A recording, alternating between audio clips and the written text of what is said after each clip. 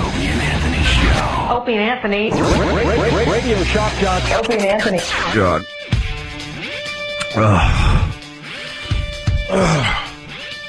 Welcome to the Opie and Anthony Show. I'm so sick. Oh my God. Thank God Anthony's here. I could just ride him today. More than usual. Are you trying to... You're trying to be funny. What? No, I'm really sick. Trying to be funny. I should just go home. I'm really sick. I am so sick. It's really funny. Yeah, me too. Jimmy, You shut up. are not. It's really funny that you're now saying you're sick. Neither of you are. Jimmy, who's sick? You are. I'm sick. You're not sick. You're just putting on a sick voice. I'm a very good sick voice. I went out to Long Island yesterday. I pushed it. And now, will you stop? What are you doing? I'm coughing. I have the plague. It's not always about you, you know. I'm effing sick, and I just want to talk about it for a minute. My eyes, they're just bleeding fluids. I look like a basset hound. What are you talking about? My eyes are leaking. That's me. No, it's me. it's me. Trust me. It just nailed me overnight. Are we doing whose line is it anyway? You got to figure out who's sick. Who's really sick? Now people will ask questions. Well, what symptoms do you have? And we have to answer that. Will the real sick person please stand up? And then you do the fake stand up. Oh, I knew it. And they clap on the real guy. Now it's sick. So sick. I got the flu. Everyone has. Apparently, if you look at some Center for Disease Control chart on this flu thing, yeah, the New York area, and Long Island and stuff is just like, it looks like the outbreak map. Oh, really? Yeah. I've never known so many people that have gotten sick over the past week. Yeah. 1 week, just everybody was sick with this. No. And then yesterday, a little scratchy in the throat. I was like, all right, whatever. Mm-hmm. And then throughout the course of yesterday and last night, it was just, it just pummeled me. Wow. I was laying in bed. I got the turn your head woo-woos, where you go to, like, pick some up. I went to get my socks out of my sock drawer, which is one of the bottom drawers in my closet, and my head went, That's cool. It sounded like a lightsaber in my head. That's cool. That's like special effects stuff. No, it wasn't cool, because it also was combined with a headache, and my eyeballs The headache's from the molars wine. hurt. I swear, no, I didn't have wine last night. My eyeballs and my molars hurt, which is the oddest thing. And every joint in my body, my neck. That's not odd. That's what you get when you get a little fever. Get a little asprin in you. Yeah, Knock I down did. the temperature a little bit, and your moles will feel a little better. I did. What are we calling this? The poker flu? No, this is poker flu. This is. I'll honestly tell you what it's called. It's called the F.H. Riley's plague. They're calling it. It had nothing to do with F.H. Riley's, but it was somebody that was there on Saturday night when everyone showed up was sick, Right. and got everybody sick that was there. I don't think there's one person that went to F.H. Riley's on Saturday night that didn't get this. I didn't get it. Thank God. Yeah. For now. Yeah. Well, I didn't have the salmon mousse. For now. what is it? Outbreak? That's the. You got the flu chart? I went to the CDC website, and they have a 4-week map that shows how it's gone from sporadic or no activity to widespread in our region. This is widespread. I've never known this many people that are sick. Then on Pal Talk, everybody's just been laying there talking about how crappy they feel. It's a real, and I was like, wow, good, I didn't get sick. And then everybody just started getting sick, and now How long do people have it for? I'm one of them. Apparently, it doesn't last that long, which, like, I'm glad. But It's a quick one? yeah, Like a 24, 48 hour? Nah, it's like 3 days. Is it one of those flus where it'll be much better right after the funniest listener contest that's happening tonight? Oh, Christ on a pony, I gotta show up at that. That'll be fun, though. I mean, you get to know How everybody. about we have a sickest host contest? You know, everyone that's coming to comics tonight for the funniest listener contest, you really should come up to Anthony, make sure he doesn't need anything. You know, be extra kind to him. If one person comes up with some dopey fan question, I'm rubbing a snotty tissue right on their nose. What were you calling? Rub a snotty tissue. What were you calling your tissues in the office? Oh, AIDS grenades. AIDS grenade? No, Yeah. you said Ebola or something. Yeah, it's an Ebola grenade. AIDS grenades kind of sound better. Much better. Yeah.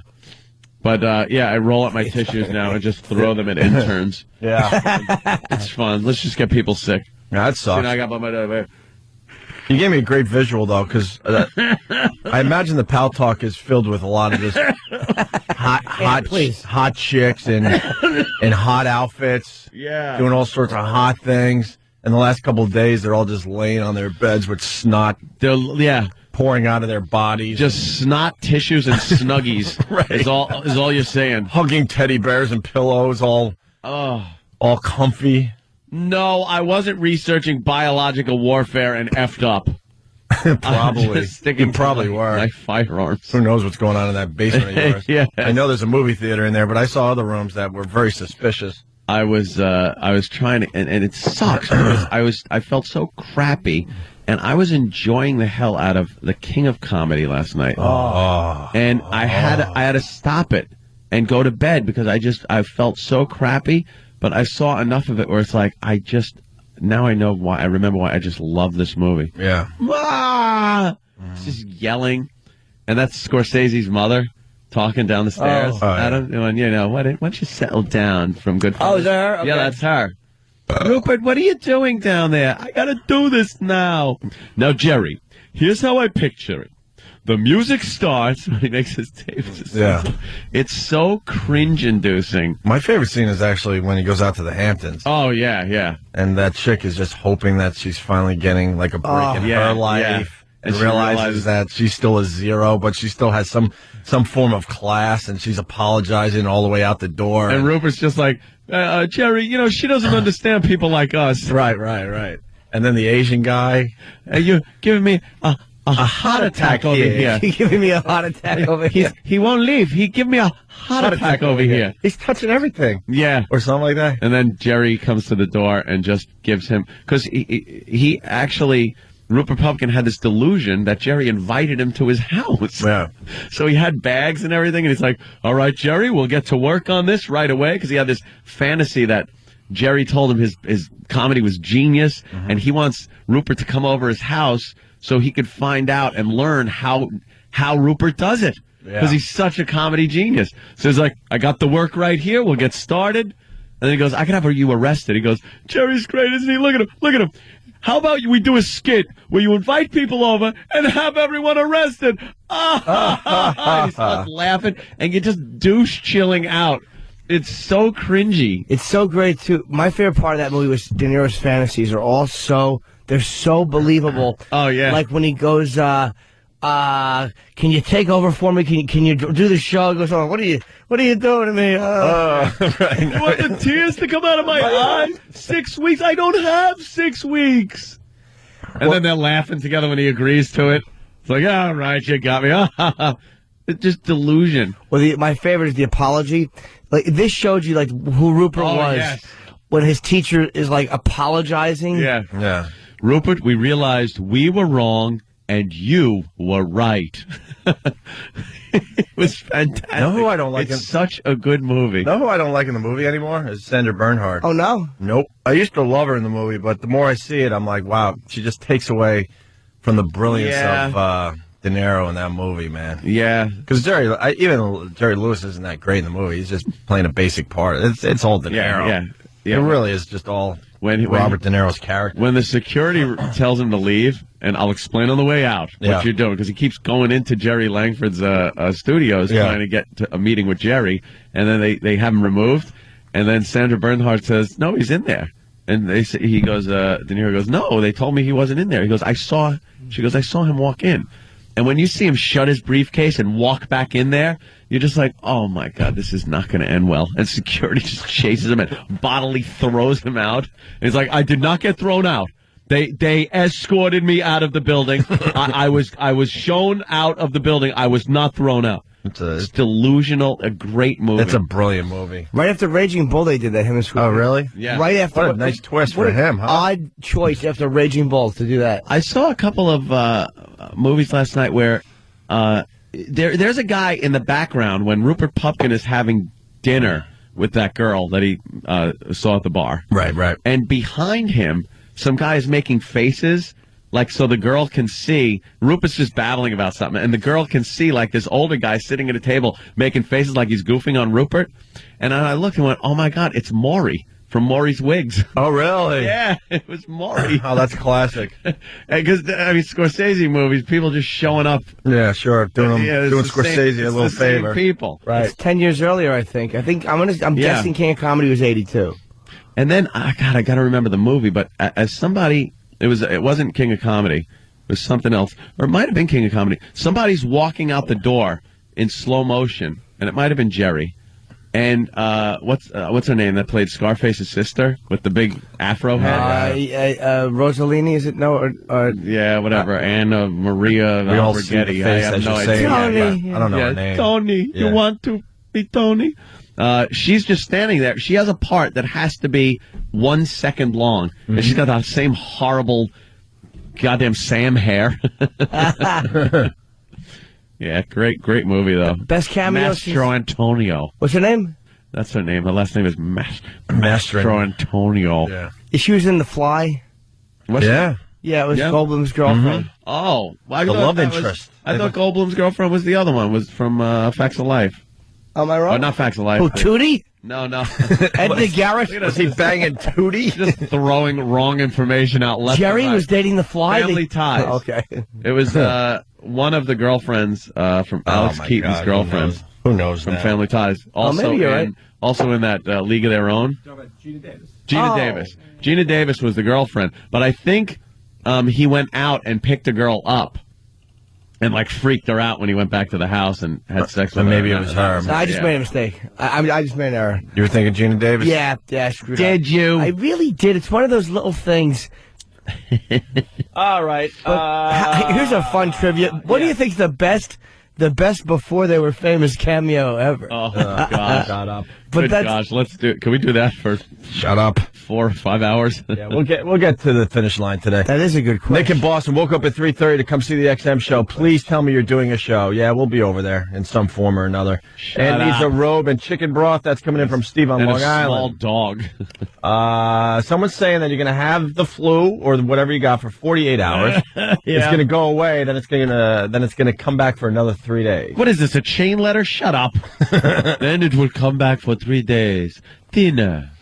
Feeling a little hot myself, man. Die with it to my mouth. On my mouth. Maybe I'm right behind you. I'm feeling a little sweaty, a little hot. You look that way. I had to drive, and I love the heat. I blast the heat every day, and I was driving in with the windows open on the vehicle today. Yeah. With no heat on. And I know it's not that cold out, but I was burning up. Really? Yeah, I've been popping aspirin to try to bring fever down. Now I'm waiting to get my Dr. Steve text where he, tells me what I got to do and stuff. I know I'm going to get sick. That's how self-centered everyone is.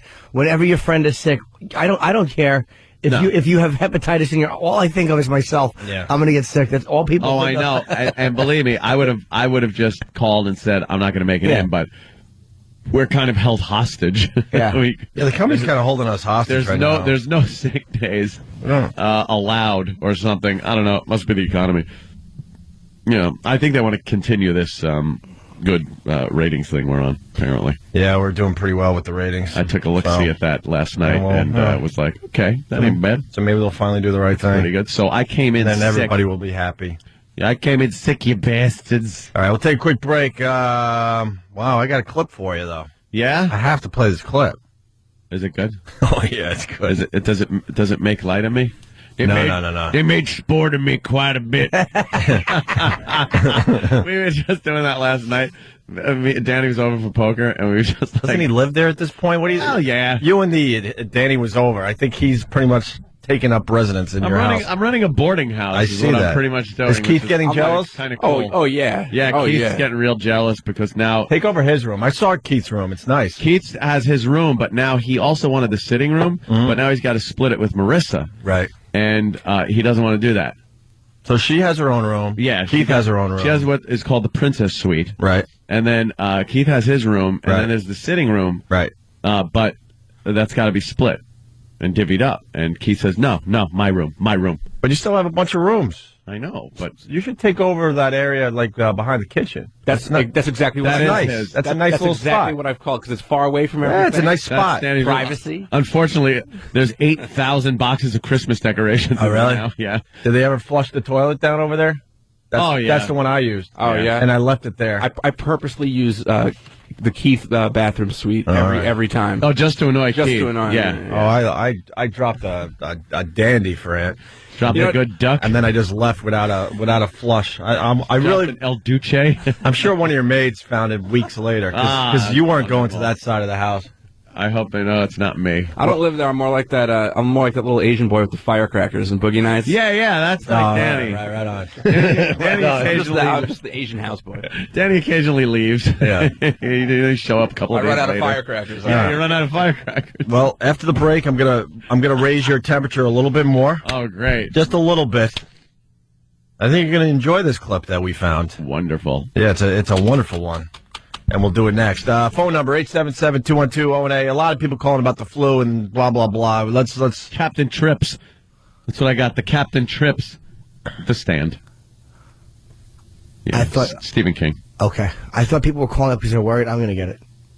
Well, no one cares. self-centered douches. Everyone is self-centered. I mean, it's ridiculous. Is that the way you think, It's though? the worst. Opie and Mike Anthony. is a hot zone. It's the Opie and Anthony show. By the way, Patrice O'Neill coming in today. Is that happening today? Nice. Patrice. Love Patrice. It's always fun. Phone number 877-212-0NA. I got something to play for Anthony. Really? Is it going to make me feel better? Because I feel like... I think it's going to make you feel... I think it's going to make you feel better, yes. It's going to help your fever. It's going to bring down your temperature a little bit. I got the fever. I sent It's going to make you smile. I sent Kenny out for some Robitussin and a thermometer, and he was like, rectal? What a buffoon. But because I kind of want to, this better be a fever because I feel so woozy. When I just got up to use the turlet there, I was just bobbing and weaving. And I can't put a coherent thought together if you've noticed. No kidding. I'm stuttering, muttering ass. Uh-oh, Jimmy's got snots in his nose. When doesn't Jimmy have a bad nose? That's true. Better surgery, though. I just now my allergies. I think you, oh my God, this is going to be, Yeah, please. this is going to be one of those I days. wish I could stop it, but... Did you throw a little aspirin in you? Oh, yeah. Because if your molars are aching, that usually means a little fever action. I took aspirin before I left, All right. and I will take some more later. I will take Okay. some more Robitussin later. Okay. It was that goddamn virus flu thing that everybody had. How do you catch the flu from Pal Talk? It's like a virus that left the computer and hit everybody for real. That's a little scary. Ooh, let's write a movie about it. Starring Sandra Bullock. Let me play something for you. It'll make you feel much better, okay? We meet Brianna. We do? Little Brianna. Little cute Brianna. Aw. You're going to love this, Aunt. This is Danya. Danya is terrified. Her 15-year-old daughter, Driana, is heading down a life of self-destruction. Now, for starters, Driana admits to having sex with 10 people, boys and girls. Oh, no way! No, she didn't. And is the camera on her backstage as she's like swiveling her hips Right. in an unsexy, you don't even know how to do this yet fashion? This is leading somewhere, by the way. It's not just a basic Maury clip, trust me. Maury. But why are people still in shock that girls, especially in high school, Yeah. are having sex with other girls at this point? Yeah, it is a big It's pretty much an thing. epidemic. Yeah. Why the over the top reaction to that? I've heard stories from people that I know Stories. of stories. Stories? I've heard stories from people that I know about like daughters, Yeah. and having relations with other girls in junior high, things like that. Become the thing to do. Yeah. and we tried this. Maybe we could try it again. I asked you this question, if this is a new phenomenon, Anthony, or have the women always been doing this? But now it's accepted, so now like these little high school girls could walk around and kind of shock people a little bit by holding hands and kissing their girlfriends and stuff. Or was this always happening? So we need like some of the old broads. You know what? The old broads to call and tell us if this was happening when they were growing up. I think you're always going to find people that were doing this, but I think now it happens a lot more. And I'll equate it with guys doing a lot more touching when they meet each other. What? I'm not talking about kissing or anything like that. Mm-hmm. But there used to be the basic handshake. Then there was the jive handshake, where you would kind of do the "hey, homie" with that little jive handshake, and then it turned into like the bump, the bro bump thing, chest bump thing, where you'd grab each other's hand and kind of like, "Hey," what was that called? Are you saying we're all the elbro? No, they call it the chug, right? The chug, yeah. Right? What is it called? The shug. The shaking hug. Are you trying to say that we're all warming up to some homosexual activity? And now there's this thing where guys are actually doing the shug, right, and then doing that European kind of on the side of the neck, not touching the lips to the neck, but kind of like doing that thing. And then there's this other thing where your pants are down and you just run at another man from behind and, let the chips fall where they may. So we're slowly but surely working toward a little, gi. We're working toward the gi. We're just taking our time, unlike these women in high school. They're all in. Yeah. And the guys slowly warming up to it. You kind of make a good point, because it went from like a little handshake, a little fist bump, but now it's like in junior high, you're pretty much hugging men. Have hugged your friend? Oh my God, you would be called out. It didn't happen. You'd be called out in a second. My friend Frank hurt his leg one time, and I felt weird. Oh yeah, Frank. Yeah. Oh, Frank was better.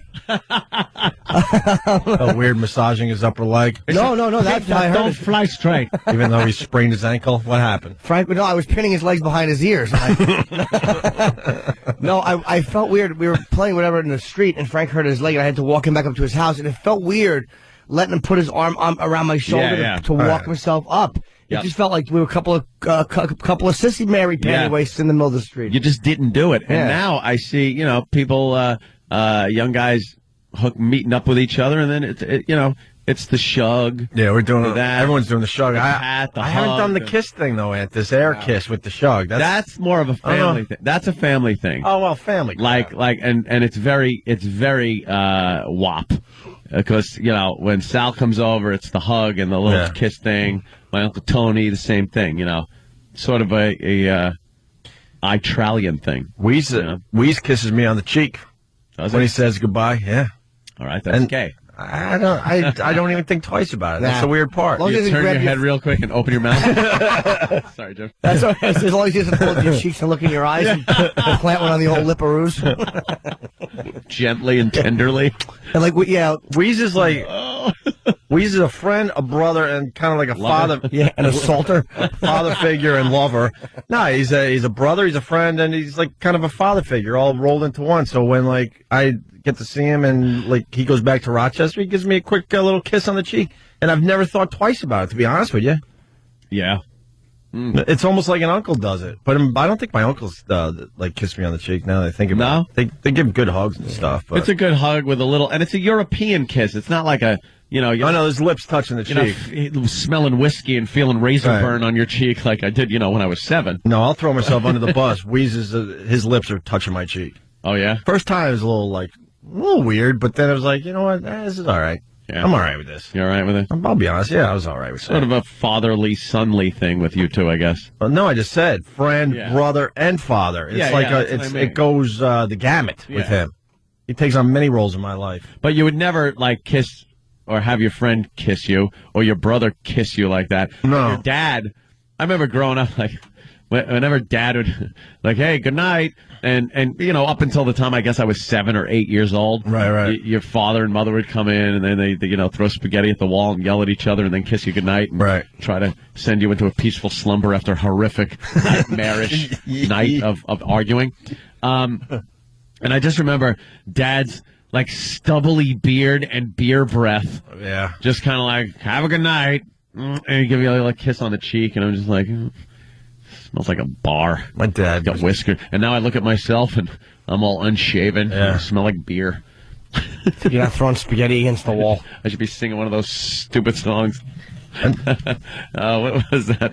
My boy is just like me. Oh, yeah. Harry Chapin. Cats in the Cradle. Yeah. Cats in the Cradle. Sure. Harry Chapin's unshaven head flying out from the... Hey, if you Son's want. in the rehab. Should be. No kidding. I mean, we have a lot of freaking musicians out there. You want them to redo the Harry Chapin Cats in the Cradle song to make you feel good about you and your dad who's long gone? Nice. There's so many stories I've said over the years. Right. There's been a lot of guys shootings. Mm-hmm. There's been prostitution. Mm-hmm. Although I don't think she was a prostitute. She was a friend of the family. Yeah. She did it for nothing. Wait, she was killed? No. You said shootings, prostitution. Oh, no, not at the same time.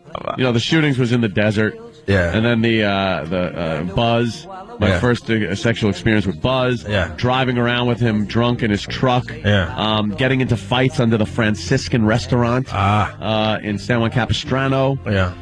All kinds of fun stuff. Shooting my guns. Big fat Dreamweaver. Why are you leaving Richard out of the mix? Richard and the Tree Fort. Yeah. You got to know. Dad ever knew. God rest his soul. My father never found out about that one. Yeah. He probably did know. He probably sent Richard up there. Just ask him, Rich. Just ask him. Yeah, I need to know. Yeah, I really need to know. This kid cries a lot. I need to know. I just need to know, say Richard. yes. There's a couple hundred.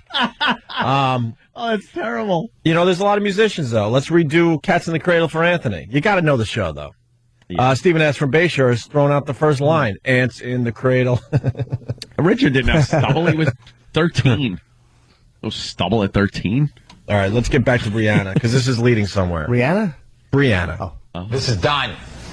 Danya is terrified. Her 15-year-old daughter, Driana, is heading down a life of self-destruction. Now, for starters, Driana admits to having sex with 10 people, boys and girls. Stop with the fake shock. Brags about having group sex with 4 people at once. Oh. She says one of her career goals is to be a stripper. Oh, This is 15-year-old Brianna. The minute Obama became president, I got the right to do the hell I want to do. Holy mother of God. And that's where this was leading. Jesus and baby Jesus.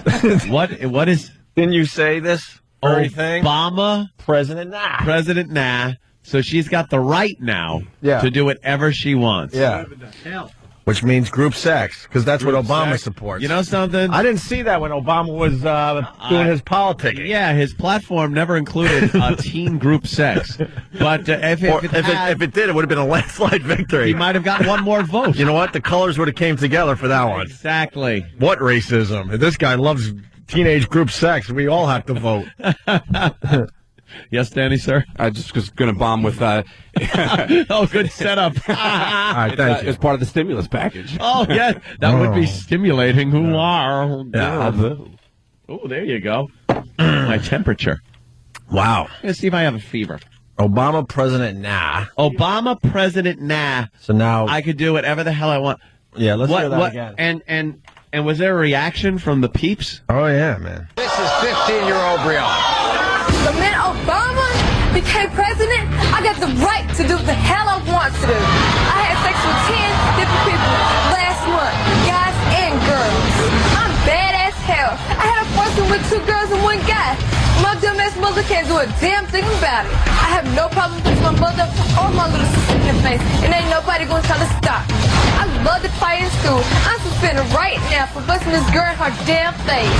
I broken 7 sets of my mom's dishes because the dumb wanted me to actually wash them.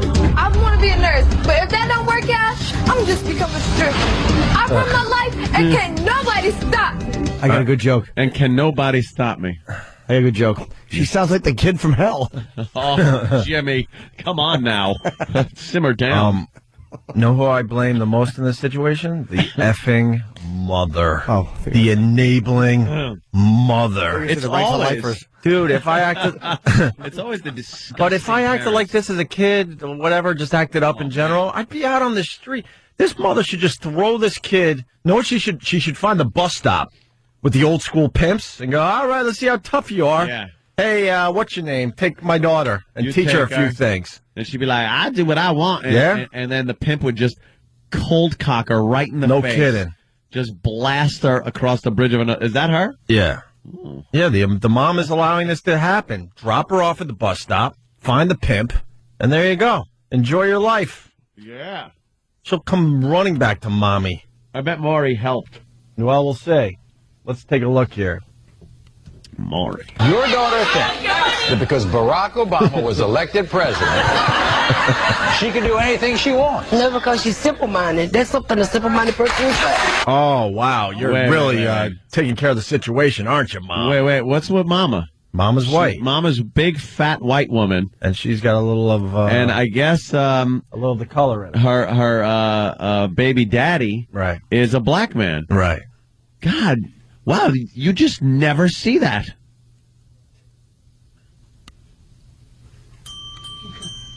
You do, right? Oh, literal Jimmy. Look at her neck. It's non-existent. Goes from chin to chest. No kidding. Stupid mom. Ugh, I hate you. Now that Obama president. I hate these mothers. Ugh. That would be great. Look at her. To just step up to Obama at a speech and then, blurt that out, and Obama could kiss her cheek and set her up in some whore ring. I'll set you up in a prostitution ring. Right. We have to help everybody. Let's go back to the tape. Simple-minded. That's something a simple-minded person would say.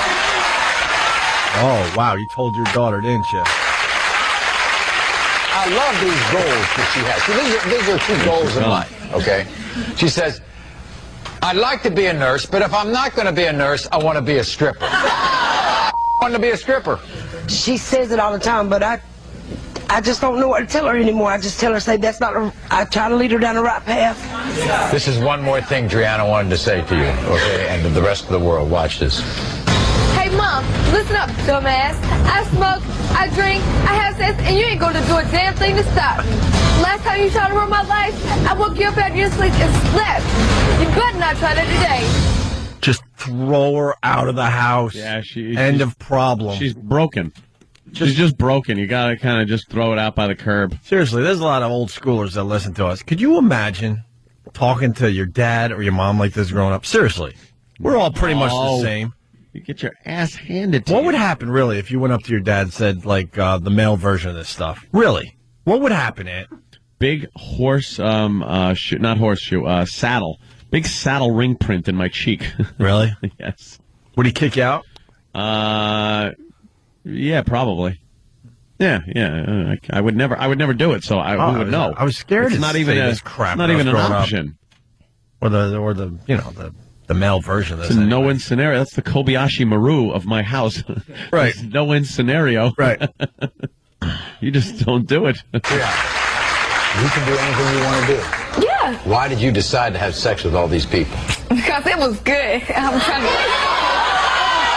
All right. And are you there? It looks like a goer. Girls and boys. Hell yes! Girls and boys! Oh, damn. Outrageous television. You like your body so much, you had group sex, too. Foursome. Yes, the 2 girls and the boy! Isn't this child pornography that he's peddling? Yourself so much, you want to be a stripper. Hell yes. If Stephen, that's not work out today, I'm going to be a stripper. You want to see my imaginary pose? Hell yes. God. She's lost. Yeah, just gone. Just get rid of her. Throw her out. Throw her out. She'll come back to you crying, and then you'll have control over your daughter, you dummy. You fat F. Well, the father must be a toothpick if, she's like that. And the mother is gigantic. She really is. Gilbert Grape's mother. Yeah. Yeah, she's up there. She's got to be pushing like 350. Easy. Ugh. 350. I'd say even more than that. It depends how tall she is. Unless she's 4'3". Yeah.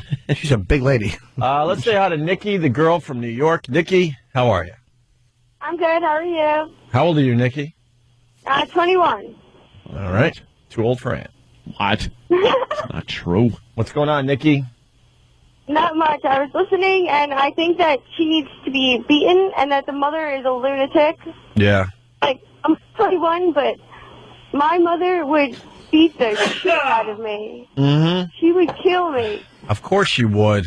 Of course. You'd be out of the house, right? Yeah. All right. Definitely. All right, Nikki, thank you. I think I lost Ann. You're welcome. What happened over there? You all right? I had a massive sneeze there. Yeah. That brought a bunch of mucus from my sinuses down my nostrils that I must now get rid of. All right. You do that. God damn it. I hate being sick. This sucks. I want to have fun. I'm a fun guy. It's going to really put a damper on your partying. It's Friday. I don't even Party care about time partying right now. You're that sick you don't even care about partying? Here's the party I want. My comforter, my bed, and the TV. Call it a blankie. You're sick. It's okay. You're allowed to call it a blankie if you're My sick. duvet. No, it's a blankie. I would never use a blankie. No, you would, because you're sick. You can say a blankie is a blankie is very Afghan. No, you It's just like call it a blankie. Like, or it's I need a my baby blankie. thing. No, this thing is gigantic. It's like a pool cover. It's huge. Sometimes I can't even see over it to watch the TV, and the TV's hanging almost on the ceiling.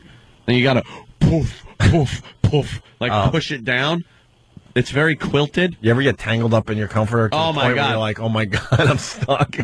The worst thing is the sound of the remote flinging up like a trampoline Right. and hitting the floor when you go to pull the blanket up on top of you. And you're like, oh, and it just kind of boing, it launches it Right. off onto the floor, and then you're like looking at it going, now I have to watch Dick Van Dyke Yeah, because I'm not getting up. At that point, the remote control might as well be outside. Yes. It's the same Yeah, thing. it's You're same like, thing. oh, it's right there. Same but thing. Who has the energy? Yeah. My God. My tissues. Actually, I had a roll of toilet paper. Yeah. And roll is a good word for it because it rolled right off my night table. Oh, boy. And over into the corner, and I couldn't even get it. Right. And then I had to tip my head back and just make sure no snot was dripping out of my head all night. I love this guy, Sal, in Bridgewater. He writes, great thing about her is when she's 18, she's going to vote. She's never going to vote for anything. What are you going to vote for? She's not going to vote for nothing. She makes 18. Let's say hi to Mike in Connecticut. Mike? Hey, boys, what's going on? Hi, Mike. Love the show. Jimmy, you rock, man. Of course I do. Good answer. I had a question for you. I was wondering what advice Christian Jimmy would give to this girl. Oh, Christian Jimmy. I don't know if he's around today. I don't know. Oh, man. Is Christian Jimmy around at all today? I don't know why you think that Christian Jimmy's going to chime in and sully his reputation by talking about this girl, about our Lord, praise his name. That's all I have. Oh, praise his name. Christian Jimmy rules. Thank you very much. What do you got to say? Praise his name. Praise his name, right? That's right. It's a catchphrase. Praise his name. That's his catchphrase is right. All right. And hopefully you'll feel better. I'm going to stick this thermometer up my and see what my temperature is. From your lips to God's ears. Dude, you should force Kenny to take your temperature that way. No. I don't want Kenny taking my temperature. How do I do this? You know what? I don't think, and I'm being honest, I don't think I ever had my temperature taken that way. I really don't know for sure, because I think you block out that stuff when you're younger. Yeah. But who was the idiot that decided that you needed to be that accurate with your fever? Oh, I know. It's like you put the thermometer in your mouth, and it says like 102.7 degrees. You get the idea. Okay, Yeah. I'm sick, and my temp's a bit on the high Like, side. we don't know if it's a 0.2 or 0.3. Pull your pants down. Yeah. Pull your pants down. We need an accurate reading. Who thought that one up? I don't know. That is the dumbest. Well, the whole family would share a thermometer, so it was not like everyone had their own. Yeah. Yes. In two little areas, an M and an A thermometer.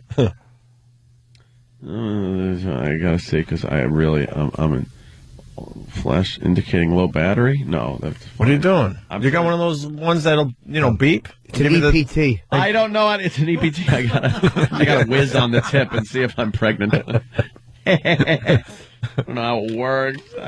Put it under your tongue and don't talk for a minute. Did you ever get a temperature, a thermometer? Yeah, sure. Why? I don't know. It's just Your mom? I think so. Yeah, it's just more accurate. Yeah, but why? It's unpleasant, but I mean, I don't need to know. Yeah, that's 90. It's 99.1. Put it quick deeper. 100. Under your tongue. Although 1 degree is a under your big tongue? difference for people. All right. Hey, can we bet on your temp? I'm going to go with. I'm going to go with a 99 point. I'm going to go. What's with, a good radio frequency? 99.8. I'm going to go with 92.3. 92. I'm kidding. Oh, I'm scared. Duh. What an idiot. I'm going 99.8. What do you got, Jimmy? I'm going to go 100.4. Really? 100.4 for Jimmy. What do you got, Ant? 100.5? Ah, he's trying to showcase showdown me. Are we doing Prices Right rules? If we are, hope it's 150 and his head falls off. Is it weird just kind of holding out your mouth? You want me to grab the back of your hair and degrade you? don't make him laugh. Of course, the small white one. Kenny, see if they had the larger black ones. They were out of them. Oh, I really want to. I wish we got the liver thermometer. See how much liver's left. Here's a chisel. You got 40% of your liver left. What, Mike? It beeped. I think you're done. Ed. Yeah, you're done, man. Yeah, how long you want to hold it for? 6 days? You weirdo. 100. I said that. It's exactly 100. Yep. 100.0. Yep, 100 degrees. Huh? I said that. You said 100.4. No, I'm in there with a 99.8. I do believe I am the closest. Give me my money. Pat Romanaki just said sell. 100's not even a fever. Stop whining. Shut up. My temperature is spot on all the time. 98.6. So suck it. Yeah, all right. Suck it. Here's a guy, James. You know what? I got a fever. All right, James in New Hampshire. James. Fever when you Hey, hold me morning, tight. boys. Happy birthday, sweet cheek. Thanks a lot. I had a fever of 103, and then Foreigner wrote a song about it. And messed it all up. Of 103. That's a cool song. I don't mind that one. What do you got, James? I just want to back up. When I was 17, I got thrown out of the house for getting my ear pierced. There you go. If I had ever said anything like this to my dad, he would have flipped me over head over heels with a backhand. I would have been kicked out of the house for real if I acted up like this in yeah, the male version, like I keep saying. I told the anything story. like this, I would be. They would kick me out and just lock the doors, and I would bang all night. They're not letting me in. F no. I told that story about when I stole the quarters to buy the ice cream sandwiches. Yeah. And Dad punched me in the face. Yeah. He gave me it was a little knock in the head. Add that to the Cats in the Cradle song, I'm by like, the way. I'm like, why'd you? I was starving. Mm-hmm. Why were you starving? Because the horses had to be fed first. Before you. And then we ate. And how old were you? 13, 14. And then I stole that. And he insisted I stole it to buy my model rockets. Yeah. But I bought my model rockets off the money I made working at the El Adobe restaurant, which I then had to pay 20% of my income to my father as rent at 14 years old. He would take 20% of my income. I was making, I believe, $2.50 an hour was minimum wage at the time. And and it was pretty much a full-time job. And that was. You think that left a scar? That was a big place in your where soul. Richard Nixon used to go there all the time because it was very close to the Western White House of San Clemente. So we'd go there and they'd bring out the presidential pewter plates and everything. And we'd have to wash them. And then Nixon would come in. I never saw him there or anything, but You washed Nixon's plate? I washed Nixon's plates. You washed it? I washed them. Perhaps you need to wash the plates. I could tote them for you. If my back don't give out.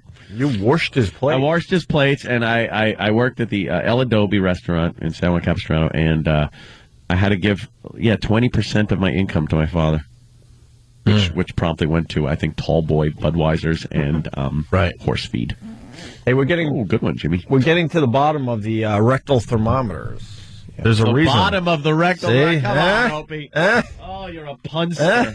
Is it because... Am I ready for an open mic or what? I think Tonight. Oh, yeah. Tonight's our listener we're all going to be there at Comics. Yeah. Comics tonight. Look it up online, whatever. We're too busy. It's in the Meatpacking District. It's on 9th Avenue and 14th Street. Let's call it the hot zone when I'm there because I'm going to infect every listener. Oh, great. That'll get the people there. Thanks, Ant. You know, people come up to me and they like, I know you don't like shaking hands. I'm going to be the most handshakenest idiot. I'm just going to go up to everybody. Hey, how you doing? Pat them on the back. Give them the kiss. Danny has found a montage of pics that are just deeply disturbing. Oh, everybody and everything getting their temperature taken the old-fashioned way. Oh, wow. Wow, that one's okay. That's a little hot, though, that one. That girl is, there's no need to remove all the clothing. She's very concerned about her fever. Perhaps she's trying to cool down. Right. So she's got no clothes on as she's having her temperature taken. Well, that's what you got to do when your temperature gets over 100, Ant. But the way she's Everyone having it taken, that. she could also recite the preamble to the Constitution. Well, of course she can. So, that's where it's going. You know what it is? She feels better with the female doctor. That's good. She's on her back with her legs way up in the air because I think what happens is it keeps the blood even inside the body. Mm-hmm. When you're nude and the legs are, your feet are up by the ceiling, it kind of allows your temperature to be taken, with somebody running at you first. Sure. Oh, Dr. Jimmy. To quote an old Bob Levy joke. Come on, Mom, run at me with it, with the thermometer. That was one of Levy's jokes. Is it? He used to like it taken like that. Come on, Mom, run at me with it. That is funny. Yeah. Let me say hi to Charlie in Staten Island. Charlie. Good morning. Hello, Charlie. The reason that they give rectal thermometer exams, it starts when you're a baby because you can't put a glass tube into a baby's mouth and chew Uncle it Paul. and break it. Yeah. And chew it and break it. What, with their little gums? All right, that's. Oh, well, yeah. How about That's all well and good, but why the 8-year-olds and the 10-year-olds still getting it done that way? I think they understand that they shouldn't be biting down on the thermometer. And how about these sick parents out there poking their kids with thermometers in the wrong places? It's 2009. They got something you just laser their forehead with, and it tells the temperature immediately. No. Yes. No. Yes. No. Yes. That's crazy. No, it is. You point like a thing at their head, right? And you pull the little trigger, and you don't have to worry if he's got a fever anymore. That's right. No, and it reads the temperature off of their forehead without any contact whatsoever. It's amazing. That will eventually translate into. You can walk into a building, and as you walk into a building, your temperature and your health status will be read instantly. And that will prevent disease spreading. If you're sick, they will let you in. A trap door opens up and drops you like the Spartans did their little babies. Or no, you'll just have to walk to the right. Yes. And receive your health zap. Oh. And then you'll be able to. I'm telling you, we will eradicate all disease sooner or later. And then the only thing that will kill us will be when our bodies run out. Let's say hi. Pastor Kako tell you that? No, I just thought of that. Okay. It's kind of. I'll talk to Kako when I see him in the elevator. It's a fun thing to think of. Build that to think about. Let's go to Dave in Philly before we take a break. I tinker with these medical machines. Bill Cox's outfit. CDC's outfit. David, go ahead. Hey, how's it going, fellas? Hey. Not good. I know. Anthony, have you ever got to keep one of your paychecks in your entire life? That's a really good question. God, that's a great question. Last 10 years, you haven't kept your entire paycheck, my friend. And it looks like God. And it looks like your parents or your father was taking some of your money from your paycheck. No, there's always somebody with their hand out. pilfering with their hand out. Pilfering from my paycheck. Yeah. I think there were a couple of years that went by that I didn't really have to give anybody money, but I was making such little amount of money that I didn't have any. Right. I used to go upstairs and steal roommates' change. Well, Obama president now. Yeah. So you needed Obama to be president back then. Back then, you would have been helped. Hells yeah. You would have had a different little take on this whole thing. There was a roomie. I lived upstairs in a bedroom with a common bathroom. It was like a small house right across from the Green Lawn train station. And I lived, you go through the front door, up the stairs. To the right was my bedroom. To the left was this bicycling enthusiast guy. It was his room. Bicycling enthusiast. How do you know this guy? Because he had bicycle. But how do you know him? How do you guys start living together?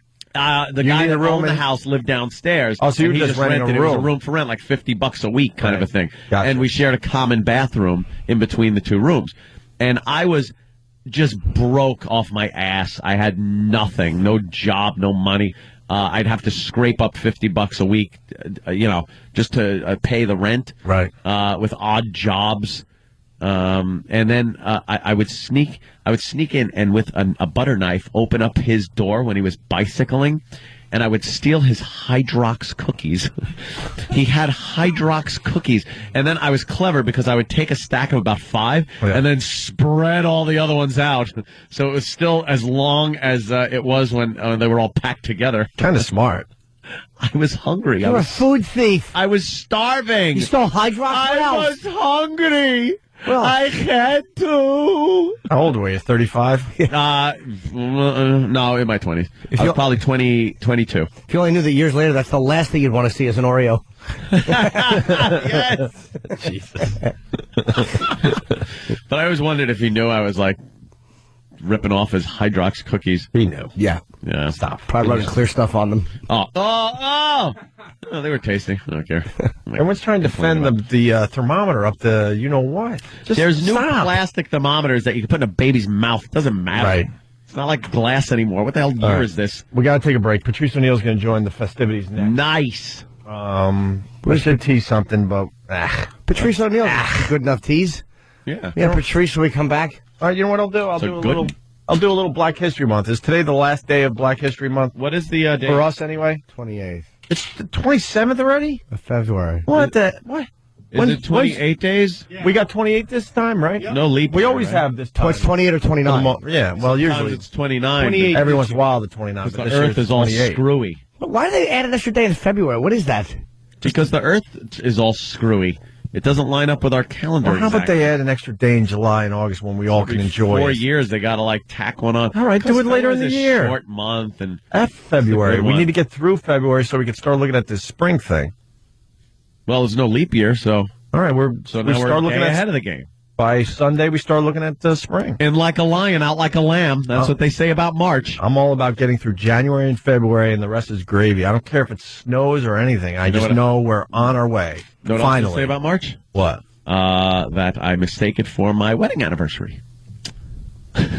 I said March 19th because that was Swallows Day in court. I tripped up. Yeah. I'm the worst witness ever. I got on that stand and just was like, hamna, Ed Norton. It's horrible. That was hilarious, though. 3 questions, and I was like, okay, let's settle. Had it with this guy. Oh, I was horrible. Were you not a good witness? Oh, it was terrible. I couldn't answer anything. When was your wedding? Way to go. I'm like, I think it was March 19th, and it turned out it was May 19th. But March 19th was very important to me because it was Swallows Day in Capistrano, and that's when the parades were and everything. And I kind of mixed it up. Why did you decide to settle like that, though? Were you embarrassed, or you just didn't want your personal life out there? Yeah, and apparently I think the line of questioning was going to get into some sensitive areas of certain practices that were done with other people involved. Yeah. And when I saw the writers for the Post and the Daily News sitting in the gallery, I was like, okay, but let's settle this. How bad can the stories be? I don't know. They got out anyway. You would have been a rock star. I was. It's great. With your rock moves. Yeah. I would have called reporters and just I've called reporters and made that up in my own life. We got to take a break. We can continue with this, but we're real late for a break. Black History Month. This is our last honoree, I guess. To celebrate Black History Month, the Opie and Anthony Show is recognizing those historic African Americans without whom this country would not be the melting pot it is today. Today, we honor the Doctor of Style, Slick. This exalted Afro-American from the world of professional wrestling redefined the way we think of the sport with his gift of gab and undeniable logic. This is the Slickster's third law of wrestling dynamics. See, we are 3 men, and they are 2 men. And 3 men's will always be 2 men's. That's right, Slick. 3 mans do be better than 2 mans. Stay tuned for more icons of Black history on the Opie and Anthony Show.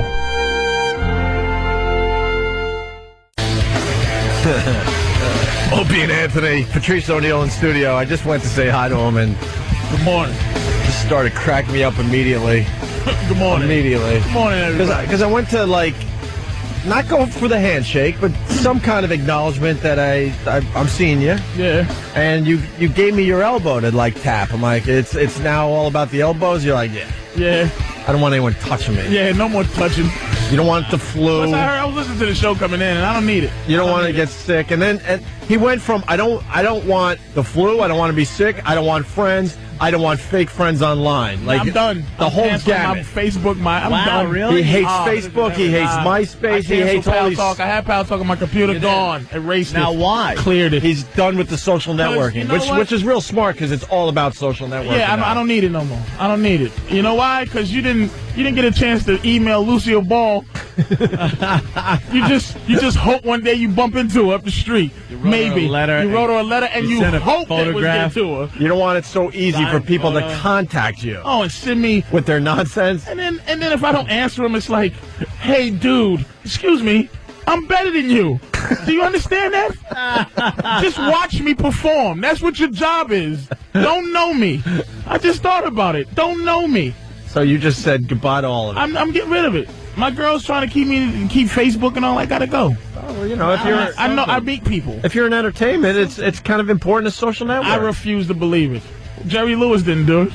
Oh, yeah, Rodney Dangerfield. We had 3 channels back then. No, that's not true. I don't know. Cable's been around for 30 years, man. 40 years. 30, when? Yeah, probably 40 years? Probably 30. Something like that. Probably 30. I don't understand why I have to, like... Oh, this old guy. We didn't even talk. This guy, I think, is 70, and he decided 73. Oh, you know? Yeah. This guy's 73, and he decided he needed to play college basketball because he couldn't back when he was younger. So he went back to college, and he made the college basketball team. What does that say about the college basketball team at that college? No, this is what it says about how much we're liars. I'm getting fed up with the lying. Is that these young boys don't put that man's prostate on the floor. I mean, you ram right into his bad hip. Mm-hmm. They're letting him play. You know what? His pretzel rod leg bones. I don't care if you're Division 12, a 73-year-old man can't play with you. You understand what I'm saying? But it's a feel-good story. Is it? They love those feel-good stories. I bet his underarms stink. Actually, he's got skills for a 73-year-old. I don't know if he should be playing with the college kids. He doesn't have skills. Did you see him? For a 73-year-old, he can move. What does that mean? Period. He can just move. That's like people, you go, how long you been married? 22 years. Really? Why? That's applause. Yeah, for what? That always gets it. We're having We're just self-destructive all the time. I love it. I'm trying to be nice, but it's just like I just thought. You've had it. Somebody just type me. What happened to you? What was the thing that happened that just turned you on everything? It's just life. I like this. It's just like what we used to be was special. I like this. We used to be really special, and then it's like somebody touched me the other day. Like they patted me on the back, a little too hard. And then really, you know, like. I know, yeah, I'm happy that you like me, but just... yeah, that's unnecessary. Like back in the day, you could be an ass and still have a career. Like, you could hear somebody's a jerk, and then you could still have a career. It's like, wow, Opie's not nice, but he can still have a career because your job is not to be nice and be a celebrity. Well, you got to be nice now if you're in entertainment. I don't know why. It's just a thing. Entertainment, we used to be A-list. We used to be better than you. Now, and it's your fault, Sicky. Because you're on with Pal Talkers, just yapping and making them feel comfortable like regular people. I made things very dismiss them. Hold, please. Come on, Aunt, please. We're talking. Look at you with a square disease. I am just a goddamn mess. Just some blocking. It's just some square disease. I am a mess. You're not even supposed to have a disease that other regular people have. Really? I got mad driving in here with the I'm late for work 500. On the way, I'm late for work. I've been in that race. That's a good one. On the way to the Lincoln Tunnel because you're late for work. Now I'm caught in your mess. I can just stroll right in because I'm headed on. I'm not headed to a job. Headed on over the radio to talk. This morning, I got on the expressway. That is so funny. And I usually drive pretty aggressively at that hour of the morning. If I get behind somebody in the left lane and they're not going as fast as I want to go, I wrap around them. So I'm noticing myself looking ahead. I'm looking 5 cars ahead, seeing where I can make my moves. And I actually said, because I just feel so crappy, I actually said, F it. I go, I'm going to sit behind this guy. I'm going to leave however many car lengths I'm supposed to leave. And I'm just going to leisurely drive into the city. And I was 5 minutes later than I usually am. Was it strange to be going the speed limit? Yeah, because I'd see an opening. Speed limit, I'd see an opening and be like, I got to take that. And I'd say, no, F it. That proves you're really sick. I don't need the stress of having to whip my head around and blinkers and looking. So I just figured, I'm just flow of traffic, screw it. And that's how I knew. Yeah, I was just like, I was so goddamn sick. I want to slow down the show for a second and really acknowledge the I'm late for work 500. Oh, is that just the worst? It makes me feel like a square when I leave here. You go from a regular commute to holy yes, it's time to some time to trade some paint with fellow commuters. Yeah. I got to get to work. A tired truck driver who's not quite sure how to negotiate his lane. So I'm not sure if I want to pass. I'm not sure. I'm just like, I don't want to think like a square when I'm driving. I want to just relax. The livery cabs that drive on the dotted line. Yeah. It's like one lane, dude. Yeah. I swear, I go right over and just start moving them over. And a cab with an extra back bumper, which is not good. Where it's not just a bumper that was built by GM. It's some other bumper that he added because he's always getting in accidents. Some kind of problem. I don't care. I don't want to be in it. He probably takes that bumper off when he returns the cab. He's just banging into everything, and then he takes that home with him. Do you have Easy Pass yet? No. What's wrong with you? I'm not falling for the banana in the tailpipe. I won't do it. You're not going to fall for the banana in the tailpipe? No, I'm not going to do it. You're scared of the government it's tracking you and stuff? Man. Yes. I was too, but then the convenience was just too It's good. a trick, man. You know what they see from me? They see, hey, there's the Midtown Tunnel. There's the Midtown Tunnel. There's an occasional Lincoln Tunnel. What are they saying? Well, look at that. Every morning. I'm seeing a pattern here. Yeah, he works at that hour. Did you hear about the guy that got caught cheating on his wife from his Easy Pass? Oh yeah, they always have that. That's all. You're not married. It's one guy. Did you hear about the other 5 million that saved hours of their life? No. Really? And besides, if the cops want to find you, they'll know where to find you. You'll be in traffic. I don't like it. Catch them outside the Lincoln. They'll be there until Wednesday. I'm gonna try to fall off the grid, man, if I can. All right, that's not a bad idea. You're kind of getting rid of the Pal Talk, the Facebook. I want to fall off the grid. I really do want to fall off the grid. I get calls to my house where I know I pay $1.50 a month to not be listed, and then you get the FOP call, and that's a hard one to hang up on. You got to listen to them, and I really gave already to the FOP, but it's like, hey, I gave already, and it's like, hey, well, just how about the $10? And it's like, wow, I'm getting ready to hang up on a cop. I hope that this doesn't affect my life now. Your name and number and address is up there in front of you. Goes, all right, nothing? No. Boop. All right, let's red flag this guy. Why are you calling my house? I just told AT&T I'd rather you cut off my phone than to ever call me. Don't you ever. What's going on, man? Yeah. And I find myself looking at my credit score. I really enjoyed being a guy with good credit, nothing to lose. Oh, good credit or no credit? With not caring credit. You don't care. So it's just. I looked at it. It was 7-something. I'm like, that's not bad. Well, I didn't add the other part. What's the other part? I got white man's credit, and that you get addicted to that. I co-sign when I went in and co-signed my girl a truck because her credit's like a 4, and you get 3 for being a girl. You know what I'm saying? So I went in there, and just I really felt delicious. I went in there and I just with no money. Yeah, I just popped my collar and I said, "Get my girl a truck. I'm co-signing." And I bounced on out. Said, kid, this is for you. I'll have to check your credit rating. Hey, go ahead. Oh, they almost beat her ass when she went in there. Yeah. And then I put my credit with her. Bam! New truck. Treated very differently, right? Oh, I got treated. That's why I'm stuck in a car payment I shouldn't be in. Because about 4 years ago, I went in there and gave them my truck, and they gave me a brand new truck. No money down. Didn't have to put a dime. I left with a truck. Solid. It's addicting. It's addicting. You're broke. You're like, I have no cash in your pocket. You walk in and you're driving out with a shiny, brand new truck. How does that make sense if you really think about it? You haven't given any cash. I got caught in the white man's world. Yeah. And then thank God for Bernie Madoff and these other dudes who are just making all the white advice I've ever had ridiculous. 401ks are gone, blah, blah, blah. I'm buying rims, hats. That's it. Forget it. Live for today. Forget it. I'm not gonna. That whole going to a car dealership with no money and then just driving off the lot with a brand new shiny vehicle. Do you understand? Simplify that. That's insane. We'll send you $1,000 a month car note I have just because I got addicted to white credit. Right. We'll send you something. We need some cash from you. You just drive this out. And you get some weird payment booklet. Whatever. You don't have to touch any of it. I had it coming out of my checking my checking account. I just had a car, and they just took what they needed.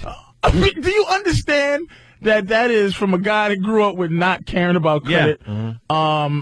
Didn't care. They would call and go, "We're going to do this." Really? Right. Now I look. I pay my freecreditreport.com every month. My $24.99. Oh, you doing? Check it out. And I look. I'm doing pretty good. And it went from like a 770 to like a 7 something else. Oh, nice. And then it went down. And I'm like, "What the f?" Yeah, what happened? I'm making complaints. Like disputes, like a excuse me, sir, like a white guy. Excuse me, harumph. Like some white guy. My credit score was. I'm getting ready to lose my house. I'm gonna see if I can losing my. I'm tired of paying the mortgage. Yeah. I'm gonna tell you how immature I am. I still want somebody to pat me on the back when I pay my bills. Like being a man sucks. Like being the man. Like if I did something really good and paid it, like when I lived with my mother years ago. And I helped pay a bill. Yeah. I used to enjoy that, like that. See, I'm a man. Yeah. Like I want credit for filling my gas tank. And not putting 20 in it, but actually filling it and being responsible. Right up to full, and you're pulling away like, yeah, I'm good for the week. You just want someone to come out of the gas station give me credit for being a man. Look at you being a man. I'm tired of being a man for nothing, for no reason. I sign these checks and get no credit. Listen, we gotta take a break. This is a good spot to take a break. Patrice O'Neill hanging with us today. Now, what are you're promoting something? Hasbro. I'm in Bananas, right? Yeah. Oh, whoa, I almost cursed. Tonight and tomorrow, right? Yeah, Hasbro Heights. Hasbrook Heights. I gotta Hasbro. Hasbro Heights is where they make games. Yes, Hasbrook Heights is Bananas. Yeah, Bananas Comedy Club, 201-727-1090. That's tonight and tomorrow. One show tonight at 9:30, tomorrow at 7:30, and then 10:30. I don't know see Patrice before he takes himself off the grid. This is the I'm taking myself off the grid tour. Oh, it's going to happen. You're going to have to find out if I'm performing just like you had to find out in the old where days. Nipsey Russell was. However you found out Nipsey Russell was going to be at a club, that's how you're going to find out. You know what? He's probably onto something. This is going to be the new thing, to take yourself off the grid. I can't and go take the it other no more. and go the other direction. I don't know you. We'll continue with that, and also a story. I got to say, Ron and Fez turned me on to yesterday. Well, Ronnie, have you heard the watermelon story yet? Oh, stay there. Opie and Anthony, Jim Norton, Patrice O'Neill.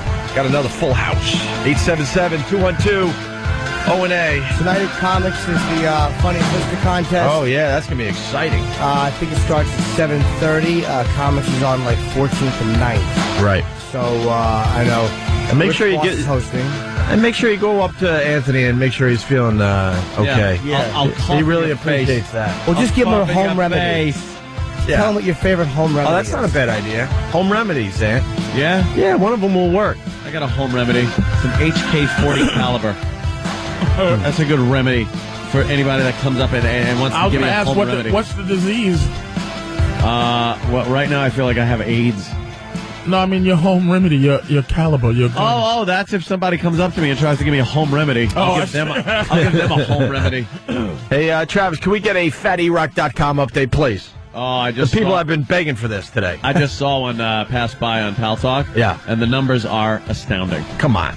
I'm not kidding. Travis, bring everyone up to speed with this FatErock.com thing, okay? Let's start. It was created on Monday. Yeah, some dude just as a goof created FatErock.com. And it's taken off. Tuesday we only had 17 pages, 272 pictures. Okay. Not bad.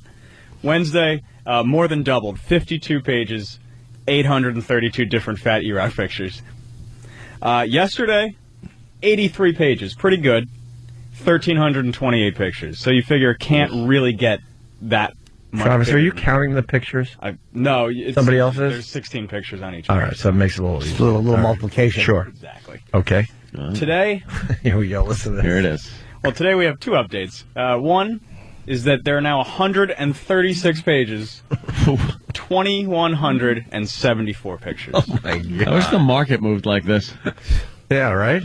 The Fat E-Rock Index is way up. I like the Wheel of Fortune one I'm looking at right now. Fatty Rock in front of the Vanna whiteboard. I bring nothing to the table, but you got to add in a few letters. Yeah. And, of course, it's Fat E-Rock just sitting there. Well, all he has to do is get the T and, Very good. The puzzle will be solved. That's really good. A lot of good ones coming in. It's just so stupid. And so simple. It's so easy. It's the most basic website ever. But now, of course, like all popular websites, this guy is trying to cash in, and he's created a Fat E-Rock store. Oh, really? Where you can buy T-shirts for $13 or $25 for the 4 times extra large E-Rock shirt. Wow, 4 times extra large. Look, he's making eat shirts. Oh. And he's also got stickers, which you can buy 20, 40, or 100 packs. This guy's an entrepreneur. That's pretty smart. Yeah. Because we really want the Fat E-Rock pictures to make their way around Manhattan. This guy's smart like Fitty. He saw an opportunity. Yeah, there you go. And I can only assume how many more pages will be added over the weekend. Well, we'll have to wait and see. FatErock.com. Thanks for the update, Travis. I got to thank Ronnie from Ron and Fez. I was listening on the way out to Long Island yesterday, and they had this watermelon story that just blew me away. And Ronnie was getting into it and made some great points. Like, we all get that joke in our email, and then we decide that, oh, God, this makes me laugh so hard, I got to send it to everybody I know, because they're going to laugh just as hard. Oh, they're going to love it. But you don't really think about who you're sending it to. You don't think it out, especially your position, right, in the community, right, and you could get in a little bit of trouble. Yeah, make sure you listen to Ron and Fez today. They'll certainly have an update on the story. We got it now, but they'll do their own take on the thing. But here's how it went down. Well, the mayor of Los Alamitos announced tonight that he is stepping down over a personal email that he sent, who many are calling racist and offensive. Mayor Dean Gross spent several people an image showing a watermelon patch on the front lawn of the White House. The subject line read, "No Easter egg hunt this year." Tonight, Gross says he's sorry and realizes the controversy will affect his ability to lead the city of 12,000. He plans to step down at the council meeting on Monday. How stupid are you? Why would he send that out? As the mayor. In this day and age, anything like that is going to get you thrown out of office, your job, whatever. It's a stupid thing to do, but to have to step down over a joke that's not even like vicious. It's like just he didn't make it. He was just forwarding just it. a country of it's out there. Fruits. Who doesn't like that Heineken guy from Katrina? Come on. I'm sure we've all seen him walking around. It's a tough one, man. It's not a vicious intent joke. No, it's a tough one, meaning it's just I'm in between of my loyalty to race and loyalty to not snitching. There he is. Like, you know what it is? Just stop telling on people. His position, little hall monitors. You look like you're going to give favoritism to one group of people over another because of your insensitivity to one group of people if you're a public official. That's the problem with that. If that was just some guy or shock jock or something like that, then he shouldn't have, then it should just be whatever it is. But that guy's like an elected government official, and it kind of makes it like, well, if he finds this funny and sends it out. That's implying that government officials are better than us in terms of what they're supposed. In theory, they're supposed to be, but a lot of them are just local yokels. Oh, man. they are. I mean, what you call is the mayor. I mean, old Rusty Clinic was the mayor of some ridiculous town. I mean, it's just Carmel. And so Schwarzenegger's the governor of California. I still don't have respect for California for that happening. It's a ridiculous thing. So if he like this movie, but that's what I'm saying. All of a sudden, he's in charge of state economy. Yeah. All of a sudden, what was his background? So if he did some old racial stuff, it's like I might go. He's supposed to. But he did. He's a jackass. He had some anti-Jewish statements in his past. And of course, his father had some weird Nazi ties with some maybe some National Socialist parties and. It's like, and I understand. look at this picture. It's funny. It's not nice. hateful. It's so nice and green. But I don't feel bad that the guy's stepping down. But I do go, wow, these snitches like these. Yeah, I know. Everyone's got a rat out. Oh my God, I don't understand why A-Rod is the poster child for F.A. Rod. For roids, though. I don't understand why he is. Because he just is not likable. Snitches. And I don't mean like don't snitch, but it's like I'm a fan of the steroid. Trust me. I delete a lot. I delete a lot of I've things never done steroids from my Facebook. You're a fan of their existence. Yes, I don't give a crap what these guys are on to make this sport interesting. It's an exhibition sport. I don't give a crap. It's an exhibition thing. But the children, shut up. Then parent your kids. It's just I want to see 600-foot monster home runs. Exactly, and it's just like someone from 1980s snitching on someone else who did coke. Yeah. Like even if I didn't do coke, it's like, am I getting ready to snitch on you about? You know cocaine use? Speaking of snitching, with the steroid thing, Kurt Schilling is the big snitch up there in Boston. He demands a list of players that were on steroids. It's brave to come out now, but you were playing during the steroid era, and you knew this was going on. So why don't you speak up then, when it wasn't popular to talk about steroids? And thank you very much. I can't stand people who are now it's brave crusaders when it's the after right the time. fact. Exactly. That's why I will say something. This is off the subject, maybe, but you know what? A very underrepresented group in this country that historically, good white people. Good white people, meaning crazy white people who were fighters when it wasn't acceptable to like black people. Where not liking black people, you mean the white people that was right? Link arms and sing "We Will Overcome" with the black they're people? not represented though. They're faceless. There's no real history of here's Jim Smith, the guy who did this in 1910. For me to have something, there's no white Schindler's List guy where at least, Schindler helped out some Jews. How about Abraham Lincoln? Nah. No? Wasn't him. I know, he really And he's like the OJ of doing good things for black people. I mean, just the average, like where there's an average white guy, average white citizens, where it wasn't acceptable now. It's acceptable now to be sorry. What? I'm sorry. No, I effed you up. I'm really sorry. What happened? I just saw this girl for the Vino. This is where our minds go sometimes. Sorry, I messed you up really bad. Nah, it's cool. I'm just saying that was supposed to stay in my head. Oh my God! I'm looking for that person, a group of people, right? Where it was like. It's not just like, because now it's easy to be a good person. It's easy to vote for the black president. I'm going to see somebody that might have voted for the black president in 1930. You're not going to and just meet him, see him, hear about him. Do you feel what I'm saying? I hear what you're saying. It would help, I think. I think it would help relations if black people knew that there was a decent white person walking around the streets before you were forced to be. Well, I think there is, but they just don't make a big deal out of it. They know.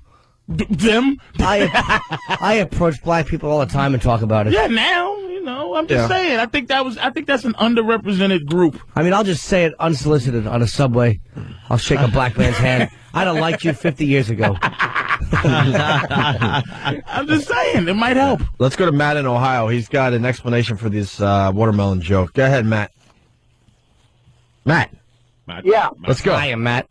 Yeah, hey, buddy. Hey. My big problem with this guy is his explanation was that he was not aware that there was a stereotype connection between African Americans and watermelon. He did not say that. Wow, Come that's on. a lame-ass excuse. He should have stepped down like R. Bud Dwyer. Punching out, guys. All right. Come on. That's a pretty lame excuse. White people come up with some pretty lame excuses, though, when they're in trouble. Oh, yeah. They really do. You're like, and then you come up with something real quick and go, wow, that was stupid. That didn't sound real.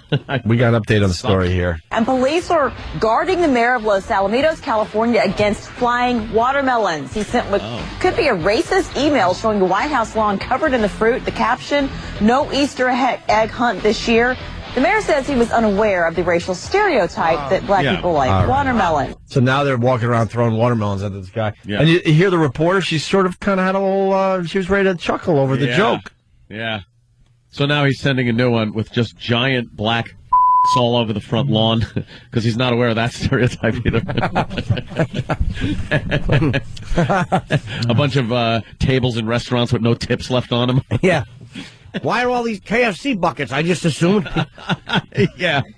That's the lamest ass excuse I've ever heard. The worst one I've ever heard. That's probably the one stereotype that is the oldest and most well-known stereotype, aside from, the big junk.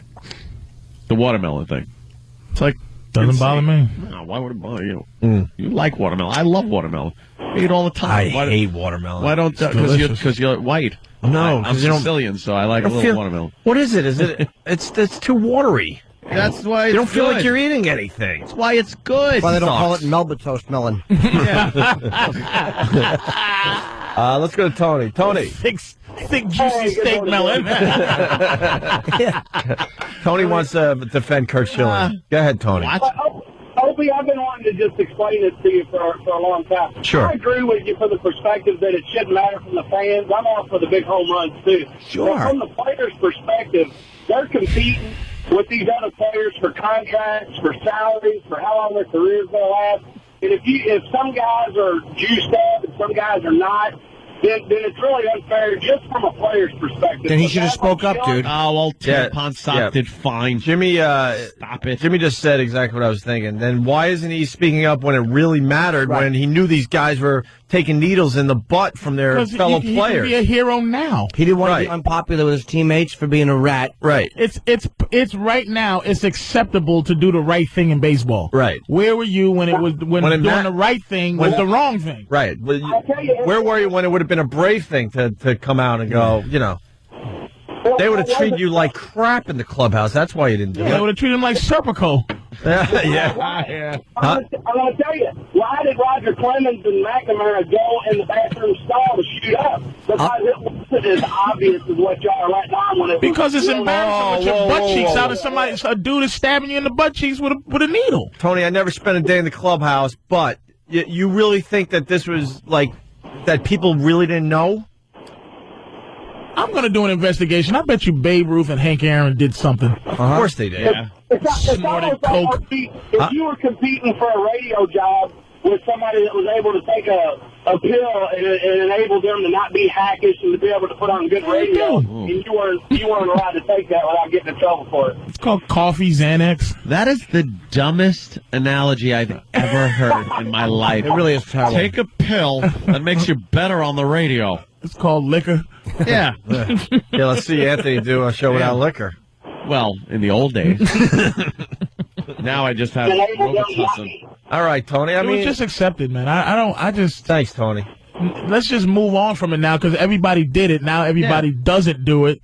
So let's just keep it moving now. Yeah, screw it. Whoever's I guarantee Babe, what was it? Prohibition Babe Ruth played. I guarantee he had a couple of sips that helped something. Illegal loosened him up a little bit at the plate. Will you stop? A couple of drinks at a speakeasy. Gatorade is supposed to help your body do something better. Right. Like, stop. Right. I'm sick of the morality in baseball. Whereas, back in the good old days, when DiMaggio was belting Marilyn in the face? Ty Cobb. I'm sure she was not deserving of it, but... And we did the Ty Cobb break. He was a naughty boy. Terrible guy. Naughty boy. So who cares? I don't care. At all. I don't look up to any of these sports guys. I have my teams, and I like watching. That's it. Gambling is the only thing they should make real sure of because that could affect you throwing the game. Outcome. You can't gamble, but anything Unless else, you have a mongoloid haircut, you should be allowed. Yeah, no, Pete. I think you should be allowed to gamble on yourself. Not gamble that your team will win. That's not why. I'll tell you why that makes it different. With the argument I've heard from even for managers and stuff, because in order to win, you may make decisions that are bad for a player or the team in the long run just to win that game. Like, isn't the bottom line just winning the game? Nah, but if you have a guy that you see is going, say you have a pitcher who's doing well in 6 innings and you know his shoulder's a little bit sore, you might just say, you know what, yank him because we need him for the rest of the season. It's not worth it just to win this game. But if you got 50,000 right on the game, you might go, F it, leave him in, let him get to the 8th inning. Like, you may just manage the team slightly differently. I'm suspicious of the coaches and the managers. These mother effers, not covering the spread. They know what's going on there with the betting. Next thing you know, that they're taking out all their star players, and now they're not covering the effing spread, and people are losing a lot of money. That's true. And maybe the coaches and managers got a little action on the game. Mother effers cost us a lot of cash out there over the years. That is true. If they're able to ring that score up by keeping their star players in, but they pull them out Well, because it's they don't more want them a injured. covering of the spread where the team still wins. They don't cover the spread but because they don't cover the spread. because the coach decides he's going to take out his players. That's what I mean. And why isn't anyone looking into that crap? Because I bet you there's something going on there. Are you kidding me? That's a legitimate way of altering people's winnings. Major. If they're betting on a game. Big time. Yeah, over-unders, things. You hear about the NBA, Patrice? I know you're a hoops fan, right? For the most I just part? read about it. 175 mil. 175 mil being loaned to the NBA to save teams. You know what? Which teams? Don't save them. They're not saying the teams. How about don't save them? If people aren't supporting them, how about that? That's natural selection. Honestly, most of these leagues are overextended, so maybe it's time to knock out a few teams. And I don't mind it. It's arrogance anyway. It gets rid of some of the arrogance of it. I think it should. This bailout thing is insane. Where is this money coming from? For God's sake, you. I know. Yeah, you too. Is it? Yeah, I bet it is. A little bit. Look at your W-2 form. I bet you're paying. Oof. I bet you're. That's why I don't want to go to California work. They take your money if you work in Cali. They take your money now. Yep. They don't wait for you to file taxes. They want your cash now. We could get into that because that's going to be a whole discussion. Oof. I just want to wrap up the sports thing because we got Glenn in Jersey going with what Patrice said. Glenn, go ahead. Yeah, how you doing? Willie Mays used to drink a 6-pack of Coca-Cola when it had cocaine in it before each game. Yeah. Do you understand how long ago Coca-Cola had Coke in it? And how short a period of time it had Coke in it? He wasn't even born when Coca-Cola had Coke in it. You know how much Coke you'd have to drink to actually get the effect of snorting? I want an investigation on those old players to see what was around. Travis, your mind. Travis is going to research. Opium. Can you find out if Willie Mays is drinking? You know, if anyone did, it was Babe Ruth. Because the other teams would have 11 home runs, and Fat Boy had 60. It's like what was Babe Ruth doing? Come on, man. Coca-Cola had Coke in it in like 1890 or something. Yes. It has nothing to do with the Coca-Cola. And then they took it out. And did he buy it from like a dude that had a little cart and a horse? He called it elixir. This elixir. A couple of retarded babies running around doing flips right next to him. He just was enjoying Coca-Cola. Organ grinder. Got a monkey with an organ grinder. Hey, get some cocaine in your Coca-Cola. He used to drink. I want to know what cocaine was in it. The only beverage you can snort. Yes, wonderful. I want to know what Babe Ruth was on because he was hitting That's what I'm saying. more home runs than entire teams. I refuse to What go was for he this, on? man. Every film I saw him, What do you think? he ran Cheating much started? too What fast about the for Black Frank Sox, man? Oh, The Black Sox was, what do you think? Gambling? They started with Pete Rose? Like all of a sudden, altering yourself to do better started now? I'm not going for it. I'm not going to let A-Rod go out like this. I don't even like A-Rod. I'm just not going to let him I'm not going to let him go out like that. He should go out because he's stupid. He's still hanging around with the cousin. What, the team said you can't hang out with this guy? So Will you they don't want stop? him around the team. The cousin that supposedly helped him with the roid thing, or the supplements, or whatever the heck he was on. Like Patrice said, though, enough. It happened. Moving on. I don't think we're seeing a lot of these guys anymore with these giant friggin' biceps stepping out there, whacking these home runs like they were. Let's just, let's move on. And steroids brought baseball back from the dead. that strike where people were just like, I'm disgusted. Back from the 94, roids. Yeah. Sammy Sosa and Mark McGuire's pimply backs. Oh, God. They had baseball on their pimply backs and hit it back to normal. And here comes Barry, who hit 72, breaks records. We want to see it. Just stop. Now it's over. Yeah. It's done. It's like cocaine in the 80s, dude. That's what it is. Yeah. Everybody did. It is. Mark McGuire went from the Incredible Hulk body to looking like Burgess Meredith in the Twilight Zone with his glasses, sitting there in front of Congress. It just with his cut up neck. Yeah, he just bothers me to look at him. He was a mess. He was like a little. He's crying. He looks like Droopy from the cartoon. Droopy dog. When he was in front of Congress. In all fairness, you know what? That makes me mad. In all fairness, Doug wants to add to the Schilling thing. Go ahead, Doug. Hey, how you doing? Trying to get all the facts out. Go ahead. Hey, listen, I'm not a Kurt Schilling fan, but to be fair, he spent more than 10 years speaking out about steroids, and he got a lot of crap for it. Okay. When McGwire was hitting all those home runs, Schilling said, I'm afraid to pat my teammates on the butt because I'm afraid they'll scream when I hit the injection mark. Oh, boy. Is that why? That's why he had to testify at Congress, not because he was using steroids, because of all the... He's once said like 70% of his teammates were using steroids. You know, I know Kurt Schilling plays EverQuest, that online game. Does he not take potions for extra strength when he's got to fight a huge mob? I think he does. All right. I think he's taking energy potions and getting buffs from other people. You know the Willie Mays Coke things? There's other things that were happening out there. Listen to what Paige has. Paige in Jersey, go ahead. Yeah, it's a well-known fact that Babe Ruth used to eat 4 dozen poppy seed bagels for the opium high. Poppy seed bagels. All right, punch that, boys.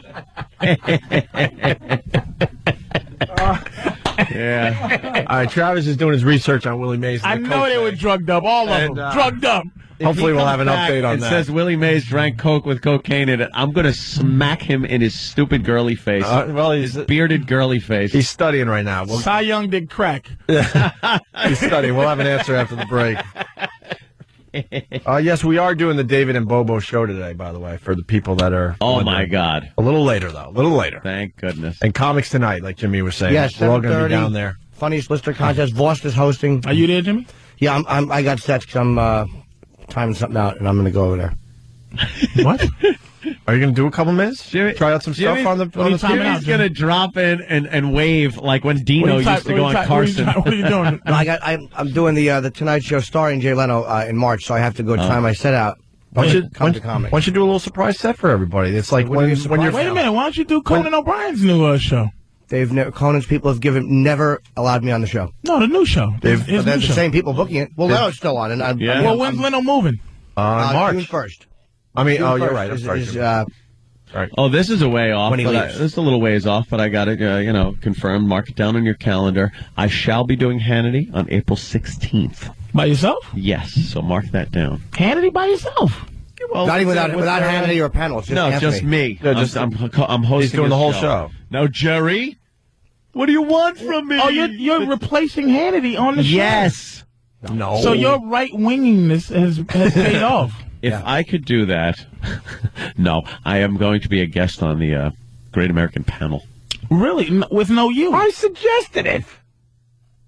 We're sick of doing things together. I think we hate each other. I think it's is this a quiet? We just do this for the people. I think. Am I going to hear stories about how your butt leaks? Later? Are y'all breaking up?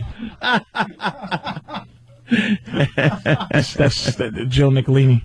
Oh, no. Well, no, we made a pact when we do break up. No books. They made that pact. Yes, they did. Yes, Jimmy is going to be penning quite the tome. But wait till you see Chapter 11, Opie and Anthony, the homosexual years. Wow. Yeah, I suggested it. He would be great on Hannity. I make Hannity look like a liberal on that show. It'll be a good watch. All right, it'll be fun. Patrice O'Neill's going to be at Bananas Comedy Club in Hasbrook Heights. Hasbrook Heights tonight and tomorrow. Not Poughkeepsie. And this Hasbrook Heights. This is very important. This is the last time you're going to know where Patrice is going to be because he's taking himself off the grid, and you're going to have to try to figure out where the hell he is. Yep. No websites, no Facebooks, Like no John Pal Connor. Talks, no Like John MySpaces, Connor. Off the grid. no tweeting. Nope. No Twitters. Nothing. Nothing. You just have to start using the phone. Hey, what you doing, Patrice? Chilling. Patrice is chilling. What's my mood? Here's a big middle finger. That's my mood. Not a fan of the social networking. Oh, it just makes me sick. People give you a little nudge, a Facebook nudge. And I don't know how to type. Typing's for queers and girls. Home keys. Sissy. You gotta go. Where's Travis? He's going to have the answer to the Willie Mays Coke thing. I didn't forget. And we're going to talk to Patrice about some really good stuff in a moment. Where's Travis? Paul, where did Travis go? What? Restroom. Speak up, Bo Bice. He went to the restroom. All right. That's why I was wondering where he was going with that. I was wondering where you were. Jake the Snake Roberts, 55-year-old intern. What does E-Rock have there? The FU line. Oh. All right. of song is this? Oh, you like this groove? All right. I'm just out there. Yeah. Matt Man from Marblehead, Massachusetts. Tonight on Hannity, hair plugs or follicles? Can you tell the difference? They're follicles. Why you got hair plugs? No, I didn't get Thank plugs. you, Patrice. They're hair plugs. Yeah. They're not plugs. It actually came with a bunch of nails and a hammer. What do you have? Some Chinese girl just stitch it in? No. These are. Let me see. Where'd you get it? Let me see. Follicles. No, because it's not ready for the big reveal yet. When is the big it's reveal? Still, Yeah. It's still being sewn in? Yeah, no, it's still growing. It's still what? Growing. Can you stop regular lying hair. to grown men? No, I swear to you. You're an important figure in life, man. Stop having people thinking they invent new ways to grow hair. They did. This is what they do. They take from the back of your head. Do you know that you see people that are horseshoe bald? They got just the hair around the sides of their head. Yeah, yes. Yeah, that's genetically engineered. That hair will never fall out. It doesn't go bald. It's not susceptible to male pattern baldness. So what they do is they take a big swath of that. It's called the harvest area. They take the living thing that's the back living there, thing back there, and then put it in the dead area. They sew it back shut, and then they take it and they dissect. So kind of like poltergeists when they build houses on top of graveyards, right? So you have don't a haunted head. they don't just lay a strip of bacon on your head like that. A hairy strip of bacon on your head. They dissect it. And what they do, and here's what the problem was. In the old days, they would take like a hole cutter and pop out these plugs that were about the size of pencil erasers. And then they'd pop them in the person's head, and it would look like Barbie doll hair. Almost like cheetah pet type of thing. Yeah, it would look awful. Now what they've done... Wait a minute. I see stunt brain drifting off. You don't believe in this situation? Obviously. Look at his head. Oh, Yeah. Jesus. Exactly. You haven't investigated this? Yeah, he tried one, but he opened the thing called radiation instead. You Just kidding. you haven't investigated this? Oh, rubbing your foot against the rug, fuzz head, balloon, magnet head. You haven't investigated this? No? You just letting it go natural. You're not fighting it like this. I'm using something else. Rogaine. Yes, sir. The Rogaine foam, I do believe. I listen to the advertising. Is it working? Station. It takes 4 months for your head to stop looking like an underarm. Oh, God damn. Oh, damn. Oh, Jesus Christ. Finish your story, follicle face. All right. So then they take this big strip that they took out, and they dissect it into... A strip? Yes. It's So a what? big So strip. this is gone. So now you have They some sew it baldness. shut. No. then they sew close it up the shut. area. They close it up. Okay, fair So enough. now you won't even see. You won't notice anything. So where do you get the excess now what head they do? to The show skin that? stretches. That's what happens. Oh my God! So what they do then is take. Here's the important part you're not listening to. Yeah. They take the separate hair follicles and dissect this thing into 1s, 2s, and 3s. So you have single hairs growing out of a follicle, 2 hairs, Wait a and minute, 3 wait a hairs. minute. Keep your more thought. than 3 hairs growing out of 1 follicle. At what point in the meeting did you understand it yourself? Where you went, do it, big guy. Studied everything on Cut this. the back of my face. I saw before and afters. I saw everything. I knew everything about this. And they pull the back of the head back down, and then when they do that, the next thing you know, you got 2 little hairy things under your chin. It's not that tight, Jimmy. Is it Adam's apples on your cheek now?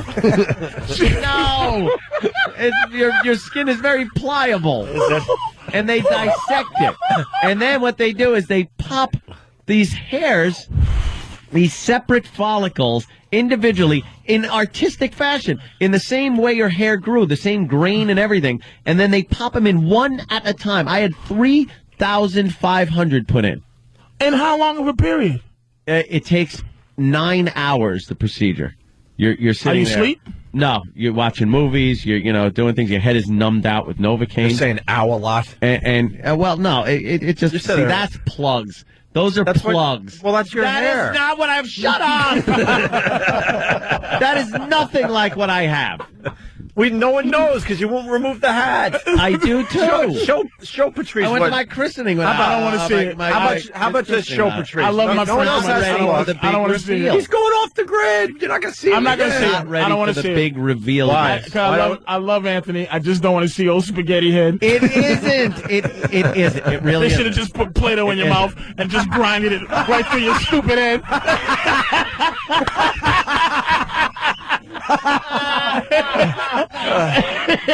Holy mother of God! Oh, you ass!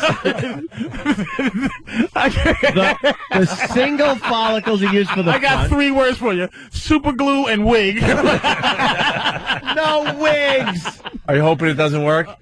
I pray to God. I just don't. I don't want to see the pre. And then he. You don't I don't want to notice. see it. And then You know he what turns it looks into like? old kingpin. It looks like little fuzz. It looks like little fuzzes on the back of my head. When is this going to be 'Cause finished? They shaved it. It takes 4 months to start growing, and then it takes like 6 months. You start really noticing, and It's like a year. By a year, a head of hair. You won't notice I had a white spot That you on can the get back cut of my head. and it'll continue to grow. It's my own growing hair. It's not a wig. It's not anything else. The only thing is you anything can't with it. sneeze or tie your shoes. Danny found there's a Play-Doh. There actually is a Play-Doh guy. Play-Doh head. What are you serious? But okay, ready? I don't know. I'll answer any questions on this is very important. Yes, because I think this is the most important. How much? Oh, damn. That's the problem, because health insurance is not covering it. No, This no. sounds like a rich man's world right here. Because I went for a lot of follicles because I wanted the whole back. It wasn't like I was going completely bald, but I had like they give you a per follicle. It's a per follicle price for groupings. So I went really big, and it wound up 3,500 follicles. Yeah. So let's figure they sell it to even make it worth something. Because I'm looking at Stunt Brand. It looks like he has 12. Yeah. So He's going to have to rob a bank to get a full head of hair. Obama's stimulus package couldn't fix that.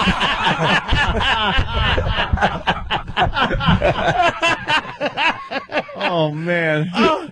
So let's figure 1,000 follicles is the only way to go. What's the average? They must have some kind of an average. Got to be a minimum. You can't. It really all depends. Could you go in there and go? You have people that just had a touch up. Like there are people that just the receding hairline in the front, and they are fine, but they don't like a receding. They only need maybe 1,500 popped in the. What's the minimum follicles usually? 2. Go in. Could be probably 1,000. I would say. So you didn't really go crazy. You only got 3,500 is a lot. But I'm saying if 1,000 is the main, is like the usual. Yeah. So how much is 1,000 follicles? I don't know because I pay for 3,500. What do you think the maximum is? $10,000. I don't. You know, women with flat breasts. They're paying what? They pay One about heritage that. test? They are, right? They pay about that to do what they have to do. And you know what? When you say women with fat breasts, I just wanted to say should be shot.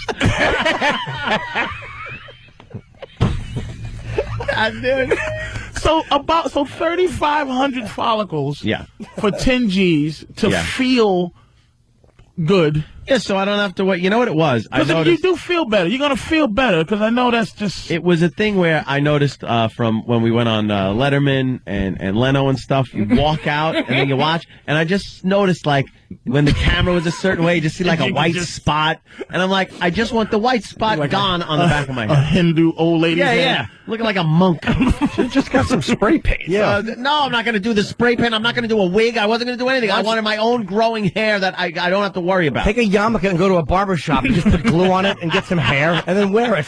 There you go. That would look silly. You're not doing this stunt because of the money. Yeah. Because it's 10 G's to... Yeah.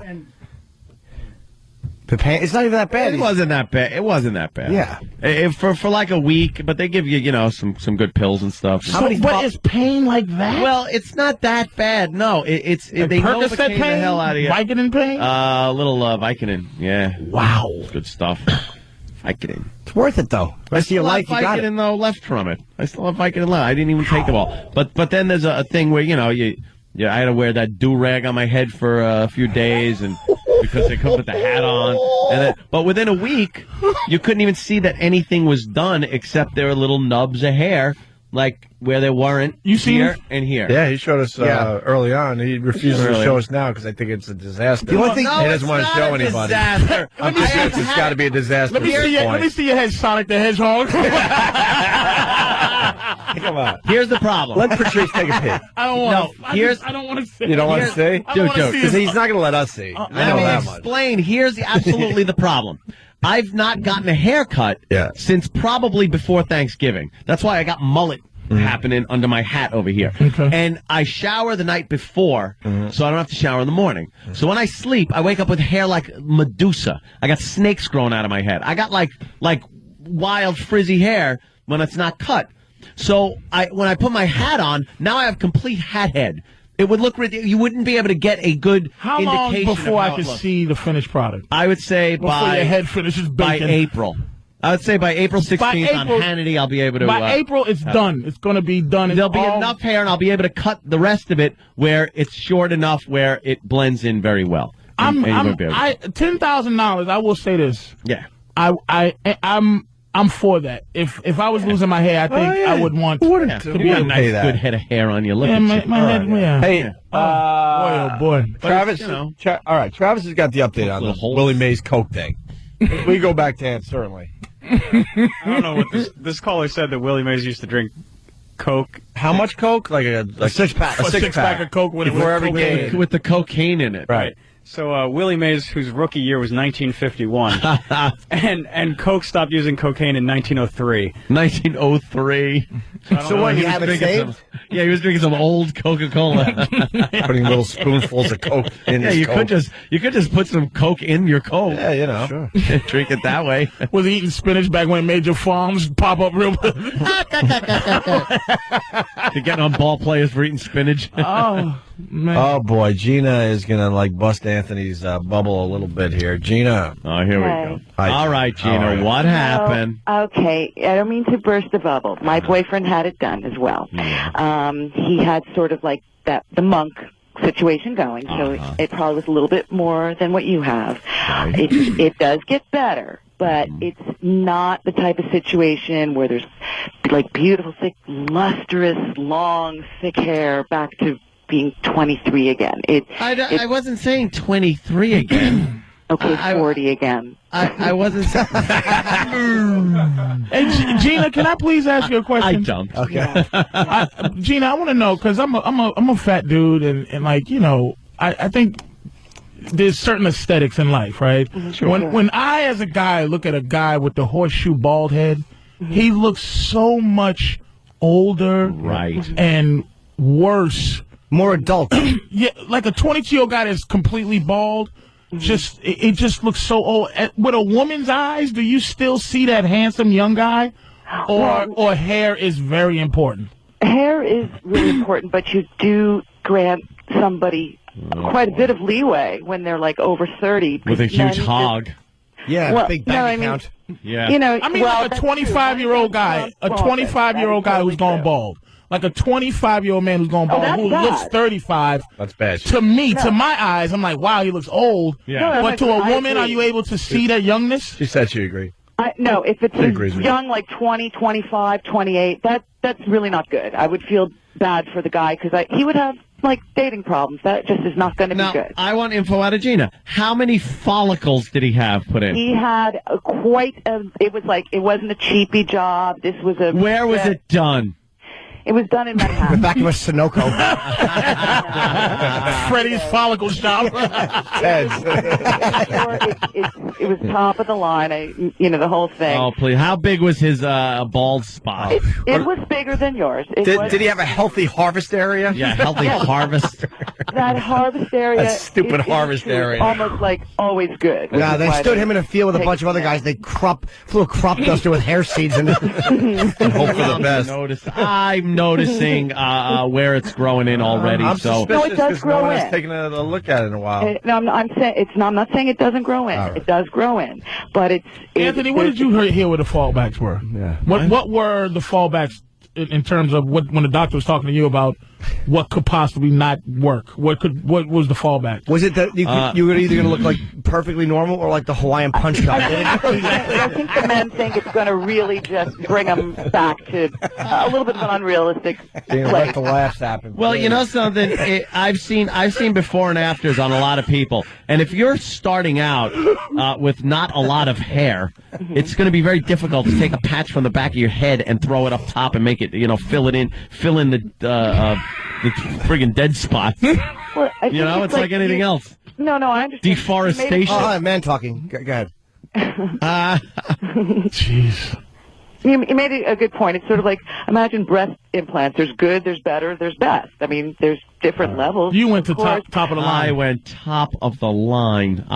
Top of the line breasts still aren't as good as perfect non-top of the line breasts. All right, no matter fair how enough. Somebody that's got a whiz on my parade. Thank you, Jim. I'm sorry. All right. Shut it. And tell old Baldy to stick it. Exactly. Thanks for calling emasculating buzzkill. What a fun girl she is. Oh, God. Hope she gets mange of the crotch. And Hope, your head is just completely, you have a full... No, I got my issues.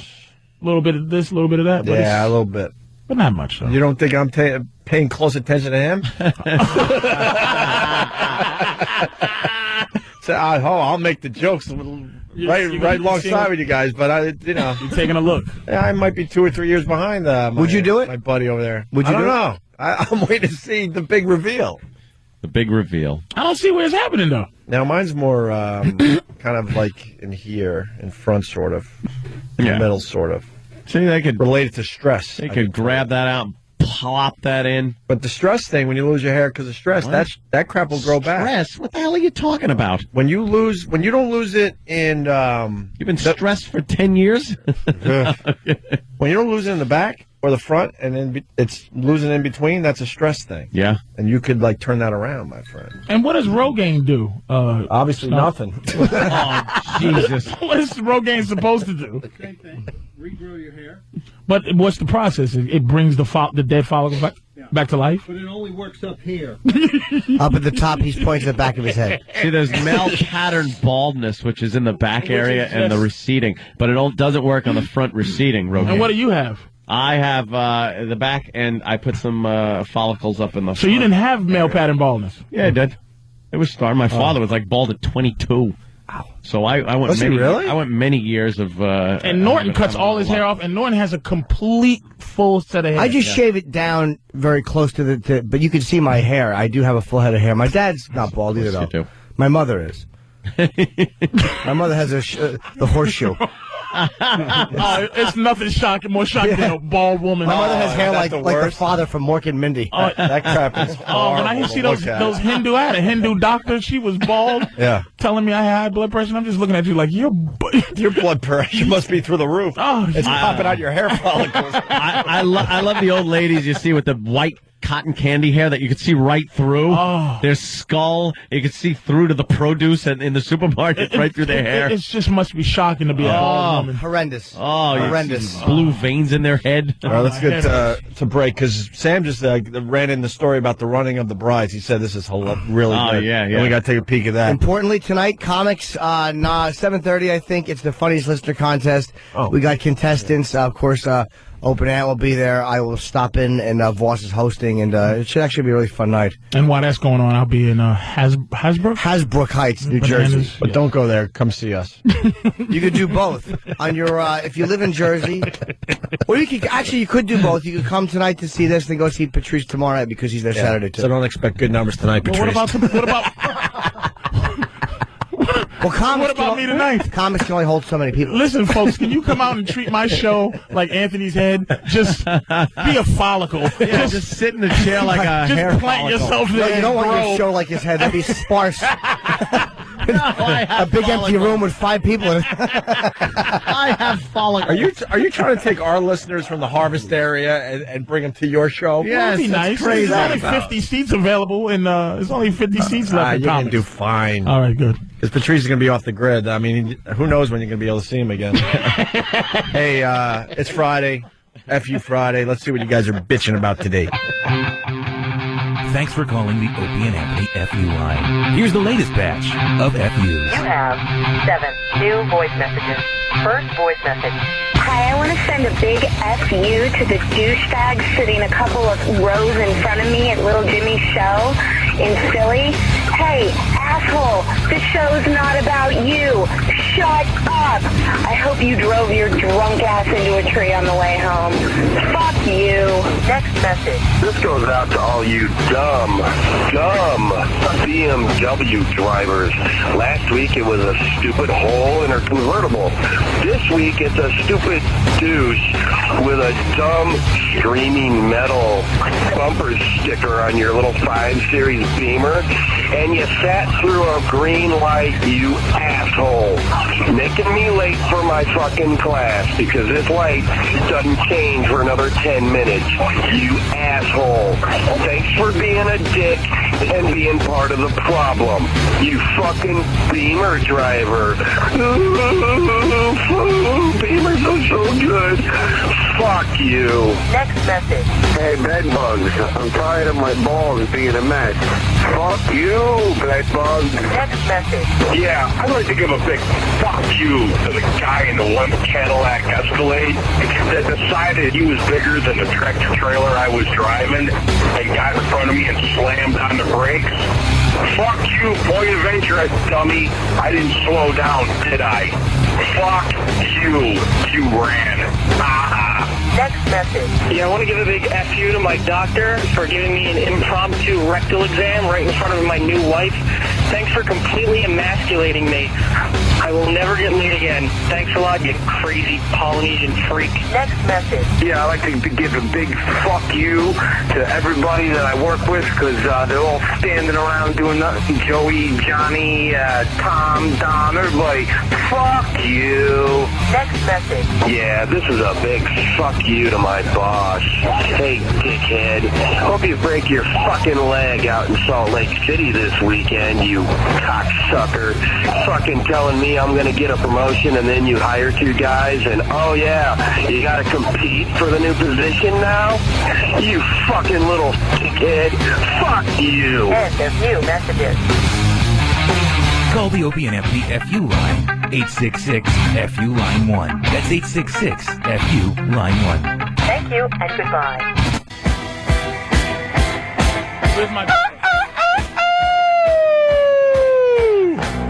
Where's my Clash fans?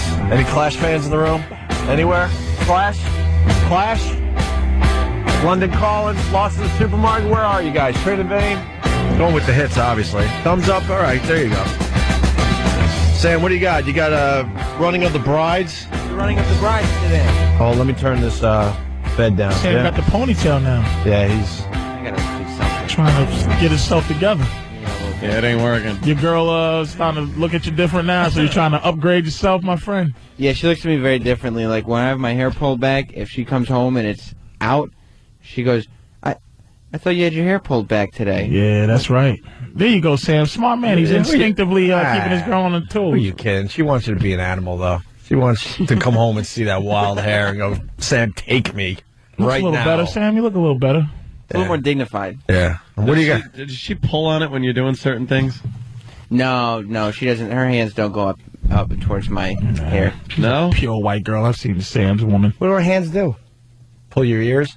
No, they don't go above the neck. mean, when you're doing that, where your hands, like her hands, would be on your head, but they would be below her waist. You know, when that's going on, does she grab a big handful of that? When you're getting stink face. Stephen S. from Bayshore wants to know if the internet sensation Fatty E-Rock will be attending the event at Comics tonight. Yes, he will. All right, there you go. Right. Now we all got to go to Comics tonight. Fatty E-Rock will be making a very special appearance. No one's going to call on that, though, which is disappointing. No. Yeah. You know, I know it's just going to be nobody saying, hey, Fatty Rock. They probably don't have the guts, and they feel it'd be disrespectful. They definitely won't make like a big deal and start shouting, "Oh my God, it's Fat E-Rock!" No. I couldn't see the listeners doing that. I want the listeners to point in excitement when he arrives, like, "Oh my God!" Yeah, there he is. There he is. He really is fat. He really is fat. Yeah. Sam, what do you got with the running of the brides? Well, today's the running of the brides at Filene's basement. What does that mean? It's like thousands of women, and some of them drag men along. They line up outside of Filene's because they take all their wedding dresses and they discount them like a huge amount, and then the girls and some of the men all run in and have to grab however many dresses they can get and try them on and stuff. And you gave me a thumbs up on this audio. Well, yeah, because the CW decided to. What time do people start lining up? They started at like 11 o'clock last night. I just hate everyone. It opened this morning. How great would it be? They could just buy. I'm sorry. Go ahead. They could just buy them. Yeah. For what? I mean, they go and try them on. They said Deep they were discount? Yeah, they said they were like as cheap as $250. Aunt, please. Oh my God, what's wrong, Aunt? I'm sick. Come on, Aunt. When did please. you get sick? I've been sick since last night. Oh. I got the goddamn. I got the hip. Why is this audio good? Ninja. Because the CW decided to put like a live shot and just comment on it as the women were running in. That's gotta be. And they're going like, "Oh, look at how much fun! It's very festive." Until the camera pans to the left, and there's one woman that's just face first on the ground, not moving. Nice. Not moving. No, she's not moving. That's fantastic. Did she drop dead of a heart attack? Nobody knows. They just, they had to get to sports. You know something? I gotta say something about these things. Why? How come one dopey radio show kills some woman making her drink water? Yeah. You know, and there's nothing. You can't do anything with water, food, anything. Yep. But these stand on line, fling the doors open, and let people charge like animals over each other. They keep doing it, and people just keep getting injured or killed. Right. Well, it's legal. It's their lawyers. It's the lawyers. Yeah. Well, you would think the lawyers would say, put a stop to this stampeding. People die on Black Friday every year. What? Yeah.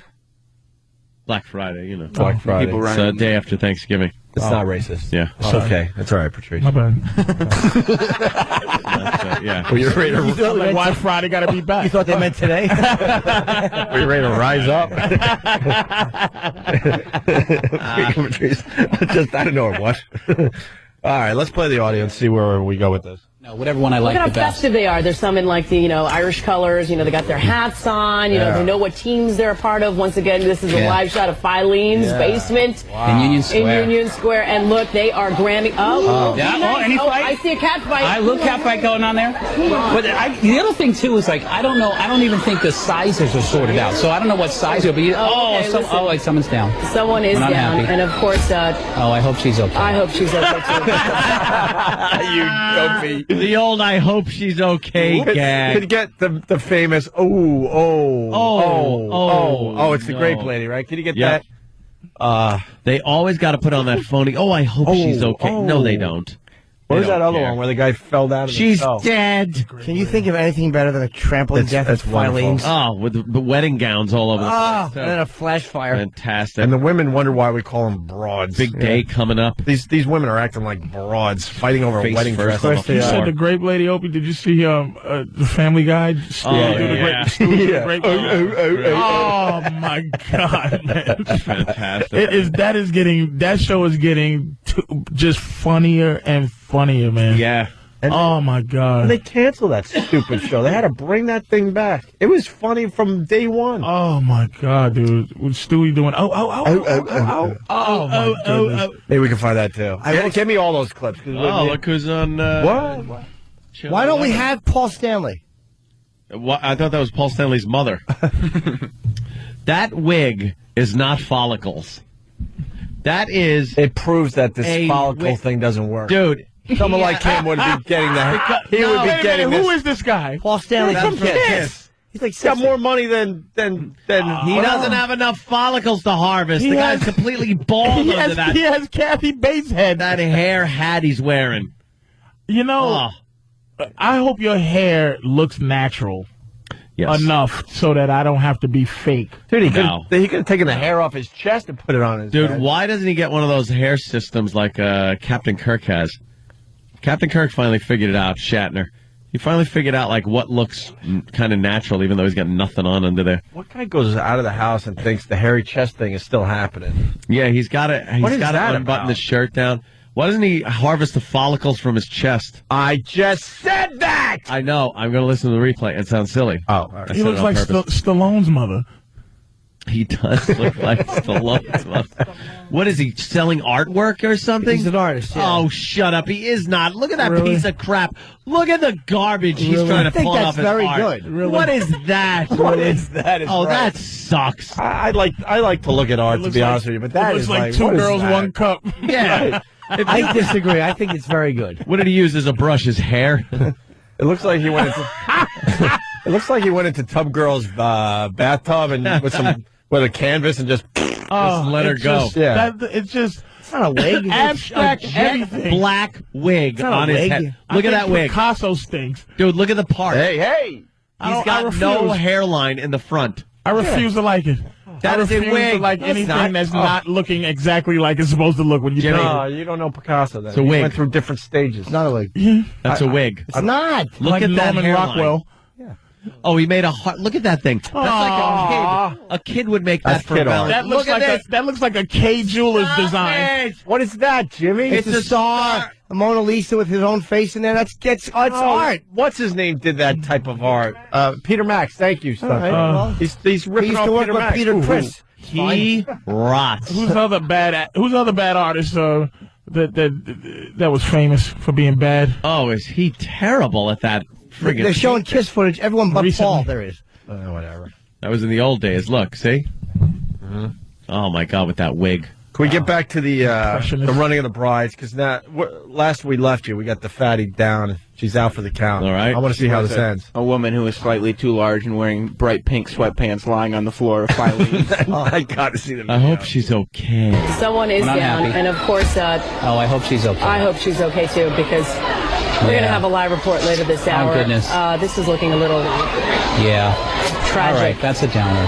Of course, this is, meant to be fun, but sometimes someone can get hurt if they get hurt. We don't mean to make fun of that at all. I hope that woman is okay. We hope she's okay. Shut up! Wow. These guys can't improv. Can they just lay off on it? Have they given an update? Not yet, but Oh, that means she's dead. Oh, it's tragic. I hope that she's okay.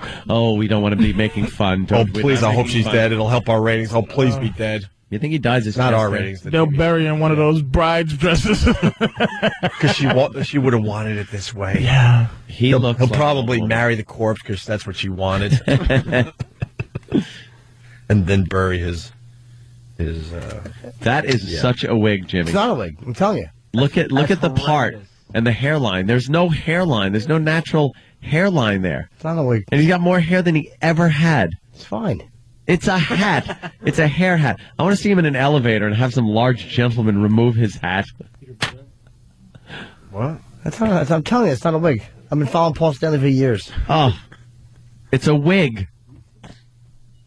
All right. Horrid. Thank you, Sam. Ah, You're welcome, Opie. that's a good one. Maybe we could get an update and see if she's Let's try to okay. get an update on her. I'll find one. We're She very, didn't very make it, huh? concerned. Maybe Did we? Google her. Did E-Rock run in the Stewie thing or what? For Patrice? Yeah, we can't find the Stewie one. Really? We used to have it. Another one that was funny is Peter singing The Rose when they was driving. Did you see that one? Yes. Oh, Yes. my God. He said, they were traveling, let's sing a traveling song. He just started singing The Rose. Oh, man. That show makes me laugh, man. You know, speaking of Family Guy, I was talking to Blatter after the show yesterday. He goes, that he doesn't know Pat from Munaki because he's relatively new to the Opie and Anthony show, Blatter, right? He goes, man, he's like a real-life Peter Griffin, isn't he? Oh, yeah. I'm like, you know what? You nailed him. That's Pat. All this happy-go-lucky, just going with everything. Right. Is that, I heard this yesterday, that diabetes, is it ravaging him? Well, he doesn't. He tries to, take care of himself. But he can't really. He doesn't have the medication. He can't afford this. He's got, he doesn't eat right. Poor guy. Yeah, you lives in a trailer at the end of the runway at Teterboro. Got to take a little responsibility. You got the diabetes. You try to take care of yourself, right? Yeah. It's tough, but. Yeah. Do we have the clip of the guy falling down and they were concerned about him? Which one was that? I don't know. There's a guy that fell down too? Where's E-Rock? Can I say my favorite thing? He was that doing I've seen? weather or something and he fell in the snow. That one's really funny. My too. favorite. Did you ever see fat chick falls down a hole? Oh, that is fantastic. I've never seen it until yesterday. It's like 15. I didn't see it. Please show it's that. an I old haven't seen it clip. either. It's pretty old. It's like 15 seconds long. But it's so wonderful. good. It's better than the Zapruder film. Jimmy, explain it before we play it for Patrice. It's store camera footage. There's a big fat cashier, and there's some people behind her, workers, and there's a trap door behind the register, I guess, where they go downstairs. Well, that's where they keep all their supplies. Yeah. You know, 'cause it's a city. And why so? That was the fast motion. Well, how about a version. slow What the hell motion was one? that? Wait, what happened? I don't know. Danny put on fast motion and ruined everything. Watch this, Patrice. She has no idea. She backs up. They open the trap door behind her. She has no idea because they're putting supplies down there. I love how she tries to not fall. It's just wonderful. And she just steps backwards. You can't not enjoy this. Look how fat she She is. steps backwards. They cut it short. Probably because she got really effed up. Find a good one. Show another She one. disappears completely. Watch when this monster tumbles into a hole. This should be called Monster in a Hole. Can we link this today? I know it's been out there, but relink it. ONARadio.com. Classic. She disappears. Oh, is that the greatest thing you've ever seen? Look at this dummy. Oh! The shock, her arms wave when she's falling. I'm like, I can watch that 100 times. It looks trying to hold on to the door and she misses. It looks like E-Rock devouring a hoagie. Oh, God. Can you imagine not having any way to not stop that? There was nothing she could do. There was nothing she could fell. hold onto or anything. She fell until she stopped falling. Like, that's what... The only thing that can stop her is Earth. She definitely... The over and over again replay is just because she has this really weird guy hairdo, and she falls. She goes like, you can see her mouth screaming. Yeah, because and her right foot steps into the hole, and then fat left foot gets And Patrice is dragged right. in. When you get in that situation, there's always something you could kind of do, like grab on, or there's She nothing. tries right there. She There's falls, nothing. and all she can do is wait to stop. That's all she's doing. Look at the one leg's hanging out. I have never been happier with footage. than Oh, this. is that That's fantastic? a great one. For Patrice, everyone. Congratulations. You two now own the hottest spot in town. How'd you pay for all this? I got a job as a field reporter for Channel 5 News. And all the juice is being collected underneath? Yes, and whoever collects the most is going to win a free weekend here at the Chateau with international foods and wine tastings. Stop.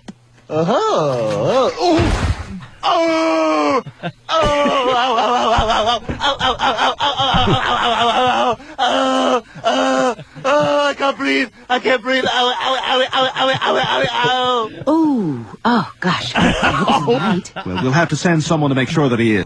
Have you ever met Seth MacFarlane? Has he done the show? Yeah, you know what? He's done the show a few times. Oh, Seth is done. Yeah, he's been on the phoners On the phone. Good God Almighty, he must be a funny dude. I love his show, but on the phone, he's a dullard. Is he really? I got to be honest. Oh man, Well, you know the interesting story with him. love him. That's hard to believe. He just seems like he would be a dude funny, man. He was kind of dry and just almost like he wasn't even into being on the phone with us. He was booked on a flight, the first plane that hit the towers. Yeah. And he missed his flight. He was late. He's got the ticket and everything. Yeah, look at Patrice's eyes. Yeah, He's got the ticket to prove it it. and everything. He missed his flight. True story. That must have. That's probably that changed your life, man. Yeah, Because you know there's 100% you know that you were dead if you were there. It's like everything from here on in is gravy. Because it's like, well, if I would have left a little later, I wouldn't have had that car accident. There's always that weird, would I have, wouldn't I have? But that's a case where you know 100%. Guaranteed you were gone. You got to You were skip dead. through the rest of your life. You're right, Jimmy. Oh my 100%. If you have cancer in 30 years, you can't complain. That guy's not having one bad day from this day. Wow. What? Yeah. All right, listen. Late first flight. We got to go. I can't front, man. I love when Patrice does a show. You brought tears to my eyes today. Tears in his eyes, I guess. Just the laughter. Yeah, I was laughing so hard because of you that my eyes are tearing. Bananas tonight, right, Patrice? Bananas and. Oh, the bride update? Yeah. And? Good. Just play it? Yeah. Oh. Bananas tonight and tomorrow. And I say blow off our appearance at Comics to go see Patrice. Hasbro Heights. Hasbrook Heights. Hasbrook Heights. Hasbro's a game company. Hasbrook. Hasbrook Heights. Just think if you owned a brook. Yeah. 201-727-1090 for tickets to see Patrice O'Neal. Oof. Here's your Running of the Brides update. These girls are determined to find the perfect dress, and they're helping each other out to do it. Now, I know you guys saw some video of a woman who had fallen a little bit earlier. We're happy to say that her bride is still back here trying on dresses, so it looks like she is going to be doing just fine. She was taken out of here a little while ago, but she was sitting up and smiling. But they didn't say that she's okay. No. They said her bride. So Her the person bride. that she's with, they said the person she's with is shopping. And all they said about her was she was able to sit up. They took her out of there. Yes. Oh, there's a problem. Yeah. Yep, there's a problem. I hope so. They didn't even say she could stand up. No. Yeah. She was sitting up. Yeah. Hope right now her spinal column looks like a windshield after it cracks. Oh, man. Just shattered. Fatso to Filene's. I'm still disturbed about that ticket thing you just said. Yeah, and that's something. It just messed me up. We got to go. We're going to end Black History Month with this. Oh, wow. It is the end of Black History. This is it. We've been honoring a lot of fine individuals all month, Patrice. You'd be proud. You'd be very proud of us. Quite a few. Extremely proud of us. Here's the last one. I guess we're just going to leave after this. So yeah. We'll see everybody at Comics tonight. 14th Street and 9th Avenue. It's a fine club. It's comixny.com online if you need directions or details about what's going on tonight. Jimmy's going to be there. I'm going to be there. Voss is going to be there. Sick Anthony. And hopefully Anthony will be there. Bring your blankie. Be there. Just bring your big blankie. Bring a Snuggie. Oh, can someone bring Anthony a brand new Snuggie? I don't want a Snuggie. I'll blow my nose in it and throw it at you. To celebrate Black History Month, the Opie and Anthony Show is recognizing those historic African Americans without whom this country would not be the melting pot it is today. Today, we honor Officer Moses Hightower from the Police Academy film series. After years spent organizing orchids, Hightower felt it was time for a change and left the flower shop to pursue a career in criminal justice. I got bored with my chosen profession. What was that? I was a florist. A florist? You know, flowers and shit. In spite of his massive stature, he was a gentle giant. But there was that one time where he posed as a voodoo-crazed serial killer to tease new recruits. Yumma, yumma, yumma, yumma. Yumma, yumma, yumma, yumma, yumma. Those movies just get funnier and funnier with every sequel they crank out. And with that, we bid farewell to Black History Month on the Opie and Anthony Show. And one of the things that's done is right here, these buckets are filled with grapes. What kind of grapes? These are filled with Chamberson grapes, and the winner this Saturday who stomps the most juice will actually win an overnight stay here at Chateau Lawn. You ready? You ready to try it? Yeah, sure. Let's go. That's disgusting. Let's go. All right, you ready? Give us a 30-second time. Here we go. So what's the deal here? There's a contest to stomp, and how are you measuring who does the best stomping? And whoever stomps the most juice wins an overnight stay, but it's not the only thing you can do. The measuring cups are down below, right? Measuring cups are down below. All right. And if you win, you get to stay at Chateau Lawn. And what else do you have going on here? Well, if grape stomping's not your thing, you can come and spend the day listening to live music, eating international foods, having wine tours and tastings, vineyard tours, seminars, arts and crafts. It's a lot of fun, a whole day. Stop. Oh, stop.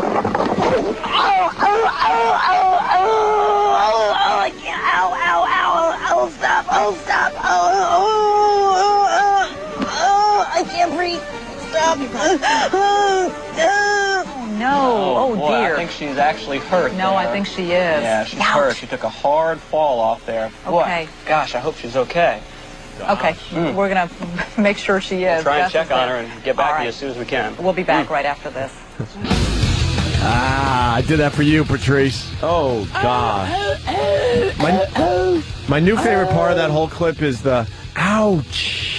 Ouch. Ouch. Oh, yeah. Ouch. Yeah, that had to hurt. It convinced me to get a gun. Stephen, New Jersey. Well, that's just wonderful. Oh, good for you. Good. Good for you. Don't want, I like our new Attorney General. Yeah. Saying that in order to keep the crime now from running rampant in Mexico, that we're going to completely, throw away the Second Amendment and ban certain weapons here. That's wonderful. Is this the best of? Legal weapons. Is this the best of? No, because now this stupid fucking attorney general not banning Mexicans though is using not banning Mexicans.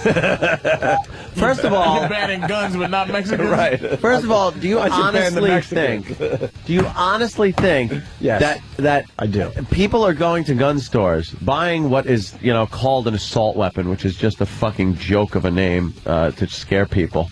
It's a gun that looks cool, but it's like any other hunting rifle, semi-automatic. It's not a machine gun. Do you really think the Mexicans are importing the expensive fucking guns from the United States, or perhaps shit from South America and wherever else they could afford to buy? No, I think they're buying them from guns? some guy in Texas. Do you really think they are? Absolutely, because that's where Mexicans live, in Texas. Bullshit. They're buying some cheap shit guns. They're buying some good American-made fucking guns that cost $2,000 at a clip. You bought a $2,000 gun? Of course I did.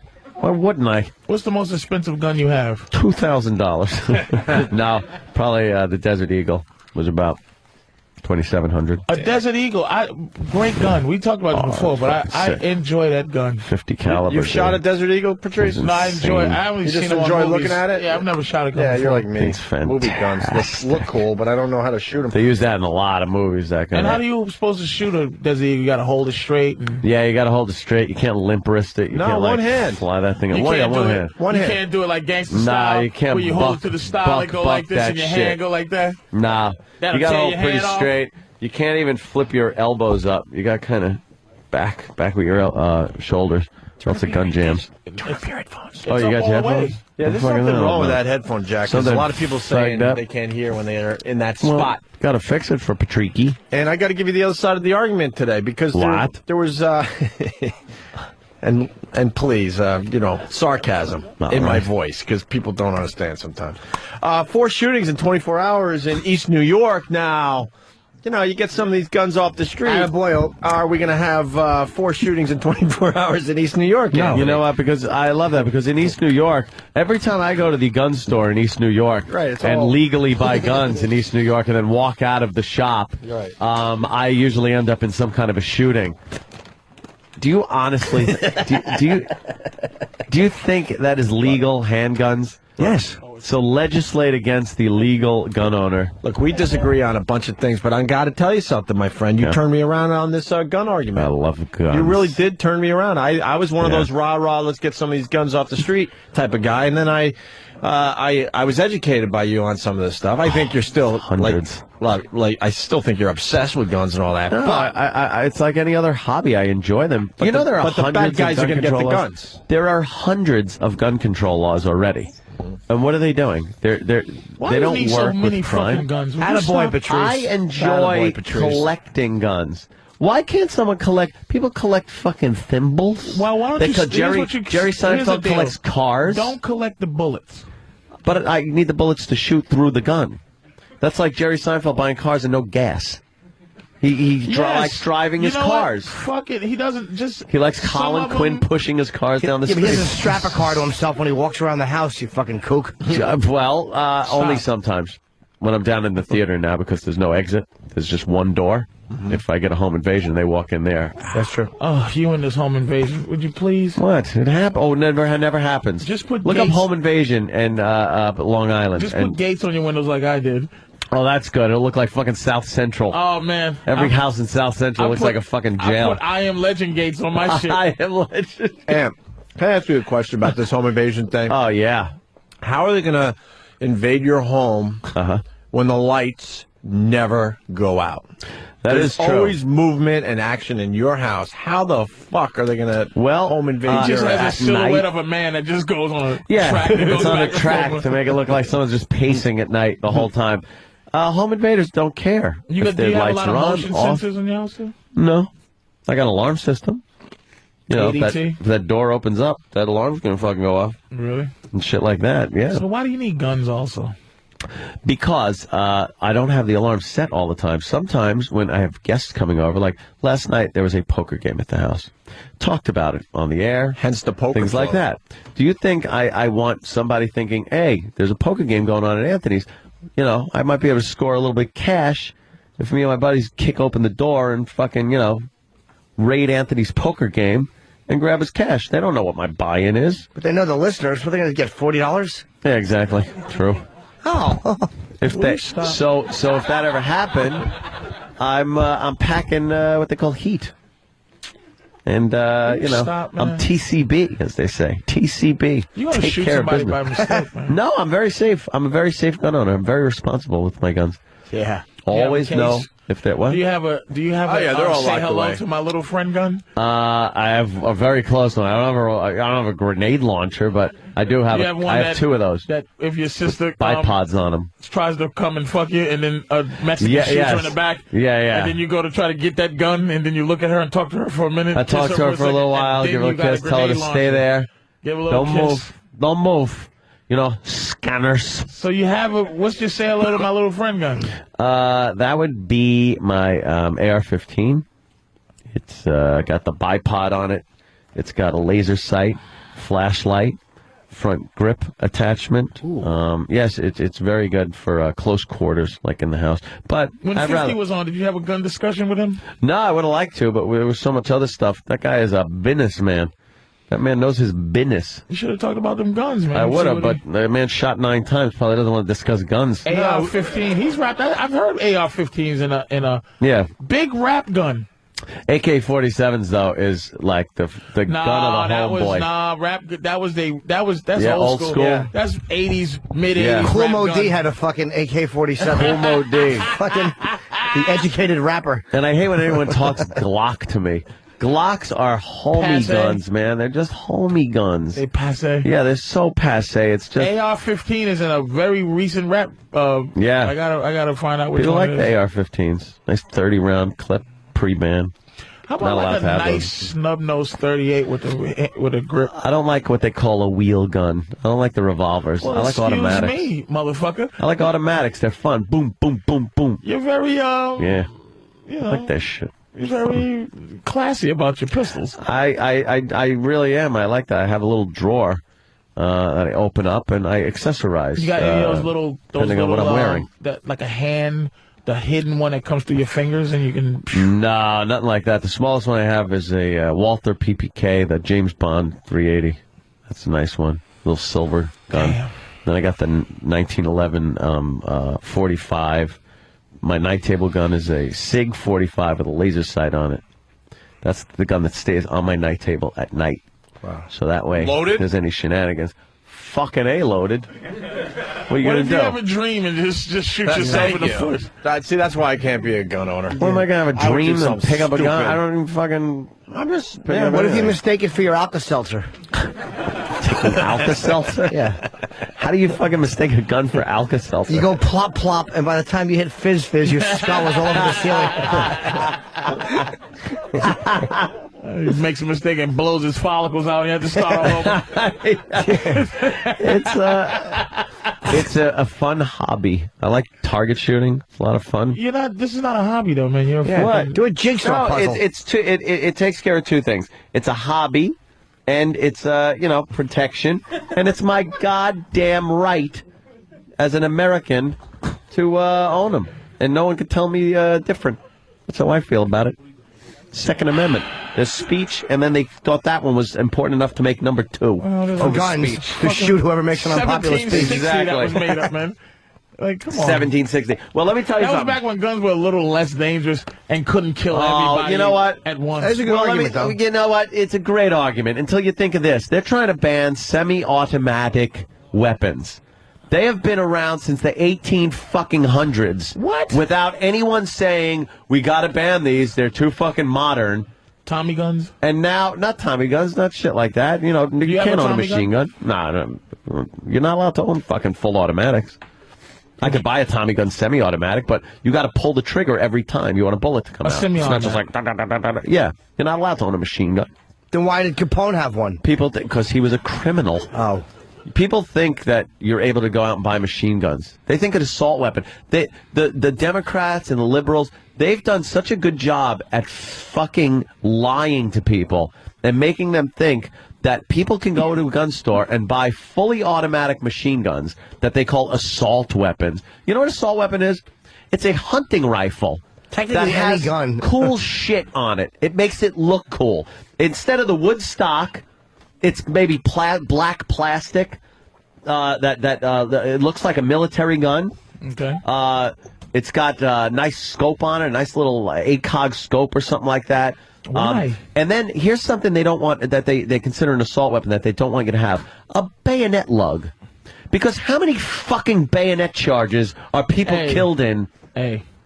After you use up all your bullets, you need stab something. a motherfucker. Now you're going to fucking charge into the fucking liquor store. In case you're fighting Huns. It's things like a folding stock. They don't like the folding stock because I guess you could conceal it better. But these are all things that like legal gun owners wouldn't do. It's people that don't own legal guns that do this fucking shit. It's not necessary to have so many. Nothing's necessary. Your hats aren't fucking necessary. Sure they are. They keep the rain off. Why do you have so many different hats? You need one fucking hat. Why? It's not dangerous unless it's the same It's hat not from dangerous. Goldfinger. Your car's fucking dangerous. Oh, Odd Job's fucking hat. Yeah, watch that shit. It's not dangerous. It's just, yours is you have a dangerous hobby. It is not dangerous. Guns are not fucking dangerous. Your hat is dangerous. Do you buy all those knives off the Home Shopping Network? Nah, I hate knives. Fuck knives. What am I going to do? Step up to someone and stab them? Fuck that. Sure. I'd love to see somebody with a knife and you pull out a gun and go, ha ha. It can work. I hate knives. I don't think most people need guns, man. What? I think it's dangerous. I am a white man. Dangerous. You have daydreams and kooks, but most dangerous shit happens. White people. Here's the thing, for real. Dangerous white people kill everybody. Dangerous black people kill black people. No. Dangerous white people decide that they're gonna fucking shoot everybody in the Toys R Us. For no reason. We have quality of crime, of murders. You guys have quantity. Did you just fucking say quality of murders? Yeah. We have quality of murders. You have quantity. Yeah, really? Yeah, we got like the... Fucking every high school, every McDonald's, every diner. Some people, how often is that shit happening? A couple of old people sitting in a diner having some Hale and Hardy Hale or whatever the fuck they have. How often is that happening? A lot. Bullshit. Every day you look at convenience store footage, you see some homeboy just pulling out a rifle on somebody. They show you convenience store footage, but every day they don't fucking show you some sickening white guy who shoots up his goddamn. He got fired from his job. People would love to see that. And got fucking the news would show that in a second. It happens all the time. The news would show that in a second. Black people don't just kill people. You watch First 48. You watch First 48. It's the first 48 hours of an investigation of murder. It's 99.9% black people killing other black people. And the 0.1 is what? Is Hispanic. I've never seen a white guy on this show. I don't understand. All I want you to do is take credit for your sickening crimes. You eat people. What? Eat people? You kill poor hookers that have nothing to do with nothing. They're just trying to fuck a person. All right, white criminals. I thought you were talking about a big fucking black pot boiling in the jungle somewhere. White murder. Or just white murder. White murder is pretty gruesome.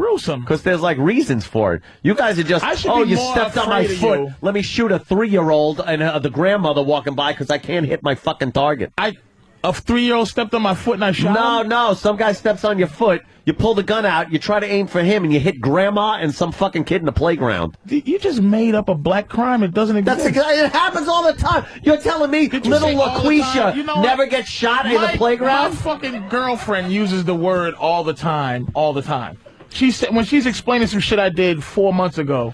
She says all the time. All right, literal Patrice. I don't mean all the time. Don't say all the time. I mean, okay. People say most of the time. To you. It happens very often. Very, very rare. Very rare. White guys kill their wives a lot more often than black guys. Because black guys don't. I was going to say black guys kill their wives. I had an answer for that one. We don't. We tell our wives to shut the fuck up so we don't have to choke them to death or put them in the freezer or feed them to some. Why do you own pigs? This is what I'm saying. White guys should not own pigs to feed your wife. I just want you to take credit for a lot of the shit that we should be afraid of what you do. Let me put it to you this way. You're mass killers. Just say you're mass killers. Yes, Whitey is mass killers. But let me tell you something. The odds that you're going to walk around and get killed by a white serial killer, or the odds that you're going to walk around and get killed by some a black thug, the black thug is so much more higher. Absolutely. Can't be. The crime stats, black on white crime is 3 times more than white on black crime. That's an absolute. I got that from stormfront.org. You got it from the racial those pieces of shit? Stormfront. I got that from AryanNation.org. I have one of those guys as my friend. Do you? On MySpace. Really? When I was hosting your show, he goes, I go, hey, yeah, I'm going to be hosting the show. He goes, why should I listen to you, Sambo? All my friends. And then I wrote back, holy shit, Sambo? I had to laugh when I heard that. That is old school. That's some old school shit. That's like Moon Cricket. Moon Cricket. Pieces of shit. I'm so fed up with white people and your fucking new upsetness. You really sicken me. I'm very upset with black people and the same old. Same old what? That I fucking turn on the news every convenience store. You know every closed circuit convenience store. Why do you take the side of white people and you're not white? I am white. I'm considered when I buy a pistol, I check white, and they don't go, "You're not white." Why do you take the side of white all the time? Because I'm white. You're not white. I'm European. Exactly. Italy is from fucking Europe. You don't Europe. have anything to do with why black and white people don't like each other in this country. Exactly. So why am I hated by black people so much? I try to tell you, and you don't listen. I'm listening. White is like Hitler's mustache to black people. It's just what you are. It's a symbol. It's a symbol. We don't look at you like the oppressor. Well. Stop taking Stop being personal when black people say white. They don't mean you. But you're a fucking eggplant. Your great-great-grandmother slept with a Moor. Here he goes with the fucking true romance speech. Yes. Give me my Chesterfield, nigga. But wait, if Anthony's in East New York, those guys are going to look at him. They're not going to go, all right, he's not the man. They're going to go. Homie. They're going to go, he's a cop. I guarantee you. Or wherever. You walk through East New York, black people are not going to bother you in East New York. Well, they may think he's like a local on some type of a weird Guatemalan or something. Some fucking, that's what I'm saying. Some swarthy heroin dealer. That's what I mean. You do look like the boss on a video game. I'm the boss mob on a video game. You're not a white guy. Opie looks more like a white guy than you do, like a traditional white guy. But you don't look like a traditional white guy. That would not stop a criminal element from trying to do me harm or take my money. I think an Italian would be more apt to do something bad to you than a black person. The fuck out of here. A black My person has paisan? never done anything to you. That's the thing that's fucked up. Never. You've never put yourself in a position to have anything done to you. One time in the 5th grade, I broke someone's thermos against a tree. What? You did something bad to a black person? And the glass shattered in this thermos. Mm-hmm. And because I just wanted to hear the glass break. So I went back to class, and I'm up at the blackboard figuring out a little problem. And the door opens up. What? The chalkboard. Go ahead. And I'm figuring out a problem, and the door swings open, and there is the principal, the woman, and this young African-American boy. And all he did was look around the room, looked at me, and pointed at me, and then walked away. And then I got dragged into the office. Actually, he was helping to stop crime, the crime that you was committing. And ever since then, that motherfucker ratted me out. That nigger rat. He ratted me the fuck out. Did the right thing. He ratted me out. You was a rotten kid. He actually told him you like he was supposed to. And ever since then, you haven't liked black people. When I was in Central Islip, I'd get shaken down for lunch money and things like that. Black kids would rob you for your lunch money. Give me 50 cents. Give me 50 cents. Give me 50 cents. I'd be like, oh, shit, I gotta give him 50 cents. She said, no, thank you, I don't have it. And they would do what they did to you. What? Fucking with your hat. But he doesn't he doesn't dislike black people. I don't either. You hate black people. I love you. I think you're great. That doesn't count. Why does that count? You like black person. Yes. All right. Why does everything have to be put on? I'm one of the good ones. According, I want you to like all of us because we really aren't for what we went through in this country. Oh, here we go. Holy shit. We should be hijacking. What? When we were fucking on Conestoga wagons going west? We should be hijacking everything and just driving and flying things into everything. How and long? We're not. How We've really never done fucking anything. long We've never done anything to this country. is this grudge? What?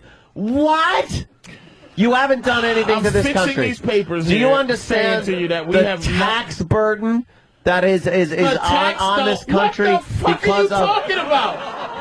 Why would you even say some shit like that? What do you mean tax burden? 50% of the prison population is African American? Is that Do you whose know fault? what that costs? That's oh, because that's Whitey's fault for poking at you. That's because Bernie, You know what that costs? Bernie Madoff is going to get 6 months. Guy should have his head lopped off. In his house. Guy should have his head fucking cut off. And I have no problem with the that. crimes that young black men commit, they put you in jail for a long time. And why is that? What, murder? Well, no. Fucking rape? Drug dealing. Armed robbery? Most of I'm not it's- talking about some guy selling a little weed. That's fine. That's who's in jail. But That's who's in jail. Oh, yeah? We're not overwhelmingly murderers and rapists in jail. It's overwhelmingly drug dealers. Mm-hmm. And the drug crimes are crazy. And the drug crimes culture. are racist. The drug culture. You can have a fucking kilo of cocaine and do less time in jail than having a vial of crack selling it. It is what it is. Yeah. Yeah. And white guys are in jail for the major shit. Murder, armed robbery. Same thing. There's 2 million people in jail in this country. 1 million of them's white, but I know it's disproportionate. But it's disproportionate black people being sent to jail. I'm not trying to victimize it. Yeah, Let's that's always just say the excuse. Can we just say there's some legislative racism? Can we admit it? No. Can we just say that it's unfair? Do you think this country's fair to black folks? And unfair to white people? Like, are you? No, I'm not do you saying expect unfair. white people to go with that? I'm not saying unfair Be to white reasonable. people. Be I'm saying that, especially in this day and age. Be reasonable. We're vilified way more than we should be in this country. Be honest. You know something? For people who live with a color that has been very nasty, in the least to us, we're quite friendly. And in terms of what we should be in this country, we should be insurgents. Because in this country, but we're not. Because over the years, it's only gotten better and better for black people. Because somebody You're fucking said president. Because somebody said you can't hang me. It got better. See, that's what I'm saying. That's one step. But see, to tell you the truth, to be honest with you. Fair enough. But here's my problem. Before he became president, and quite frankly, let me explain something to you also. That he's not. The fact is, Barack Obama being the president is a testimonial to how racist the country is. Wow. I'll tell you, listen to me. Because he's not black. He's not Compton black. He's not Bronx black. He's a fucking African who was raised by white people, but he's black only by his color. Because Africa accepts him as their own. Right. Africa doesn't look at him like he's a black American. They look at him as a first generation. That's what you should see him. I wish I was here when DL was here. They get on the news and they go, we look at you. Look at you niggas. You've been here 50 generations and you've done nothing. We think you are president. Filthy fucking Africans. But the reason he's black is because of his color, not because of what he's been through, and that's why this country's so fucked up. Are you shitting me? Have you read his fucking book? Why? Have you listened to his speeches? The experience of being his skin color makes him black in this country. That's what I'm saying. This country's so racist that just because your skin color and you're fucking not white, but you embrace white, you're white because of your skin color, but not really because of who you are. You're not from whiteness. What am You're I an fucking immigrant. wearing pants around my ass and fucking immigrant. bling? Yeah, but I could say that you eat squingili and fucking blah blah blah, and you fucking steal fucking this. European. And you shake down this and shake down that. I'm not a fucking Aryan, but I'm Anthony may not be white, but his hood is. You're 100% Italian, Anthony. Yeah, that's what I'm saying. And Italians have nothing to do with whiteness. You're Are you out of your fucking mind? Hey, listen, you're trying to make the whole planet black. No, I'm not. Fucking Arabs are black. Negro. Arabs are black. Stop it. That's They're Arabs. All right, here's the thing. They're Arabs. Why don't you give Arabs Jesus like you should? Well, I think we have. I think we pretty much. No, you haven't. No, you haven't. No one's giving. Why won't the Catholics Can't take down all those crosses in church and fucking spray paint them and get the stain out. It's easy. Just fucking paint over it. Why won't the Catholics give Arabs Jesus in the least? Why? I don't know. They fucking got used to the white guy. White is right. That's why. It's a racist country. Just stop. Sorry that the made-up fucking fairy tale of Jesus, the guy isn't fucking... he is a real human being. All of a sudden, how do you know? Oh, okay. So when he looks like Saddam Hussein, he's a figment. But when he looks like Rob Seeger, when he looks like Ted Nugent, Tom Petty, he's an actual existing human being, right? That's what I'm saying. Just stop. All we want to do is have you admit that there is racism. See, the thing is, it's hard to talk to you because you're an admitted racist. I just want the disproportionate amount of crime to stop. That's all I want. How much crime all I want. can black people actually I want to be commit? able to relate to black people more. We don't commit that fucking much crime. I want to be able to relate to black people more. There's only a few There's people. such a different culture that I can't relate. I watch You don't shows. want to relate. I can't. No, I can't relate. If I went You to don't a even party, have black friends. if I went to You some don't have black fucking, friends. let me say something. If I went to some fucking house party where hip hop's fucking blaring and guys, girls fucking dancing, shit like that, I would be so fucking out of place. Not out of hatred. Okay, so if I but came over your house and I it's have just no, a bunch of quiet white boys playing you know poker white people better and than I not- know black people. But that's what I'm saying. It's the same thing. I'll go over your house and it'll be you and fucking Danny and somebody else drinking and being dead serious playing poker. And I'm like, where's the bitches and where's the music, you fucking losers? But that's your thing. That's your thing. Yeah. And the women will be wherever the fuck they are, somewhere doing coke at the pool, and you guys will be fucking drinking beer. And I'll be like, You've been over my house? Can somebody have fun? That's what I'm saying. It's not like, there's pit bulls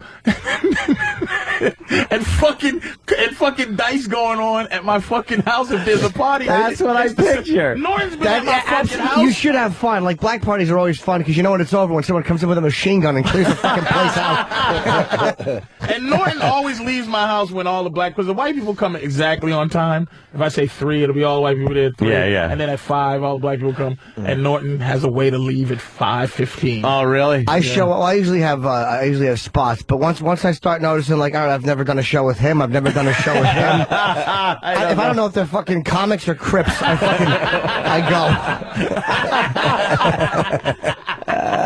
go. Will you just stop? Stop. I am stopped. Stop. What am I doing? I am stopped. Just stop your fucking. Just buy your guns and fucking stop. I do. I keep to Stop myself. vilifying black people, man. I keep to myself. We're I have more in common. We are so. we really love this country. We've done nothing but good things for this country, man. Stop about the peanut. Compared. Hey, guess what? Hold the fuck up. Stop the presses. Uh-oh. What? I didn't realize this. I'm not going to like this. Wait a second. Uh-oh. I'm going to have a fact every day. All right. I'm going to call in with a new black fact. Jack Johnson invented the monkey wrench. All right, that just let me fucking. Jesus, Patrice. Jack Johnson. Why would you play into his head? Why would you give everybody that? Someone said, whose wrench is this? Oh, my God. Yeah. Why would you do that? You're too smart for that, Patrice. He used to. What is wrong with you? He used to tighten screws with his hands. Yeah. And he couldn't tighten it. Yeah, that's kind of hard to do. So he created the patent for the monkey wrench. He didn't actually do that. He got the patent. He did not create. He got the patent. He got the patent, which is the creation of the And thing. then Elvis stole it from him. Yeah, he didn't. He actually did not create that. I don't know if that's right or what wrong. he's talking about. He's lying. But I wanted to show you how he didn't know if it was right or wrong either. He created the patent. All right, can we agree on? Someone stole it. Can we agree that we like porn stars because we got one waiting to come in here? So we're gonna take a break and talk to Gina Lynn, a friend of the show. I'm stopping. Will you stop? And hopefully, you're an influential man. No. Stop having people afraid of black folks. We don't do anything anymore. I don't. What? Never done anything. Well, not you. Not any of us. Disproportionate number.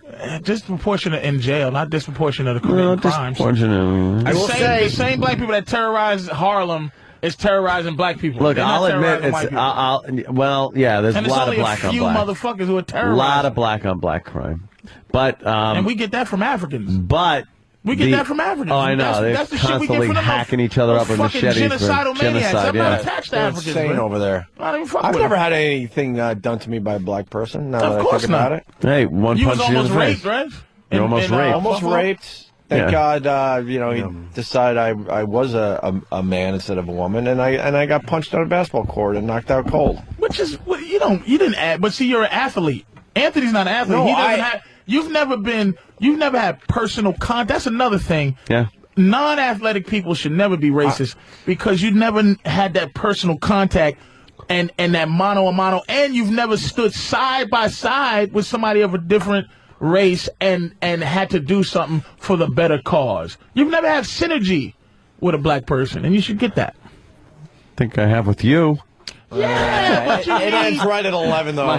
Stop with that shit. We're like It that. gives us fucking- great the radio wolf at and the- 11. the You don't wolf even and know the he's dog. alive. That punch the clock when they're done? Yeah, exactly. Choo, choo. That's exactly what that See you relationship in the morning, friend. Patrice, my story's simple because I picked a sport where a lot of black people, they play it. It's And you know that. basketball, We and talk it's stupid- shit, and it's you- stupid to say they don't, right? And I wasn't talking shit. He was on my team, and you've heard the story. He shot a 3-pointer, beautiful, and I turned to him and I called him the N-word because that's what everyone on the court was saying. But you said it But I was angrily pointing. No, I didn't. I was naive. You said 3-pointer, nigger. What? I go, nice shot, because everyone else was Nice doing shot, it. nigga. But I learned yeah. I learned the lesson. I guess I was wrong. Was you his friend, or you just was on his team? I thought we were friends, sure. And I got knocked the fuck out. One That punch. was an out. unfair knockout. I will say. I'm I on was your side. out. That was an unfair knockout. Well, I didn't start hating black people. I figured, wow, I got to learn something here because why the fuck? I got to stop watching First 48. I got to stop watching that Can you goddamn stop? show. And I mean, I'm scared. and I think the every web middle-aged surfing, white guy Anthony. is a fucking. The is web gonna surfing. tie you up. The web surfing. That's Ant. true, Ant. The That web is true. surfing. What? You don't web go to very surfing. good websites. That is true. I go to all kinds of websites. Yes, I you go do. to the black extremist websites. They're crazy, too. The Crazy black motherfuckers. Which ones? The ones with the Israelites where fucking Whitey Yeah. sucks and this one and... They're reasonable. Yeah, Reasonable. Israelites are a lot more reasonable than. But Patrice, I had to educate myself after that. I was like, wow, why the fuck would he turn on me like that? Well, because he's Like that. I was checking out David Duke's website yesterday. He does hate Jews a lot more than he hates black people. I think Jews are high up because I think they're high up because As far as I don't think white supremacists respect black people as much as they respect Jews. Oh my God. They hate Jews are number one. white supremacists. Hate. Jews are number one, by the way. I got to go to my bank. They hate Jews. Yeah. They consider them like the Antichrist. The I whole think they it goes have a lot deeper. A lot more respect. I think in terms of black people, they hate us in a very you should be our pets kind of way. And it's like They just see it as like the white man's burden kind of thing. and but Jews they look at it as Jews are run like the world or whatever. Yeah. They actually think they are spawn of Satan. Ain't that a bitch? Yeah. I got a tinkle. Watch this market collapse. It's fucking horrible. Citibank just announced that. Has the market had one up day since Obama's Hear been me in? out. It's breaking news. Citibank, the government's going to own 36% of Citibank. Is that bad or good? Under the new rescue plan. Oh boy. Watch this market collapse. Now this is almost socialism and communism, basically. But is it Obama's fault? Breaking news. No. Well, This was nice to set up before this motherfucker got Obama's in. very socialist. I don't know what the fuck Bush was looking at. He was busy. This stuff was on the horizon. Yeah, he was busy like, raising oil prices. And he stole about a good $75 billion before he got the fuck out of here. Nice robbery. Yeah, he just took off, man. He was like Raised the oil prices to about 500. Bam. Now it's back down to $1.50, and we got raped for like a good 3 months, and we don't know why. And it's like, wow, it's back down to $1.50. he saw that he had to have seen this coming, and he did nothing. Bush. He didn't give a fuck. All right, let's take a break. We'll get Gina Lynn in here. And also, Bobo in the audience, baby. Oh, yeah. David and Bobo going down today. The David and Bobo show, right, Sam? Yeah. I think we're going to pop them on the radio right around 11, a little before 11, somewhere around there. It's going to be great. For another 15-minute radio show with David and Bobo. Stick around for that. Opie and Anthony. Happy birthday to you. You can join in anytime. Happy Happy birthday to you. Happy birthday, dear. Anyone? Anyone know? Hitler. No. My birthday was recently. Happy birthday to Big Ken in Philly. Oh. My father-in-law. Well, I mean, we're buds, but It's hard to be excited about that. brown nose. I know. These Two guys porn have stars just wonderful walk in. timing. Yeah. It's hard to get everyone to sing happy birthday as to the I'm, father-in-law. as I'm trying to get everyone pumped for Big Ken's and it's a big birthday for Big Ken. It was one of the big ones, you know. Was it? Which one? The old- 5-0. Oh, the 5-0. I don't know if he wants people knowing that. That's but, pretty goddamn funny. But a big happy birthday to Big Ken from the Philly crew. Sure, he's very happy that you're right on his tail as far as age goes. Please, I got. What do I got? I got like 12. 3 years? 12. He's got 12 on me. Yeah. Yeah. Gina Lynn, how are you? I'm good. How are you? Did you hear what happened? No, what happened? We're like bad boys when it comes to porn stars. Well, who did we have in? We got to tell her the story. And we were, and I swear to God, Penthouse girl. That girl from Penthouse. The Penthouse girl. She was What's the her Lene. name? Stupid Shauna Lene. But what's her name? Shauna Lene. Sean Lene or something like that. But I don't know Shauna who she Lene is. or something. She's a crybaby. Yeah, she ran Well, out. she's not a big time name, so. She ran out of here crying, and then she made a little YouTube video trashing us. And to be honest with you, we were very nice to her. All we did that she kind of had some kind of problem with, we put a couple of pictures up we found on Google of her, and it was just a lot of cum on her face. And she seemed to have a problem with that. Yeah. But it's like, you know, most of us girls, we like to have the most beautiful pictures, but when you do a search on us girls, the most nastiest pictures yeah, but come you know up. what it is? Yeah. There's It's both. just the way it happens. There's both, though. There's really hot pictures, and you know, those are the cum shots. No, there's really hot pictures where you're looking all glamorous. Can I say and something? Then there's the sex part. Yeah. We all know that's out there. I mean, why not say it, right? Are you trying to interject Can I say here? something? Certainly, sir. I'm here to promote myself as a boxer, so I don't want to see any black cocks on my forehead. All right. Are you boxing for real, bro? Are you just messing for around? real. Yeah, right. Boxing? He's behind that monitor. Where is he? There he is. You're an MMA guy, right? Pull some shit out. Are you you're an MMA guy, right? Don't you do a Wait, you've been on our He looks like one. You've been on our show? Yeah, with her. Yeah. I know. I didn't know you were a boxer. No, I'm doing the Celebrity Boxing Federation. Oh, nice. All right. Oh. I'm fighting Jervis Peterson from Survivor. With your dick? Why are you so fucking familiar? I know you from somewhere. Was you guys on a show where it was like 20 porn stars being take pictures and they did this? Yeah. You guys on it together, right? You Yeah. Oh, were the book discussing it? of, what is it called? Thinking XXX. Yeah. And then okay. And then HBO picked it up. You guys are married. You've been married a long time. 10 years. And you're not in the game. Wow, though. you hear how she said that? You're not a porn star. You are a porn Yes, star. he is. Well, Which he ones told do you do? He told a great story on our show. It was him, right? We With have the- so many great Do stories. you work with my hero Nacho No. or Rocco? I know. He's Is booted out of the Nacho country. your- He's is booted out of the Nacho- country. He can't come back in. Nacho can't come back Nacho's where? kicked out of the country. What did he do wrong? Fucking young I don't broad. know. It had to be Are really you all bad. about him doing the, like, she-mails? No. I Because like. that's what he does. He got bored. Yeah. All Nacho did was fucking He does Madonna that. for you. So he's I didn't got the realize. shit I didn't realize that until a lot later. But he did one called The Cast, where he just was a great one called The No, Cast. he's a good fucker. And Rocco, Rocco, I like them. But do you ever do any scenes with black dudes? You do with like not together. Jesus Christ. Easy. He does not do scenes with black dudes. Black dude gangbanging type shit. With a girl with a black with your black friend. There was a movie called Gina Lynn's Dark Side that me, Lexington Steele. Lexington Steele. Lexington is the white woman and white guy improved black guy in porno. Yeah. He's the one that they will do. But a he's scene like with. got a fucking massive cock, right? Yeah, but he's kind of like how.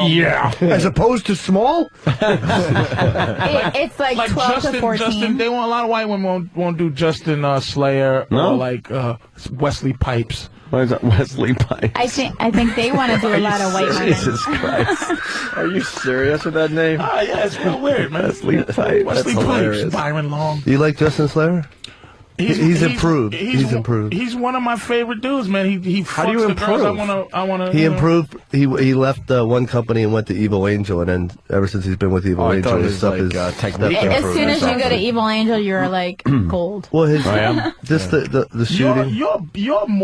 You're porn star-ish. You're at I'm not into porn you really stars. like this guy, Patrice, huh? No, not him. I moved on to Ginger. this guy. I moved to We got Ginger two Lynn. really- My fault. I forgot we was on the radio. Yeah, he's like, you do black guys?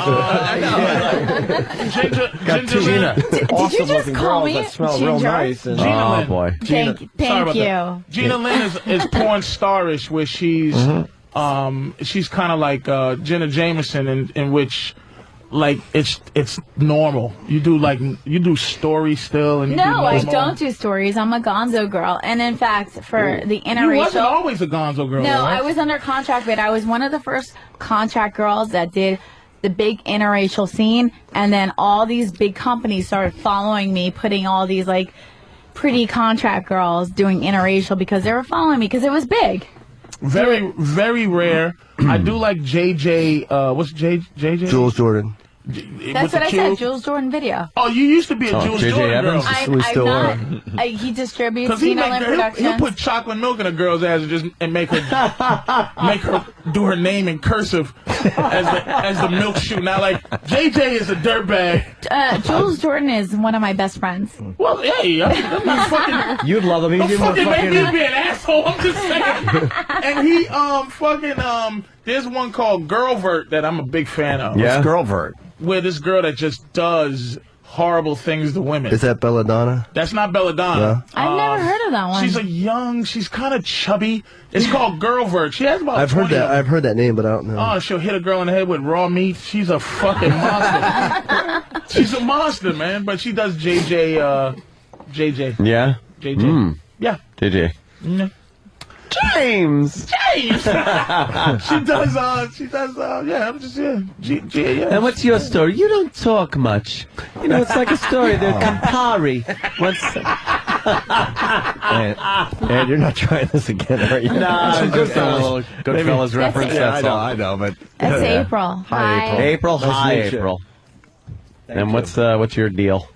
That's Fresh my deal. breed. That's your deal? Yeah, fresh breed, right? It's the only thing she's ever done. Really? And it was only for me. New to the business? Very new. She's Very not new. in the business. Oh, it's What? Yeah. You're That's not my even first in the time. business? No. All right, Well, you kinda are pass them now. around, boys. I want to see the fresh There you breed go. cover. Let's see. April's fucking Tom What is Byron, who's look like he's having a heart No, attack. I fucked Tom Byron. Tom Byron is fucking again? I fucked Tom Jesus Byron. Christ. Tom Byron looks like... April only does girls. He looks a little. He looks a little Oh, big really? there. doesn't he? April only did me.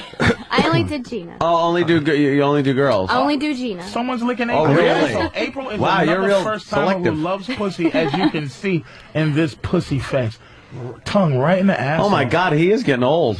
Yeah. Oh, Tom Byron He looks looks. like He actually looks better now. He lost a lot of he weight. looks, He looks like an uncooked roast. Hey, what's you know wrong with Tom Byron? what? I fucked him because he was able to keep his cock hard the whole time and get excited. Well, some of over these guys me. can't keep it hard the whole time No. when they're filming. What's wrong with them? Yeah, it sucks. Chrissy Moon is another first timer who gets railed by Travis, which is you.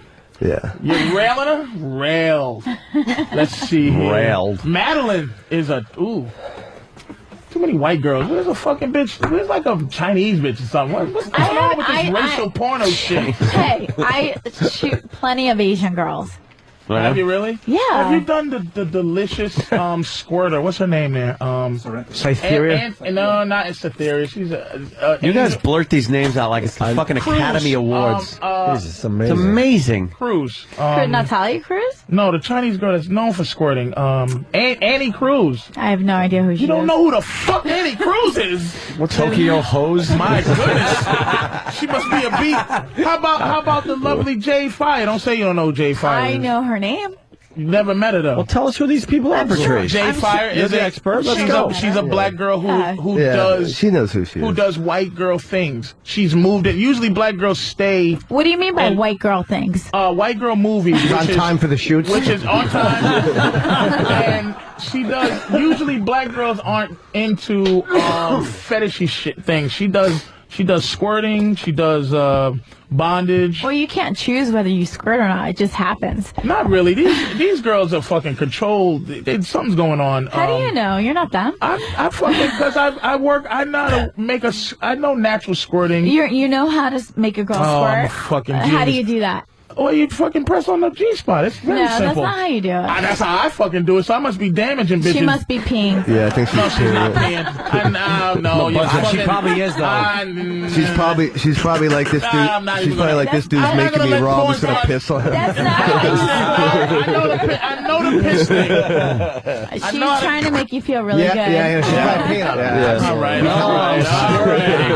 Sorry. Forgive me. Fuck everybody. I know what's going on here. Well, that's Yeah, this pretty is good. just- it's Well, let's just- talk to April. I mean, how'd you get into the bit? You just decided to go. She's not in the business. She's not. I'm not It was a really. one-time thing.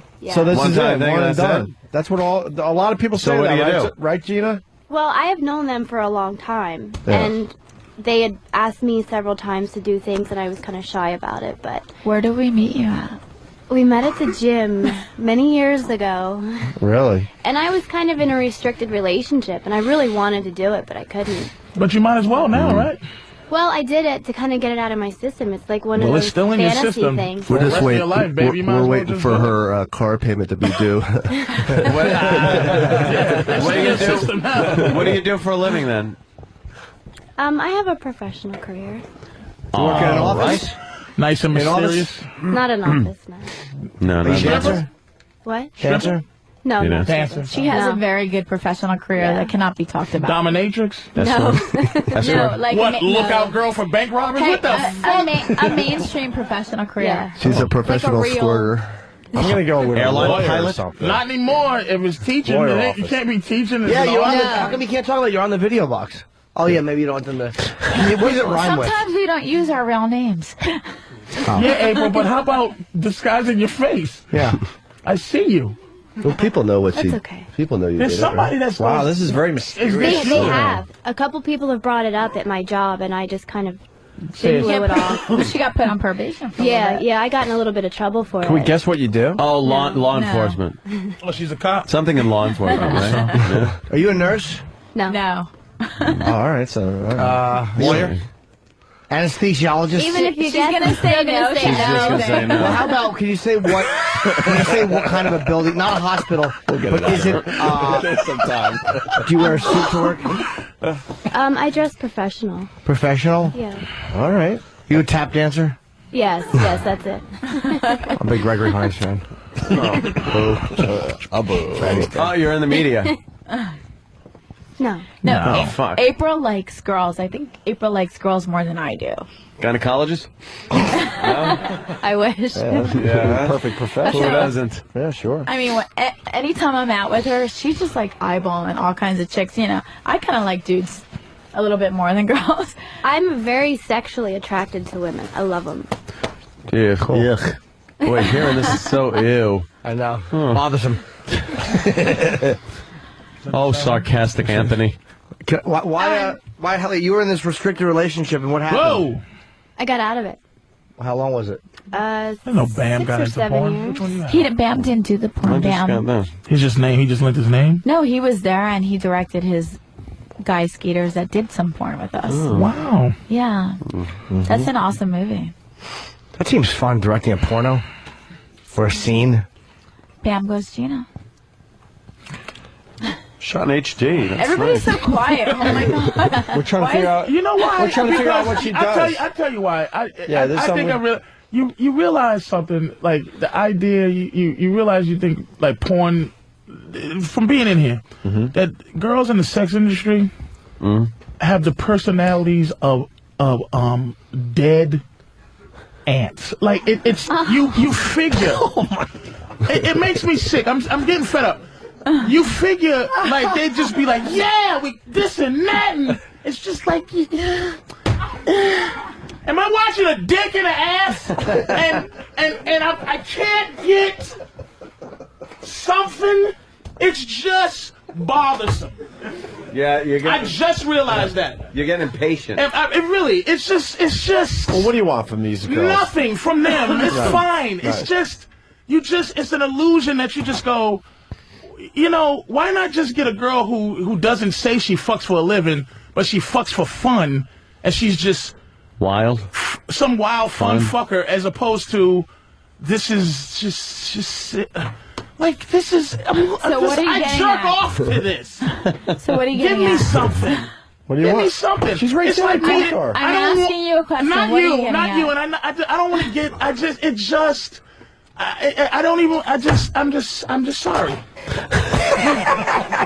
I really am. Because I'm a fan of porn. Yeah, of course. But it's almost like. These guys have given It's us... almost like meeting Steven Spielberg. You go, I love Jaws. And he goes, yeah, this whole Bruce thing, I know. Wow, Spielberg, what the fuck happened? I'm a fan of porn. I really am. Could you elaborate a little? And I just want to watch it and pretend like when I'm pretending at home to beat off. Right. I'm beating off on real, but it's like you pretend like this is some crazy girl who.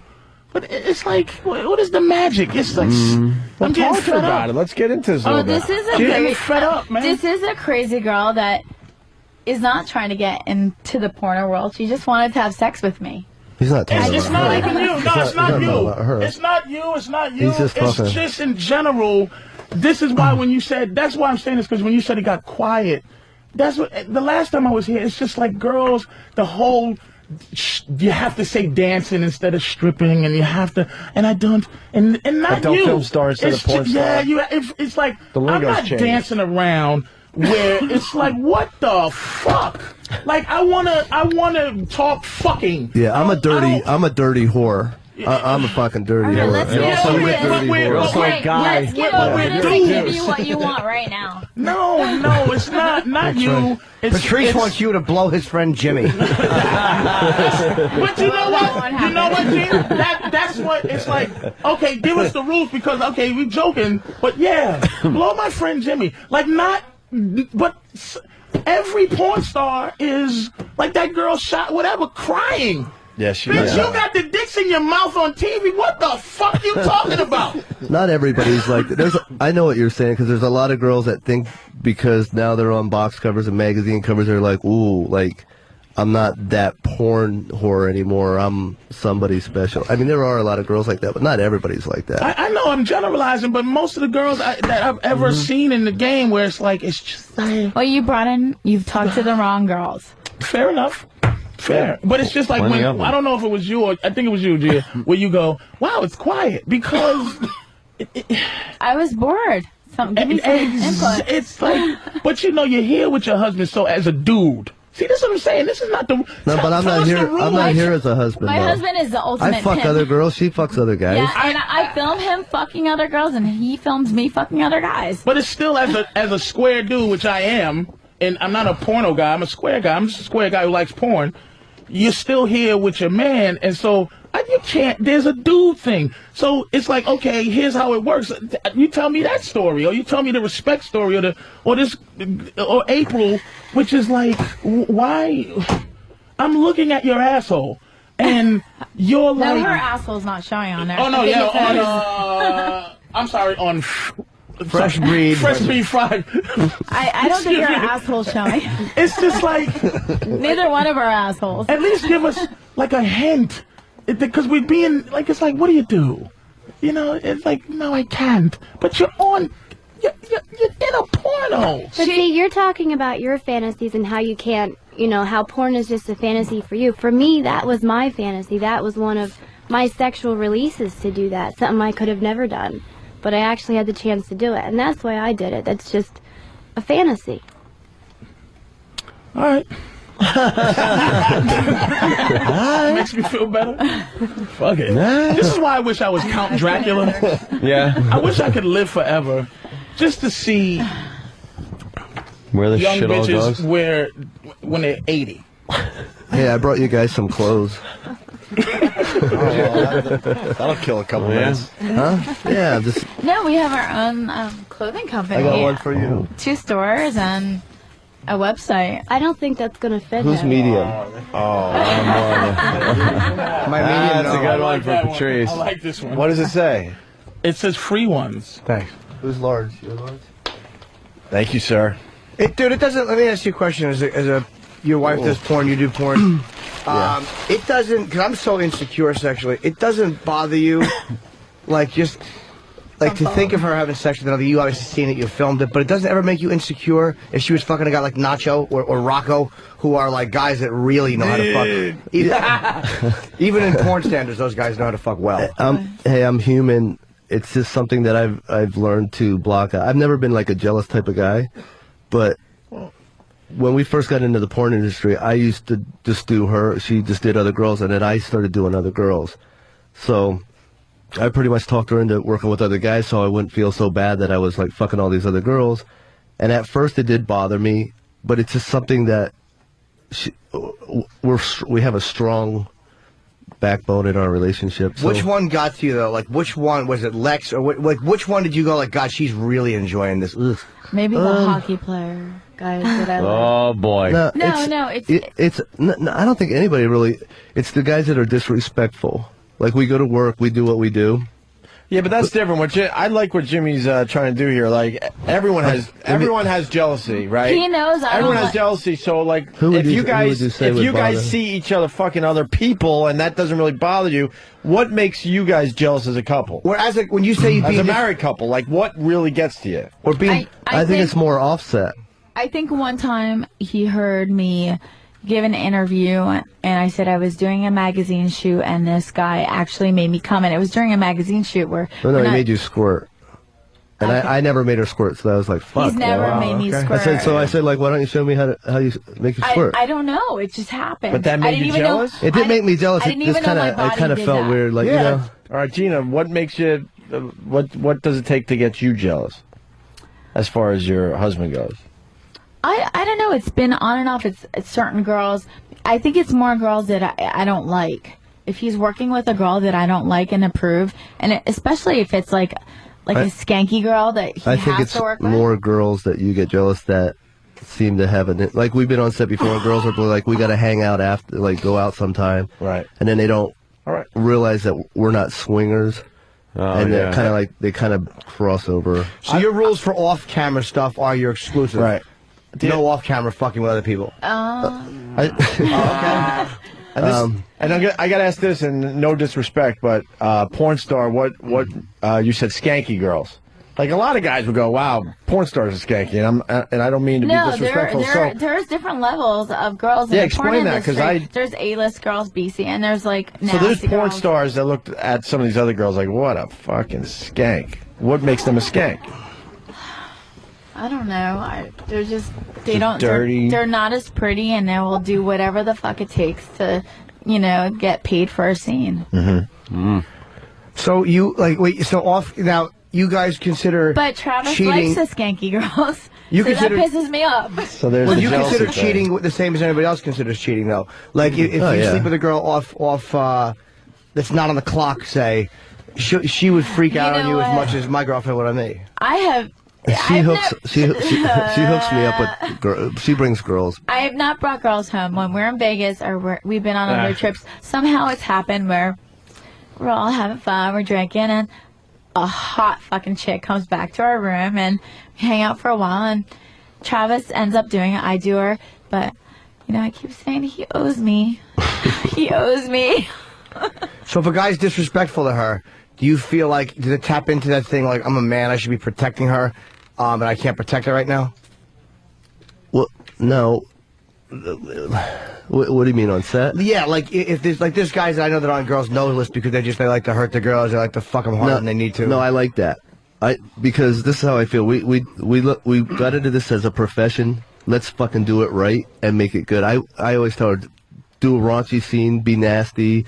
What bothers me is when we go on set and we're sitting there in the waiting room and this guy comes up and goes, "Hi, Gina, I'm working with you today," and then he's trying to massage her, kiss her neck, and with me. be like, "Oh wow, it's like I've been such a fan of yours for so long," and all keep that to yourself. I can turn on and off as soon as the scene starts. I don't even have to talk to my co-stars at all beforehand. Just look at their chest, then go on set, and then I can turn right on and just do my like sexual performance. But doesn't it for a woman? It's a little different though, because the guy, It is. you can falsely lubricate. We can't falsely. I mean, again, without cabbage. I have to find the chemistry with the girl. Right. I mean, and sometimes when there's not chemistry, I just gotta put myself in that place, because if I've worked with chicks before and they're like, oh my god, like let's quarter after, let's do 45 minutes, and you kind of think like, yeah, like at least act like you like sucking my dick, because it's not easy, you know. And when I go on set with strange guys, I try to be nice to them and don't act like I don't like them, even if I'm not attracted to them whatsoever.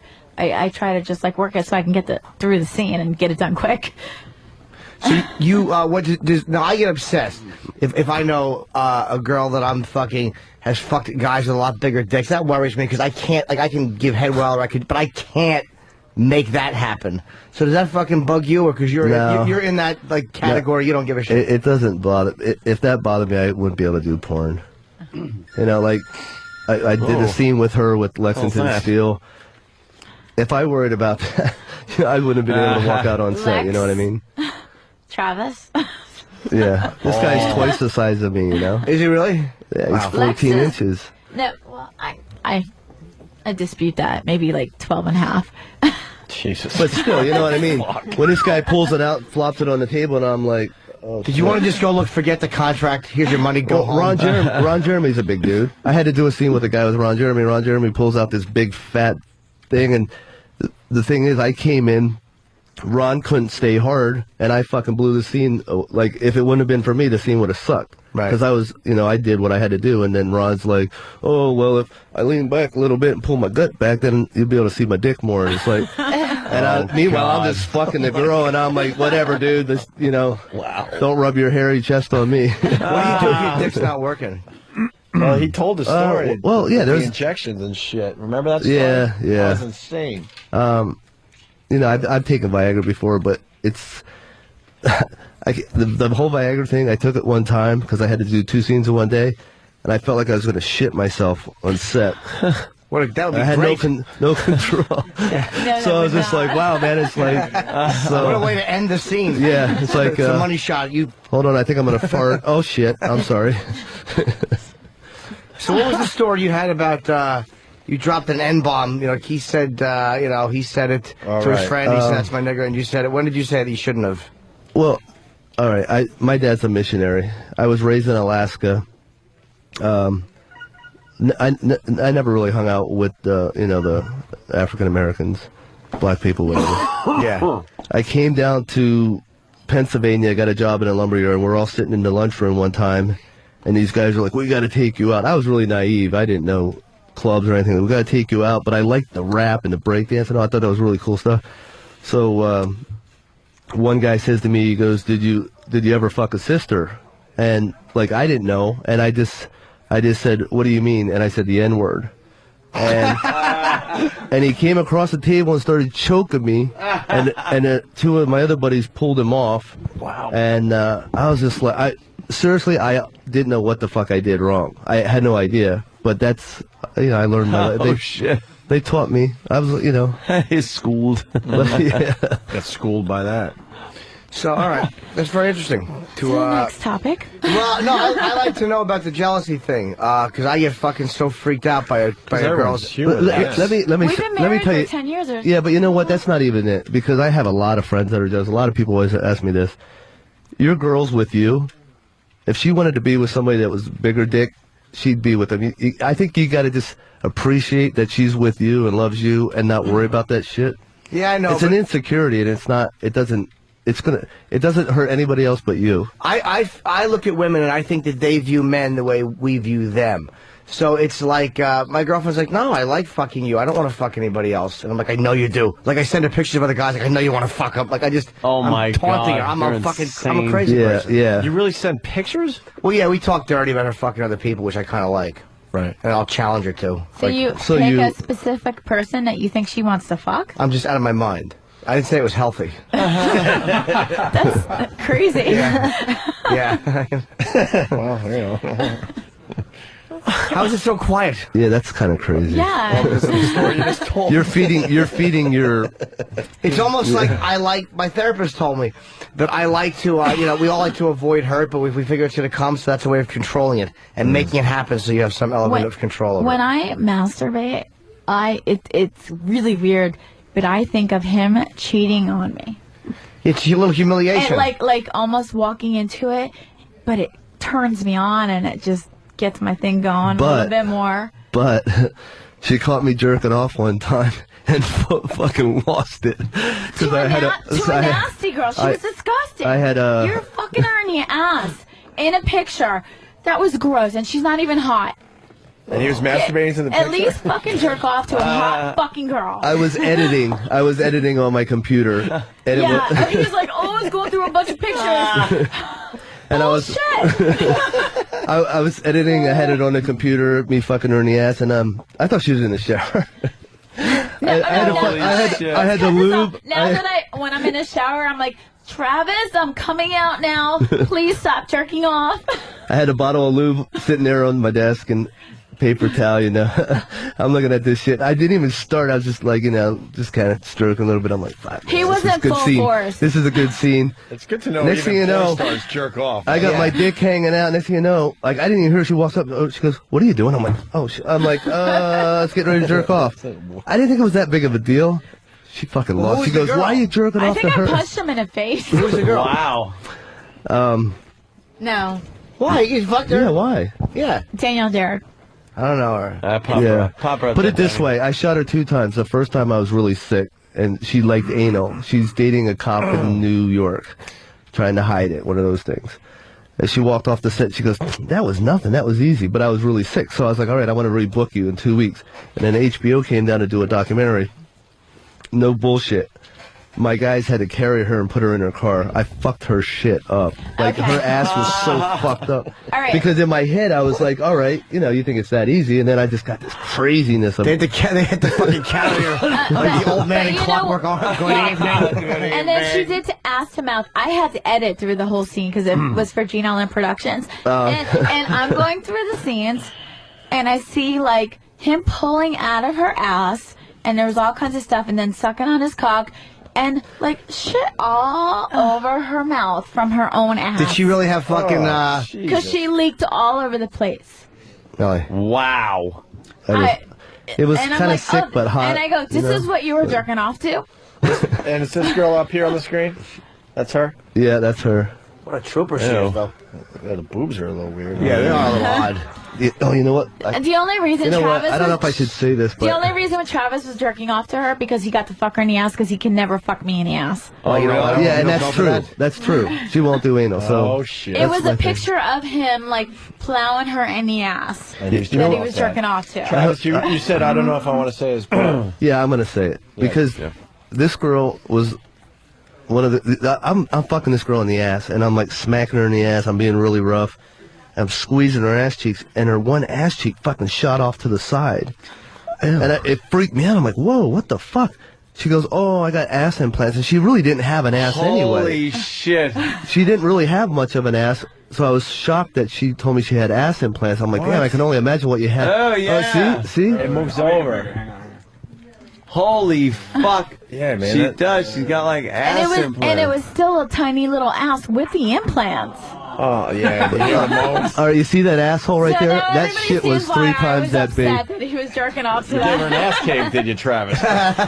Good boy. When I shot my load in her ass, and then I pulled out and waited for it to run out. And when it ran out, it was like cream shit. Oh, it was like a parfait. I've seen a lot of nasty stuff, but I was kind of like little dry heaves and shit on that But one. that's still what you jerked off to. Yeah. Hey, would you ever do a scene with Max Hardcore? No. No? No. All right. No. He's in jail. Is he in jail? I know he got convicted in Tampa, but is he actually in jail? I think they got it like 2 weeks ago. He surrendered. Does that worry you too? Yeah, it does. Because it's there's so much other bullshit in this world that they should be worried about instead of stuff like that. I mean, if you don't want to watch that kind of stuff, don't buy it, What was the obscenity conviction for? What scene? Max puts speculums and pussies and... You don't know I don't know. So just don't say Yeah, anything. I don't know the exact. they try to get the people for the squirting and the pissing on one another and stuff like that, you know, so. Good, clean fun. Yeah. All right, we got to take a break here. We're running out of show. What, by the way, are you guys promoting? David and Bobo. Free ones. Free ones. What's free ones all about, Gina Lynn? Where's your break? Really? What happened? What happened? freeones.com. All right. It's a, well, first of all, your clothing line is at Skinpa. No, it's skinpa.com. Well, Skinpa, people. SKINPA.com. Skinpa. Freeones.com. It's a free adult and celebrity site with over 12,000 girls in their database. Jesus. Exclusive photos and video galleries. And, you're managing him when he boxes? I know. He is going to kick some ass. All right. That fight is April 3rd. Yes. In the Philadelphia Airport Ramada. Jesus, what are you fighting the Ramada in the Philadelphia Airport? That's what I said. In the fucking lobby? That's what I said. No, it's actually a Two really black big entourages. Just fucking, thank you. I had higher hopes for that one, too. I didn't expect it. That's all right. You can get tickets 800-677-8499, and that's April 3rd, Travis Lee Boxing, the guy from Survivor. I hate that show, so I fucking hope you really hurt him. He will hurt him. He's going to kill him. All right, very good. But, hey, I want to make sure I get your contact so I can send you some good interracial shit. Yeah, I'm into this shit. You got really quiet. Like your feelings got hurt, and you got really quiet. My feelings didn't get hurt. I was quiet because I didn't want to hurt nobody's feelings. You're not gonna hurt nobody's feelings. No, but I will. And the thing is, I don't even want to. I'm telling you, it's not even like, oh, I'm just saying. You might get happier after you see my girl's ass. I'm happy now. This is just nigga shit. I gotta explain to white people how I feel. This is not King Kong. Have you okay. ever gone on freeones.com? There's so many different girls and affiliate programs that you go That's on. not what it is. Well, we know. Let's go to commercial. All good. I have one question about Lex. I hear Lex is pretty traditional sexually. No ass or any of that stuff. Won't eat ass and that stuff. He ate my pussy. Well, yeah, that's why I said ass. And I think he kind of licked up in there. Oh, did he? It's Okay. like a smooth lick.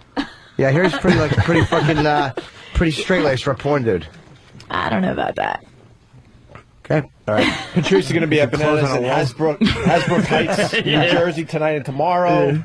We're all going to be at Comics tonight, 14th and 9th Avenue. 14th and 9th Avenue for the funniest listener. It starts at like 7:30, and just don't offer Anthony home remedies, and don't fucking see E-Rock and yell, "Hey, fat E-Rock!" It's only going to embarrass him and make him feel We're bad. going to have a good time down there tonight. Yes. All right, we're going to take a break. When we get back, it's the Dave and Bobo Show, everybody. The second installment of the Dave and Bobo Show.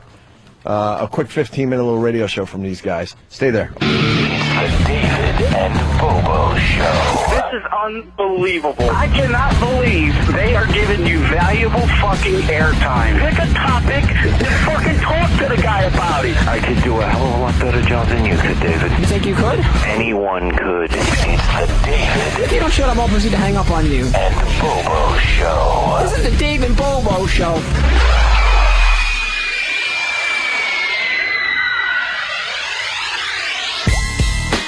All right, good midday or afternoon, whatever it is. I guess middle between morning and afternoon. This is the David and Bobo Yo, Show. what's up, man? David and Bobo Show, Friday afternoon. How's it going, guys? Bobo, what's up, man? How you doing today? Everything's going great. Everything's going great, David. Yeah, you're excited for the big weekend coming up? Yeah, excited for the big weekend. Got any big plans this weekend? Not this weekend, unfortunately. There's not really much planning this weekend. No. All right, man. But we got a lot of stuff going on in the world. Actually, you were bringing up one interesting topic that you were talking about just a minute ago. We were doing some prep, Bobo. What was this topic you were bringing up about some woman in England wanted to televise her death? What's going on? Yeah. Well, why don't you explain this to the fans? No one knows about this. I never heard about it. Explain. Well, there's some English broad that was on the English version of the show Big Brother. Right. She's very terminally ill. Like, she's pretty much definitely going to die. It's inevitable. Okay. And she wants to document the end of her life on a reality show overseas. Really? Yeah, the end of her life. She wants to document it. What are your thoughts about this? Do you agree with this? Do you think she should do it? Do you think people would want to watch this? What do you think? Give me your opinions on this. Well, I All right, now back to you, Bobo. Well, I have to admit that this is going to be interesting seeing this. The someone documenting the end of her life. Well, it's really seeing the stuff that's going to happen. I definitely agree. That's crazy stuff. I mean, if she's live on TV, they're just going to be focusing on her on her deathbed, just sitting there and watching what happens to her? Well, she's going to document this stuff. Well, I guess basically it's going to go like, I don't know how, but they're going to be following her life, her last days of life, whatever she does. What do you think about that in terms of, like, do you think that would, like, a lot of people would be offended, or a lot of people would want to watch this? Do you think it's going to get a good view, like, ratings? What do you think? I think a lot of people are going to watch this. You do? Okay, hold on there for a minute, Bobo. We're going to go to some callers right now. We've got Will on line 2. Yo, Will, what's up, man? Hello? David, hey, David. What's up, Will? What do you think about this lady dying, David? What do you think, David? What do you think about this lady dying when she dies? How is she going to die when she dies? I don't know how she's going to... Oh, man. I want to hear your thoughts on this, David. What do you think, David? Bobo, what do you think, Bobo? Bobo. Who are you asking? Are you asking me? Are you asking me, or are you asking Bobo? Me, what I think... You need a fucking retard. Watch you. Okay. Bobo, yes. What I think, if she wants to do that, I say go ahead. That's what you say, Bobo? Okay, great. The number to call is 866-WOW-1-WOW. 866-WOW-1-WOW. You got there, Bobo? Yeah, I'm there. All right, cool. So the point of this topic is that I really do not think this will go over well. I don't see a lot of fans, or even fans of Big Brother, like, I mean, they might have known her from Big Brother, and they might have wanted to watch me. They might have enjoyed her on the show. But in terms of televising your death live on national TV, I think that's a bit too much. I don't think a lot of people will turn on and watch that. You really want to see someone just sitting there rotting, dying, like being sick or whatever they're doing, and you think a lot of people want to like see that on the air? Well, I don't think it's going to go over well at all, Bobo. That's just my thoughts. Well, I'm not sure if I'd want to watch it, but I'm sure there'd be whatever sick F's there are would probably want to watch it. There are a lot of sick people in the world, aren't there, Bobo? Yeah, there are. Hey, I've seen people that like to get their asses kicked by their own girlfriend. Right, but they don't televise that shit on air, do they? No, but heck, that would make excellent TV, though. You think so? You think a lot of people would watch that? Just some girl kicking the shit out of a guy? You think someone would watch that? Yeah, take argument to the next level. All right, there. Hold on a minute there, Bobo. We've got Tom on line 9. Tom, what's up, man? Hello, Tom, you're on. Yeah, it might be nice to say Tom in Chicago. David, I said Tom on line 9. Tom, you're on the air, I said. Have a fucking opinion of your own. Every 3 seconds you're asking Bobo what he thinks about it. What do you think about it, you dumbass? I just said what I thought about it. I said I think it's a horrible idea and that no one's going to watch that darn show and it's going to be a failure and I don't want to see someone rotting in a bed dying. I said that. That was my opinion, okay? You asshole, I said that. How am I a moron? I gave my... How am I a moron? I gave my fucking opinion on the show, on the air, on the show about what I think about it. How's that? How am I a moron? Because you have no fucking opinion about anything. How do I not have an opinion? I gave my opinion about what was going on in the... Were you dropped as a child, David? What the hell is wrong with you? I gave my opinion about what I thought about that show not doing well and no one watching it, all right? Why don't you go suck a dick, fatso, okay? I gave my opinion about the show, and now I'm asking Bobo about it because it's his story. He researched and he brought it up. It's his topics, and I'm learning about it from Bobo for the first time, all right? Then have a conversation about it. I am having a conversation about it. I'm asking him about it. I gave my opinion about it. You want to come here and pick a topic and do a story about it? Do you? Hello? That's right. You hung up. Good for you. By the way, we should acknowledge that we are on 2 countries, U.S. and Canada, and I think parts of Mexico, but unfortunately they don't have the Alaska thing that they covered. So sorry, Miss Palin. No except for you. That's right.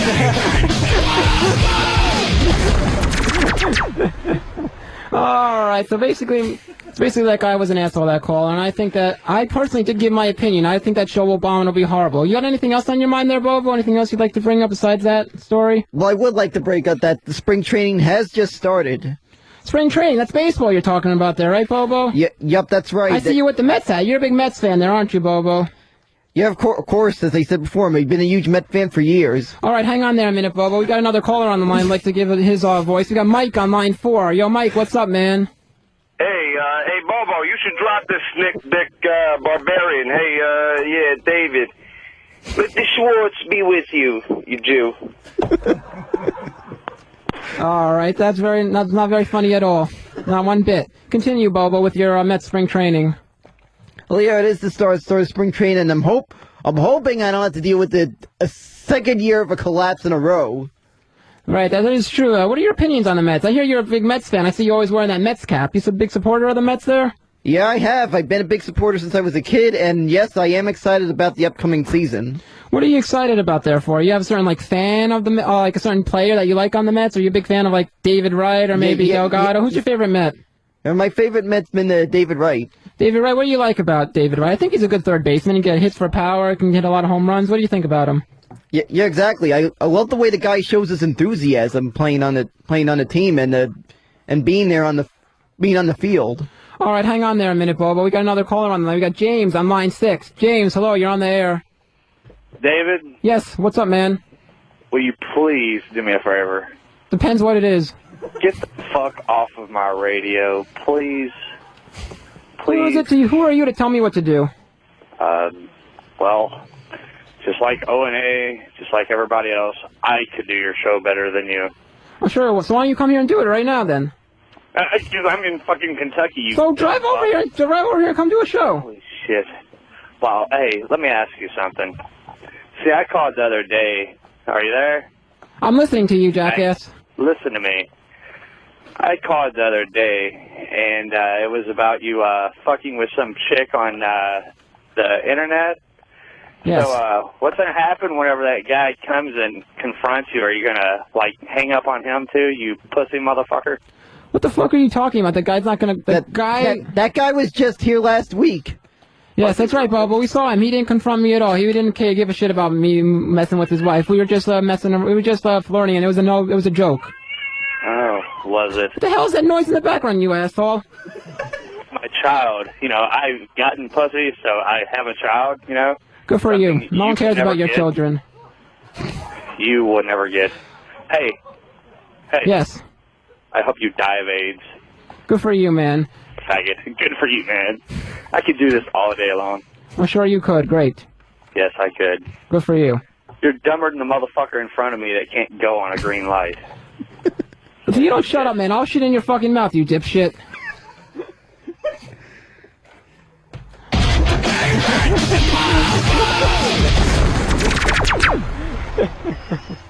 Oh, man. So, Bobo, you were talking about the Mets there, weren't you? Yeah, that's right. I was talking about them. All right, but I think that's enough talk about the Mets for now because we got some guests around here on the show. We got to introduce our big guest that we've been having the whole day. Why don't you give a little shout out to the guests there, Bobo? All right, we got Gina Lynn, and she's got a clothing line called Skin Pa. It's if you go to skinpa.com, skinpa.com, you can see my clothing line. And I have Bobo. You see one of my models here? Yeah, I see one of your models. Hi, April. Hi. Good talk, Bobo. Do you have any questions? Yeah. You have any questions? How'd you get into the industry anyway? Well, the clothing line is not porn, but getting into the industry was a long time ago dancing, but everybody knows that. Yeah, I know, but how'd you come up with the idea for the clothing line? I actually modeled for them for 8 years, so that like silhouette on a girl. I don't know if you ever seen a silhouette. You ever seen one before, Bobo? If it has like my boobs like that. Whoa, Bobo, what do you think about wow? How about that? That's a nice set. Do you want to see her set too? I think you do, Bobo. Ask her. Show the goods. Show the goods. Stand up. Okay. Wow, Bobo, what do you think about that? That's pretty good there, huh? Yeah, it's pretty nice. Yeah, it's a nice set. What would you like to do to that, Bobo? If you had, what would you like to do to that? Oh, I'd like to go right between those, if you know what I mean. Come on, Bobo. Come right between us. Wait. Read that card, Bobo. Read that card that I just gave you. I'll read it. Let me see them titties. I think Bobo would like to see them. He's very excited right now at the moment. Whoa, there he goes.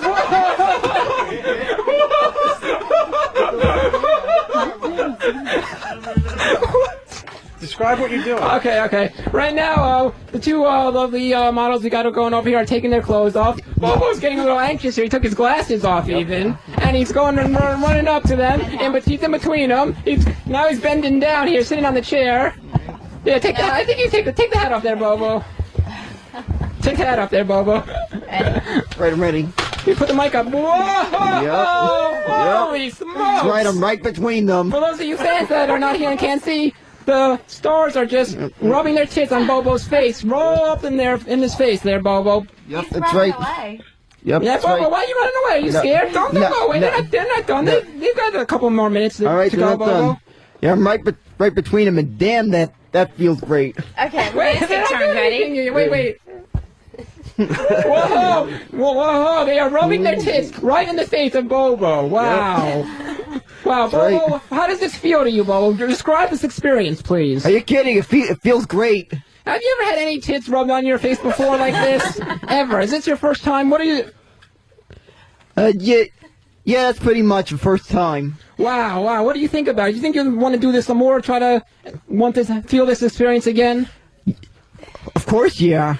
Wow, that's incredible, Bobo. I can't believe it. Hold on for 1 minute. We've got another caller on the line. It's Mark on line 4. Yo, Mark, what's up, man? You're on the air. Hey, David, what are you doing, David? David, what do you think about those tits, David? Hey, David, do you like hearing your name over and over again, David? Yes, I do like hearing my name over again, actually. I appreciate that. Great. But, David, I'm trying to explain for the... Make a conversation, David? I'm not trying to make a conversation. I'm trying to say something, David. Just saying something. You know what? Fuck you, mother asshole. I'm not trying to explain. I'm not trying to make a conversation. I'm trying to explain to the listeners that are not here at the studio what exactly is going on now, what these stars, the porn stars, are doing to Bobo, because no one can see this. I'm trying to give it a visual explanation so everyone can see that. You got a problem with that? Do you? Hello? Hello, are you there? Oh, I forget that guy. Continue. Proceed. Yeah, proceed. I meant to say yes. Thank you, Danny. What I was saying is that these broads' tits, they could wake up the dead with their tits. Maybe your friend wanna switch seats with you. Hey, you want to switch seats? Come on, it's great. Switch seats. Yeah, should I? Yeah. All right, definitely. Definitely, I'll switch seats. Now, Bobo, you gotta explain what's going on to me, Bobo, and you explain, and you ask me the questions now. Bobo, is that a hard on you got there? Of course. Sorry, I kidding myself. That was great. Okay. All right, Bobo, explain. All right, he's right between them. All right. Bobo, continue. Bobo, you gotta direct the scene, Bobo. You tell... You know what, how about this? Bobo, you say what you want the stars to do to me. You give them orders, Bobo. How about that? Bobo's gonna give the orders. We're gonna do a little more. We take your glasses off. I think they're... Whoa, Bobo, explain what's going on. They're making out right now. They're making out right in front of him. Okay, what are we doing? Tell us what to do. Bobo, tell them what to do and they'll do it. Hey, you two make out right in front of him. And then go ahead and feel free to remove the glasses.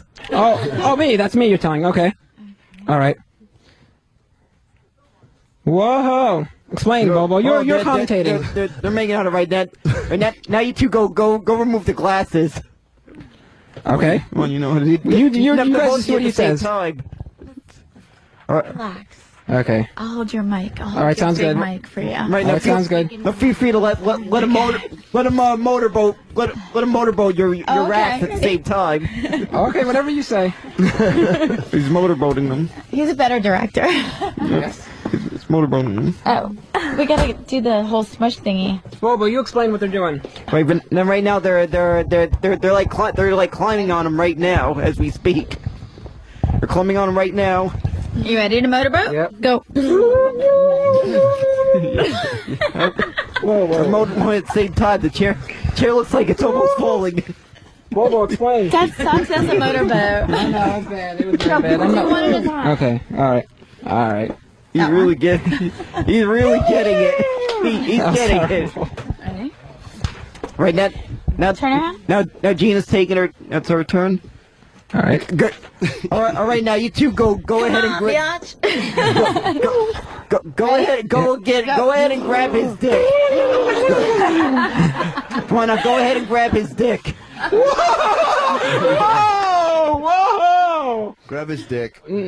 Both of you at the same time. Oh, okay. Well, all right. If he's giving the orders, all right. Yeah, I think that'd be better. Right there. Right over here. Right. Okay. No, grab his dick. No. I don't know where it's at. I think it's right here. Wait a minute. Let's see if I can find it. Okay. I think you two need a magnifying glass to find it. What? Come on, Bobo. Magnifying glass. That's a little harsh, don't you think? A magnifying glass. Oh. I'm just playing with you. To make it look big. Yeah. There you go. There you go. All right, Bobo. Explain. Keep going. All right. They're grabbing. Yeah, go on. Or at least they're trying to. I'm trying to get you a little excited through your thighs, okay? I'm getting okay. They're trying to get him to I'm starting to get excited there, Bobo. Lean back. I'm gonna grab your cock. Let's make it a cock right now. All right. But They're trying to get it. They're trying to get it. I guess they forget. It's there. I'm trying to get excited. Bobo, give some. nervous. They look like they want to throw up. Is he throwing you off, giving you direction? No, that's the whole point of the show. I want him to give the direction. Oh, does that turn you on then? Uh-oh, maybe a little bit. Maybe someone else giving me the direction does, yeah. What turns you on? Hey, Tell Bobo, what should I do now? Oh, man. Should I spank you? Go ahead, do it. Should I take your belt off and spank you? No, I don't know about that. No. Do it.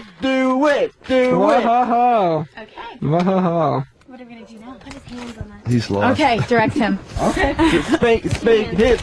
Bobo, give some directions. Come on, go ahead. Spank hips. Whoa, is it gonna be wow? Okay. Come on, you've been a bad boy, David.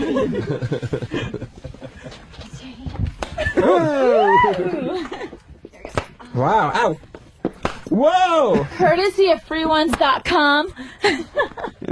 Here comes a hard one. Oh.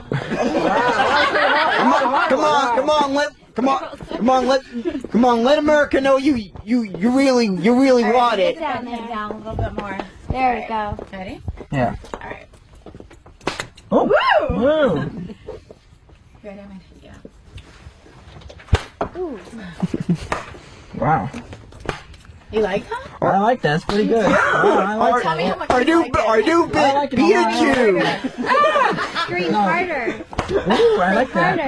It's pretty Is good. your right cheek a little jealous? I think so. I think you need to switch up a little bit. Let's get it out. I'm gonna bend him down this way. Ready? I think you need to switch up a little bit. Ready? Crack that up. Oh. Yep. Okay. What is this? Do you have the other underwear? No, worry about it. Come on, we need you. Come on, we need you to have a red ass by the time you're done. Ah, wow, that is actually that's pretty... weak. You better hit it. No, ow, shit. Let's see the cheeks, David. Yeah, that actually did hurt. Oh, man, wow. I can't read that. What does it say? I can't. I read it before for a minute. Yeah, wait. Oh, Bobo, I'm so hard, Bobo. Wow, that really is turning me on. Oh, Bobo, wow. Thanks, ladies. Looks like our ladies did their job. Did their job. Bobo, would you like to get spanked with a belt? What do you think about that, Bob? I think you should give it a try. Hey, what the heck? Go ahead. Okay. All right. You can use it, yeah. Stay out there, man. Yeah, you're coming. Oh, he's in position, man. Bend over. You gotta like pull it out. Like arch your back. All right, right now, the stars are proceeding to spank Bobo in the ass with my belt. Whoa! I think he really likes that. I think he does. Whoa! Harder. Whoa. April, harder. Harder. He wants more. Apparently, it's not good enough for him. All right, let me try and beat this bitch. Holy shit! Give it to me, you dirty girls. Like me, they were doing a little. Give it to me, you dirty girls. He's getting whipped in the ass by the whipped in the ass by the. Mud, you know you want to give it to me, you freak. Oh shit! Let's bring his bare ass down here. Oh my god! Boo is getting his. Oh my god! Boo!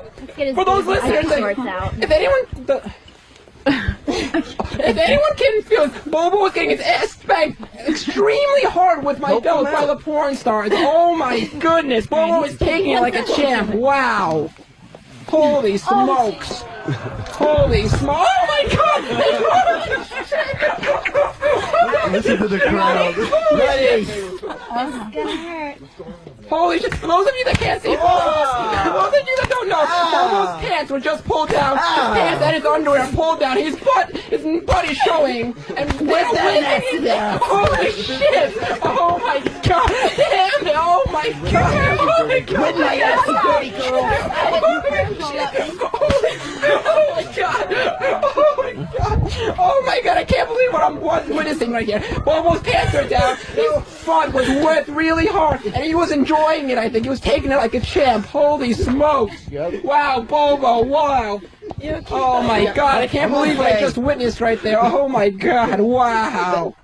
That's when it feels the best, when it's purple. Okay. Wow! That was just the most incredible thing I've ever seen in my life. Well.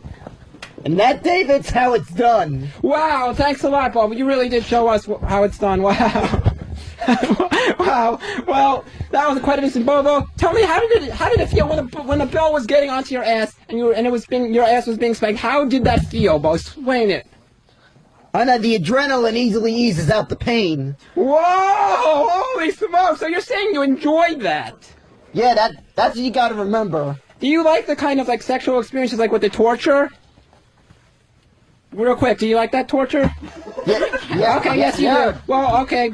Well, this has been the David and Bobo Show. I hope everyone enjoyed it. I know Bobo certainly had a good time. Thanks for listening, guys. We'll see you next Friday.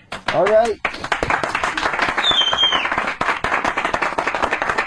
The David and Bobo Show. I think a lot of people are just getting used to this because this is just a new thing that they're just hearing it.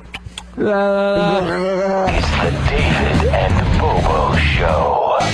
The virus.